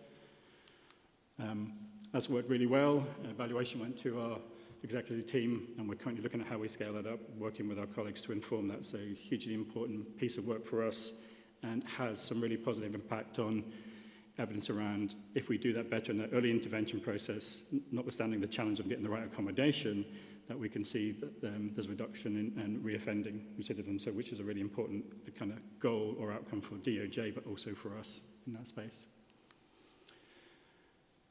Evaluation of the project was really good, improved accommodation pathways for those in custodies, addressing gaps in service delivery, helps the prevention piece. Really important bit of collaboration of joint team working is really important aspect of that. So our exec team, our chief executive has agreed for the next scale of that. We're looking at the resourcing of that to supplement this as part of our prevention approach. I'm also responsible for the housing advisors, the NODL. So I think James mentioned the housing options approach adopted some years ago in Scotland. Our housing solution model was based on something very similar, where we were trying to give the space and training and support to the frontline staff to do some work on early intervention and case management out of temporary accommodation, out of the crisis homelessness. Obviously, in the last 5 years, the scale of people presenting, the scale of temporary accommodation has meant that that's been a hard focus. So we're currently doing a review of that model, going around the front line to see what more we can do in that space. Really good at the time, but the last 4 or 5 years has kind of challenged us into that space. So again, I'm currently reviewing that, team doing the review of that process and looking at where we take that forward in terms of the frontline staff. That's just how it carried out. So where we are now, development of the frontline teams, how we support our frontline staff to be able to do more intervention space, give them time to do that, to give them the tools of the job in terms of the services out there, in terms of access services. Looking at the systems and monitoring enhancements that both Luke and James talked about, using data. It's what the sector provides to prioritise membership, and that is that shift left. How do we get out of the crisis of temporary accommodation and the pressures on that to do that? Exploring some approaches to the private rented sector, starting at those rent guarantees, guarantor systems, cash transfers, piece of product work that CHI are doing, which Belfast is part of. Our own programme, what we fund for our own tenants, and we know that quite a few people, once they get housing executive tenant, lose it in the first year. So we're doing some work there around that they sustain that tenancy. So that is the same kind of issues: employment, white goods, setting up house, benefit advice, income, maximising income, some same kind of learning from that. And there is a piece of work ongoing around our supporting people programme, where a lot of funding goes to floating support services that have a focus on prevention, and there's a modernisation transformation process ongoing around that to see where we take some of that funding and those service models. So what we found over the last year with the sector, really informed process around how we kind of develop a programme going forward. Okay. The catch up? No.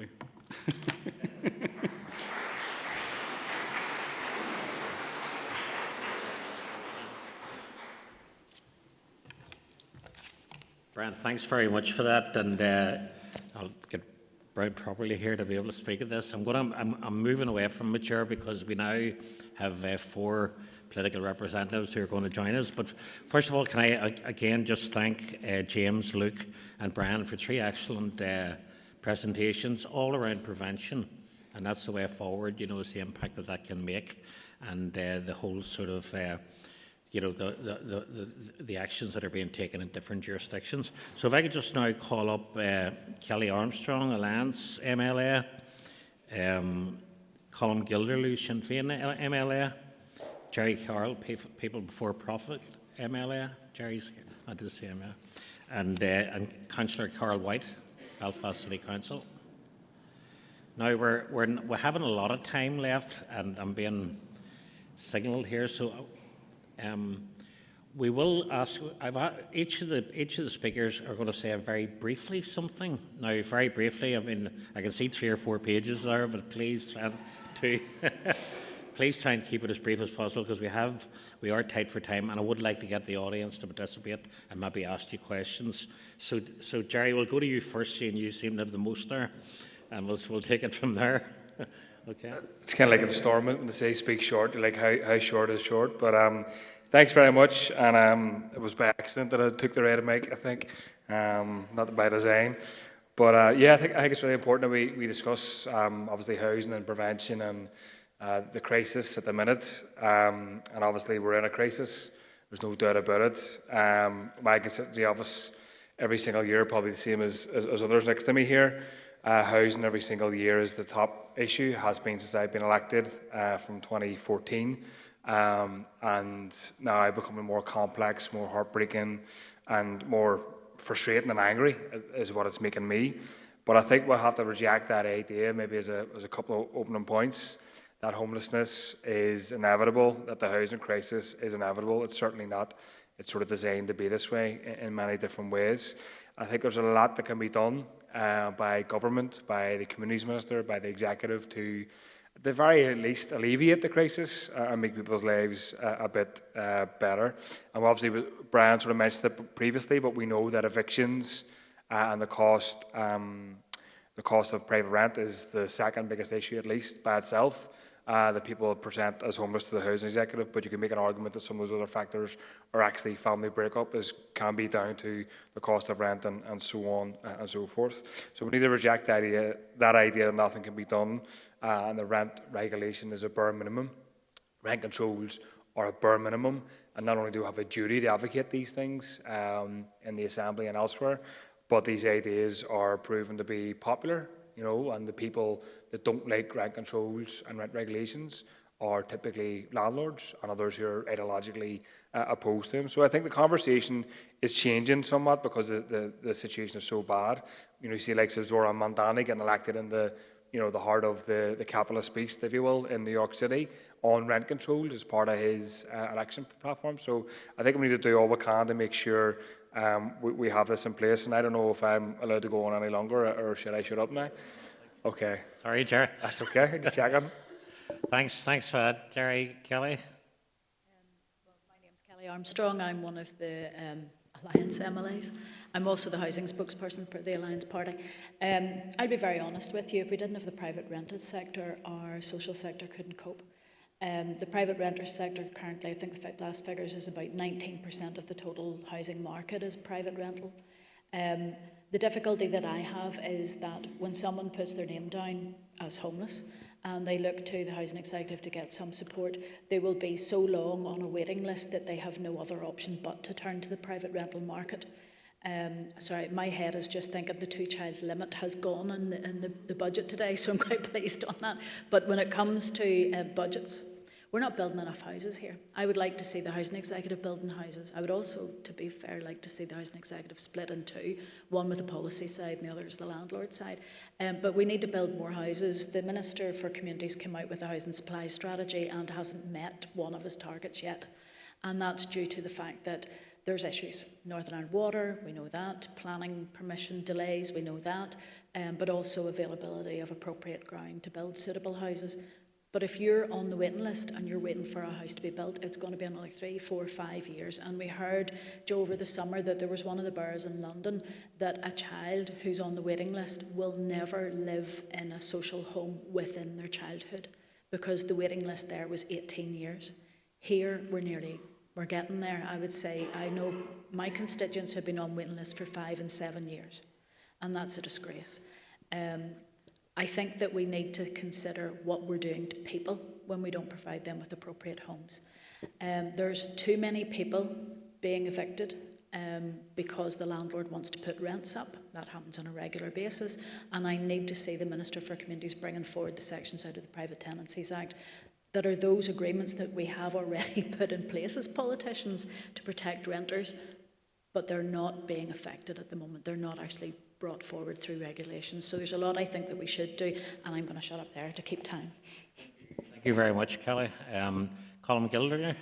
Yep, thank you, and delighted to be here today. I would have actually been here earlier, but Mike Nesbitt had promised to come up to my constituency to a respite centre, and of course it was today, this morning, he decided to put that visit on. I'm also struck by the fact my first meeting as an MLA was actually here in this room, where Sean Holland launched the new poverty framework for social workers. I was actually coming out of a social work role at that point in time myself.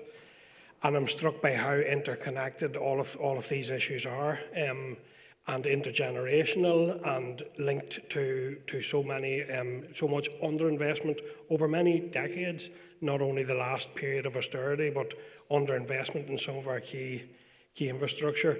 For me, the issue has to be about earlier intervention, and I think that comes from my social work background as well. We all know the earlier you intervene, the more likely you are to get a positive outcome, the likelier that is to cost less, and the likelier it is to have less impact on the individuals who are affected at the sharp end of homelessness, and we know the figures are stark, how many of those there are.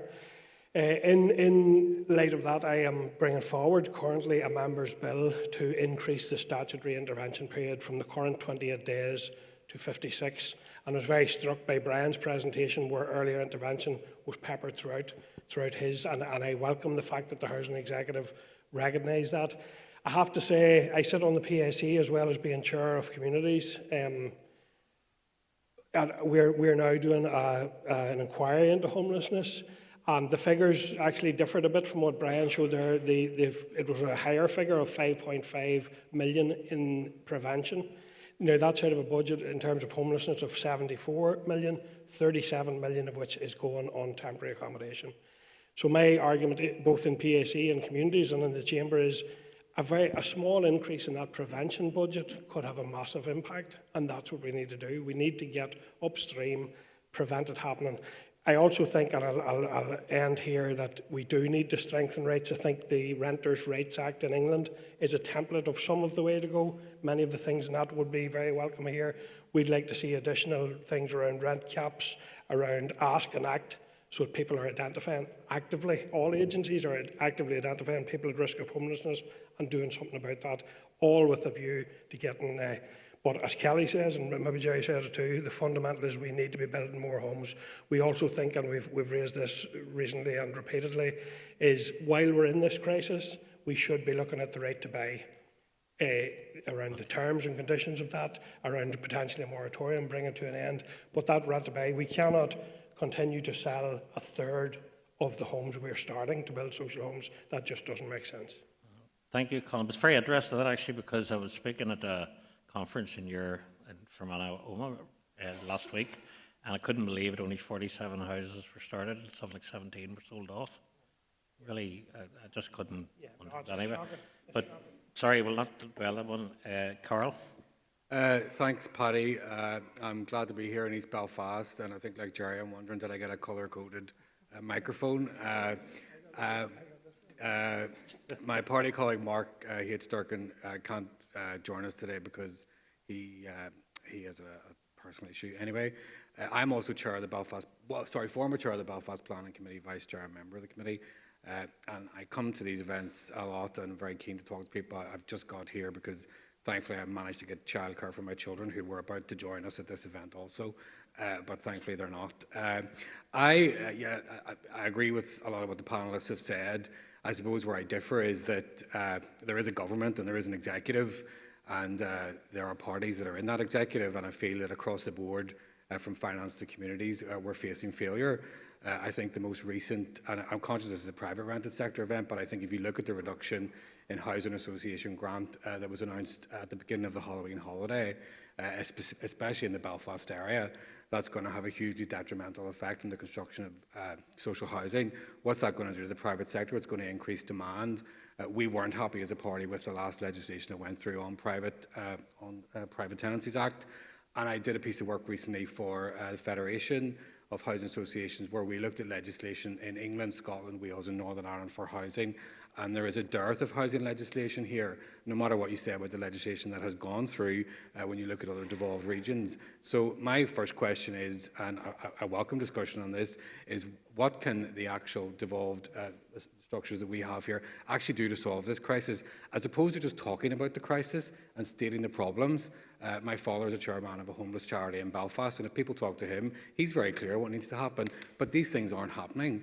There's a short-term impact. I accept the budget restrictions are a problem, so making longer strategic plans is very difficult, but I think there's a dearth of ideas and a dearth of solutions, and I think now we're facing into a sort of a very worrying perfect storm with water infrastructure, with planning and the problems of the planning system, and I can talk about those all day as well. But actually, I don't get what the big picture is. I'm not seeing a big vision. There's no legislative programme for housing. There's been talk about rent controls. You know, I'm an economist by training, so I'm almost allergic to those, but I can see how rent control in the scenarios that we're facing in certain areas actually is the right idea. So I'm sorry that I'm not more positive in my contribution so far, but I don't think, given a lot of the time we hear problems explained and very poetically outlined, but I'm not reading the paper or listening to the radio every day thinking to myself, my goodness, the Northern Ireland Executive is coming up with a list of great solutions and working very hard to implement those. So let's see if we can get behind them and make sure that that happens. That's what I want to be doing, but unfortunately it's not what I'm able to do, and it's not what a lot of people I talk to do, including housing queries that I'm dealing with. So there you go. Thanks for that, Carl, and thanks for keeping it brief as well. Four of you did very well. Now you've got them here, all right? So in Carl's words, there is a government and there is an executive. So what should they be doing?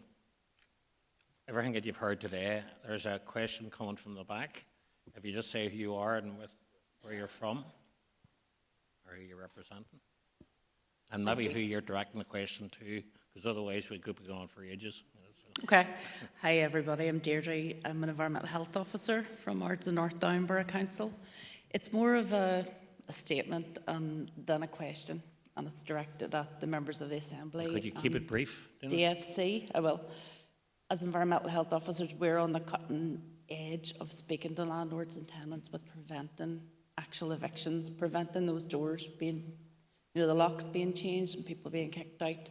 If you're changing things, give us good tools for enforcement, give us good advice, and that will give everybody confidence in the process, really, That's it. Thank you for that. Anybody, any questions?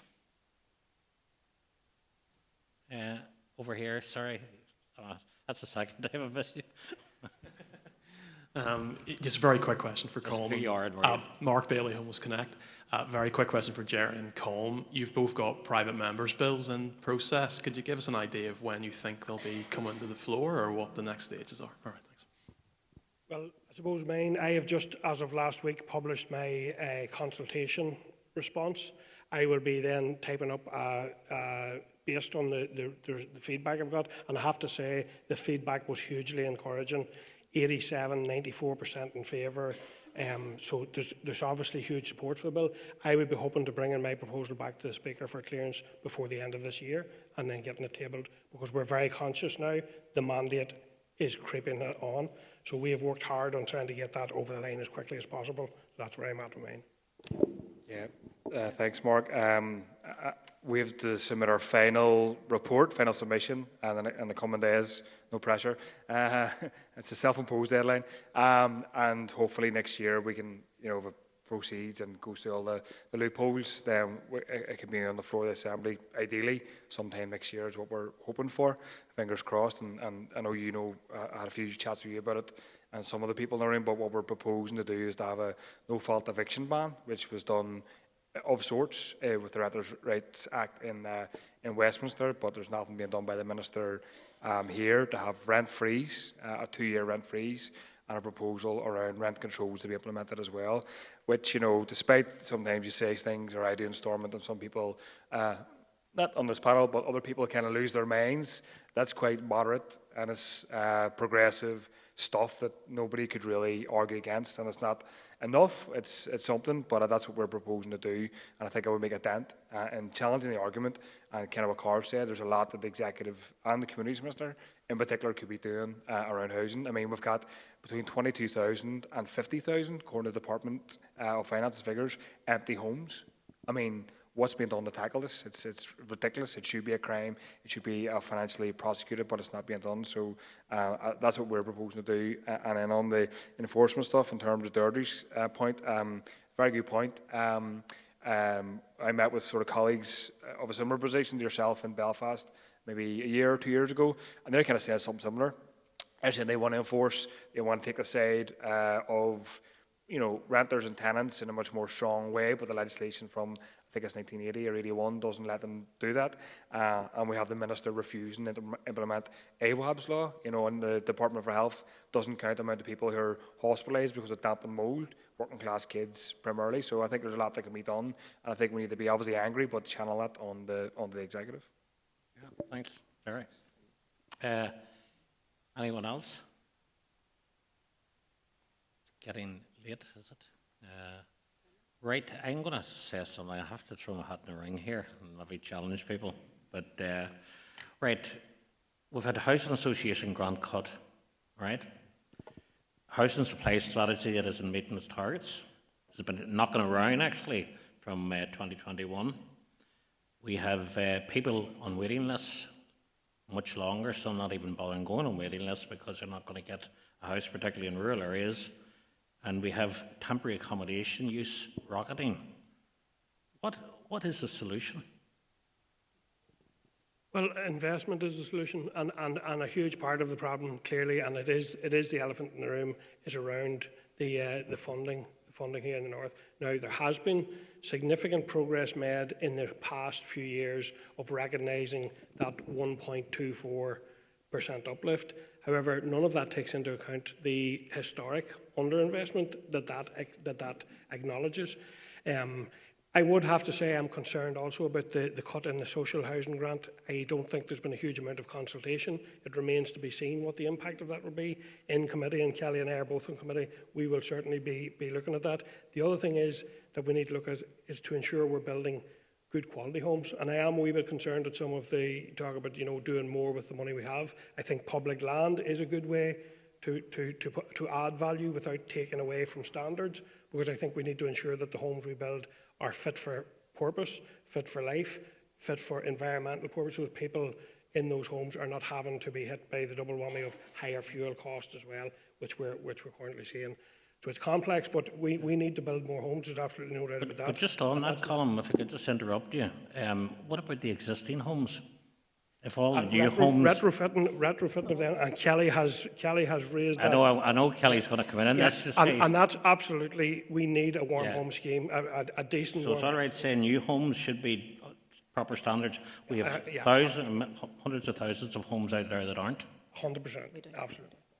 Kelly, maybe that's a cue for you there. Retrofit, I've spent the last couple of years trying to work out how we could have a Northern Ireland retrofit strategy that would be affordable and actually to address the fuel poverty. I went up to the Four Winds, up to, what's it called, Lansdowne Park or whatever it's called. Absolutely beautiful buildings that cost the families that live in them around about £85 a month to heat, light and to charge cars off.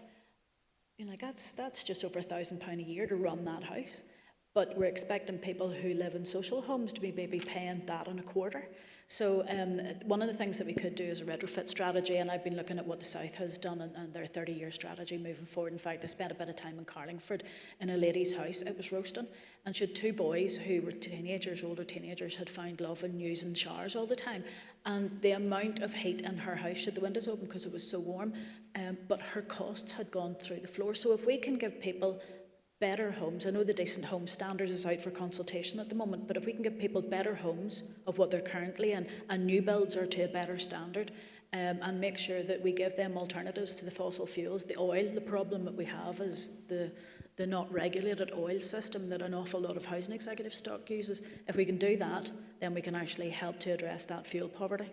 And we can start to make homes work better for people instead of people spending their money just to try and keep heat in the house. But back to Colin's point as well, and your point, it's all very well. Where will the money come from to do all of this? Well, where's the investment going to come from?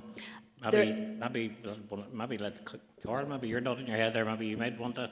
Yeah, I think, we're facing a scenario where problems are being described instead of solutions being proposed. Again, the two things that need to happen, I can answer that. I'll come back to you. Well, that's 20 seconds. The two things that need to happen are there needs to be a comprehensive legislative housing act in Northern Ireland which covers everything and statutorily underpins the construction of public housing, so it's not left to ministers year in, year out to adopt funding, housing association grant and schemes, that housing associations can't be as picky or as choosy as they are when it comes to development, that private tenancies are regulated. Look at Scottish legislation, look at Welsh legislation. This has all been done, okay? That's the first thing. And the second thing, one of the greatest myths that is being portrayed by the Northern Ireland Executive is that there is no money. NISRA, I think they're a Department for Economy or a Department for Finance agency, have produced a great website where you can go today, when you go home tonight or tomorrow, and you can look at how funding has actually increased year on year, including today, following the Chancellor's budget. So there's a myth that there isn't money. There is not a lot of money, but there is money. But the fiscal rules do need changed, and one of the biggest problems, one of the biggest restrictors, is that the Housing Executive is unable to borrow private finance. Transnet can't do it, and Northern Ireland Water can't do it. So I accept that not everything is directly the executive responsibility, including the non-housing barriers to building more houses. But there are enough there. If there was a proper legislative piece that went through the Assembly, and you changed the fiscal rules that allowed these organisations to borrow money, then all these conversations and all the fiddling and the small ball stuff that we think is going to make tiny changes actually becomes less significant. And over the next 10 years, you might get close to reaching the targets in the housing supply strategy. I'm not saying you would even meet those. You might get close to it, but at the moment, there's an imaginary line going up called the housing supply strategy, and there's the actual construction figures which are like this. And in Belfast, certainly, Paddy, sorry, just one more point. So the deadline for the Hague submissions was the 5th of December, so that's next week. So if you're an association, you haven't got your plan in by next week, you're getting funded under the new rules. So that means building programmes next year will be okay, 2026. But once we hit 2027 and the end of 2027, you're going to see a fall off of construction of social homes in Belfast. And that's what we're facing. Thanks, Carl. Sorry, Colin, I promised Kelly I would let her come back into that particular thing about investment. Sorry, to be honest, I know, Carl, you nearly think he did never have ministers in the executive, but retrofitting of houses can be done very well if we look at a place-based approach where we bring in private homeowners as well as social housing and the private landlords, and that we look at the green money. There's a lot of banks and a lot of pensions out there looking to clean their money, along with the money that we can get for that retrofit pot through the Westminster allocation. If we actually spent it on that instead of other things, then we would be able to afford this and move it forward. But a place-based approach means that your supply chain, your contractors, your construction workers, all of that comes in at once, and we actually get savings while we're fixing houses. Okay, thanks. Colin, briefly, and then Jerry, you're not getting off. I'm coming to you in a minute. So, Deirdre Hargey set and trained the wheels in motion for the revitalisation of the Housing Executive, and we absolutely need to see the Housing Executive back building homes and being able to borrow the money to make that investment. Yeah. That also would be a significant step forward. That's what I was going to ask Jerry. Jerry, should the Housing Executive... Now, we've talked about this for, how many years? 20 years more? I remember publishing an article in 1989, 1990, saying that the housing executive should come out of the public sector borrowing requirement. That was only, 30 years ago, 35 years ago. The things happen slowly here. Should the housing executive be building more homes? It should, yeah, but it should remain as a public body. I mean, we've seen the disaster of privatisation, described as different. Can't remember the term. Used to kind of cover the privatisation matter in England and elsewhere of the water service, causing actual sewage to be dumped into the waterways and profiteering shareholders. So I think we should. I mean, I'm on the housing executive multiple times every single day, criticising them in terms of, working with them, but criticising where decisions have been wrong. But I think as a principle, public housing is the only model that actually works. I think the problem is supply, sell off of stock already, but supply and a lack of housing, a lack of being able to build. And I always presumed that it was a certain decision taken many years ago that prevented them from building, but they actually can build. It's the finance. I only discovered that, I think, earlier this year after meeting the minister. So they actually can build. The problem is obviously funding, and it's deemed to be cheaper to do it through, housing associations and other methods. So keep housing executive as it is, as a public body, but obviously there's things they're doing not well. But Jerry, it worked at Glasgow.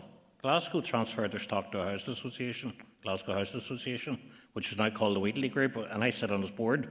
And it's worked perfectly well. I mean, Glasgow has been transformed with the amount of public housing, but it's not a public body. I don't know the model, so... No, I'm just giving an example. Okay, sorry. Right, we'll have a last word from each. I really have to wind it up here. One line or two lines, how are you going to solve the problem? Now, quickly. Okay, so you're jumping at the gun there, Kelly. Go ahead. One or two lines. Solve the problem of housing in Northern Ireland. Well, as other people have said, we just need to build more houses.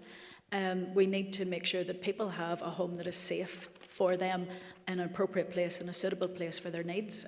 And we're not doing that at the moment. I could name you about 20 pieces of public land that we could be using. It's time we did it and got on with it. Okay, thanks. Jerry, last word. Or not last words, third last word. Sure. I mean, I think we need to tip the balance away from landlords. I mean, I think we have a while away system where effectively landlords can do what they want. And obviously being this conference is what it is.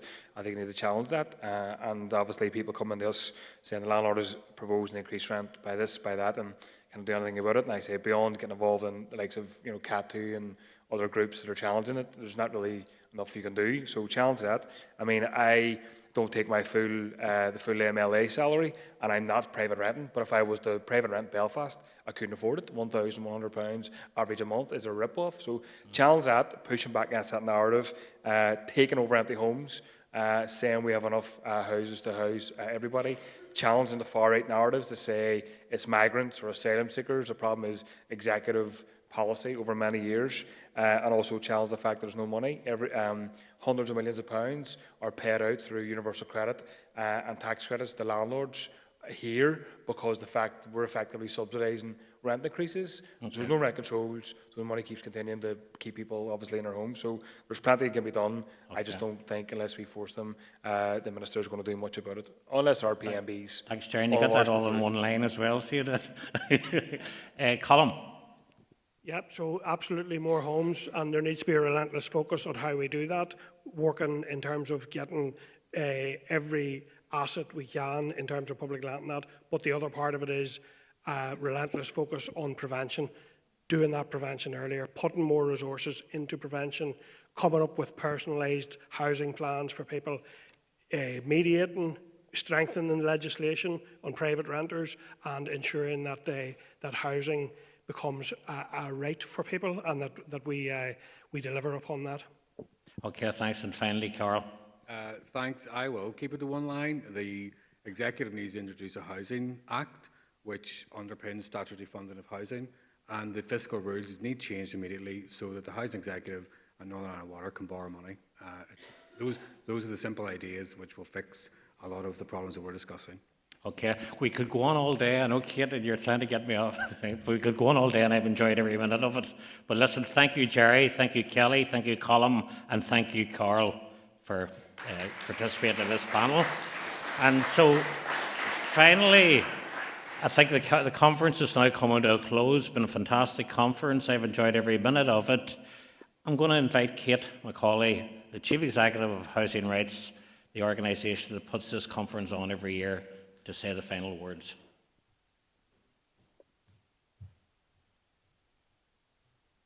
Thank you so much, Paddy. A really tough act to follow there. Trying to get Paddy to be concise and trying to keep our politicians concise, but a really enjoyable debate. So thank you very much for that. I always promise to get you away before the traffic hits, so I'm going to keep my promise. I know that we've run over, but I think the conversation has been so worthwhile and so helpful. I have pages and pages of notes, and I hope you do. You'll be relieved to know I'm not going to read them out. Can I just say a very quick thank you, and then I'll tell you my top 3 takeaways, and I hope to hear you talking about your takeaways on the way out the door as well. My thank yous, can I thank Patty, who does this every year. I think we were trying to remember this morning, is it 11 years or 12?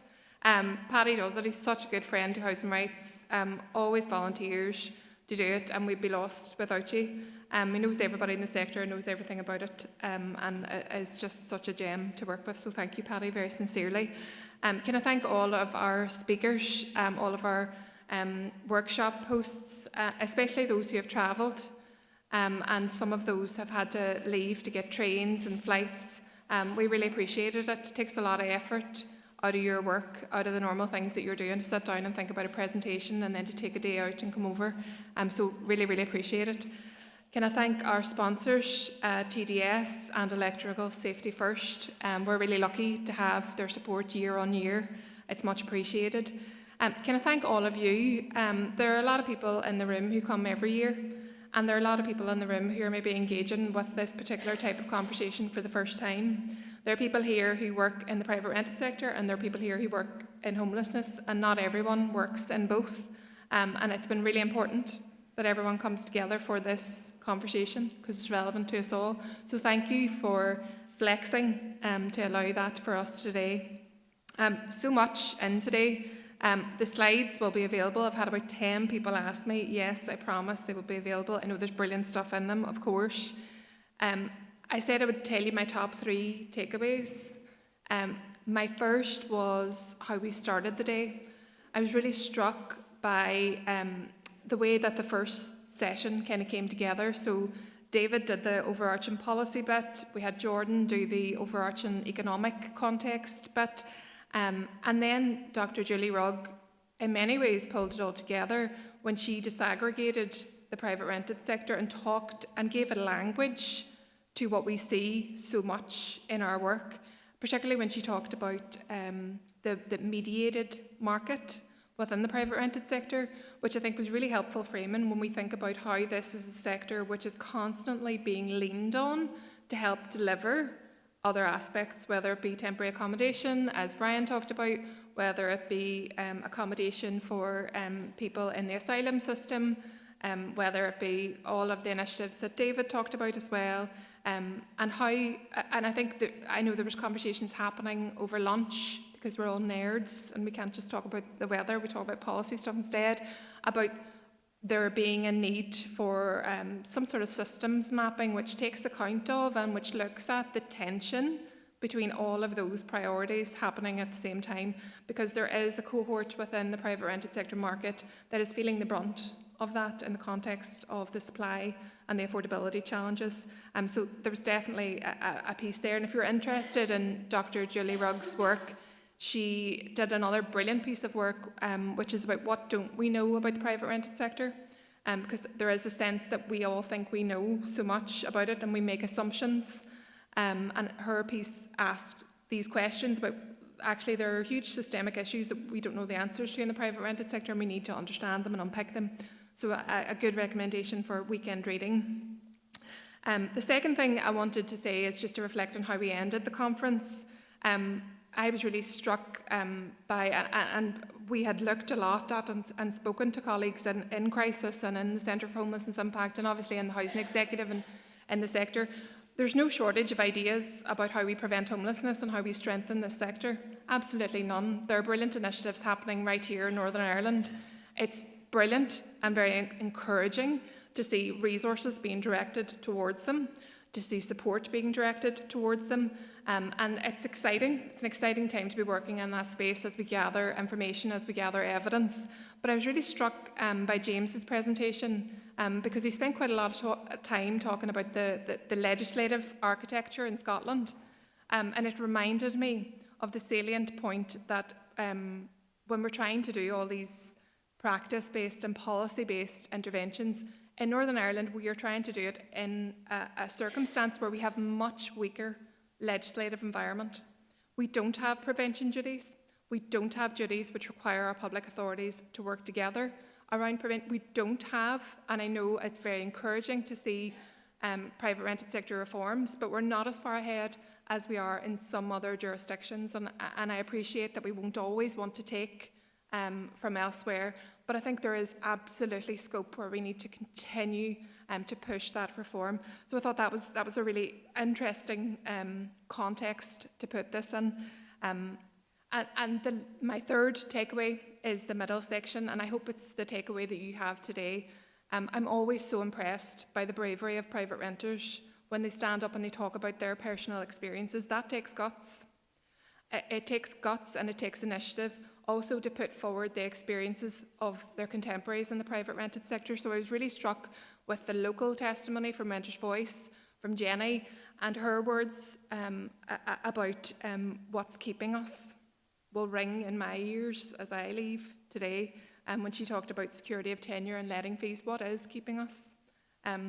Change comes slowly, but it doesn't come fast enough for the people who need it most. And I certainly will leave today with a renewed sense of vigour in our work at Housing Rights to keep championing change that's necessary to protect private renters. And I was also struck by Kevin's research, and I know our colleagues from Threshold had to leave to get their train. It's a really exciting piece of research that we intend to launch properly in January. To my knowledge, it's the first piece of all-island research that has been done in the private rented sector. And I think the point that he made when he was talking about the interviews that he did with private renters, and they reflected when they'd had a positive experience in the private rented sector, there was almost a sense of survivor's guilt, that they were lucky in some way to have had the experience of a safe, stable home. And that's not the standard that we're shooting for. That is a right, that is an entitlement. So I think there's a way to go for us, but I leave today, and I hope you leave today, feeling hopeful, because there's so much energy, there's so much commitment, there's so much hard work happening in this room across all sectors as well. So a lot of chat, a lot of discussion, but much more to do. So safe home, and thanks a million.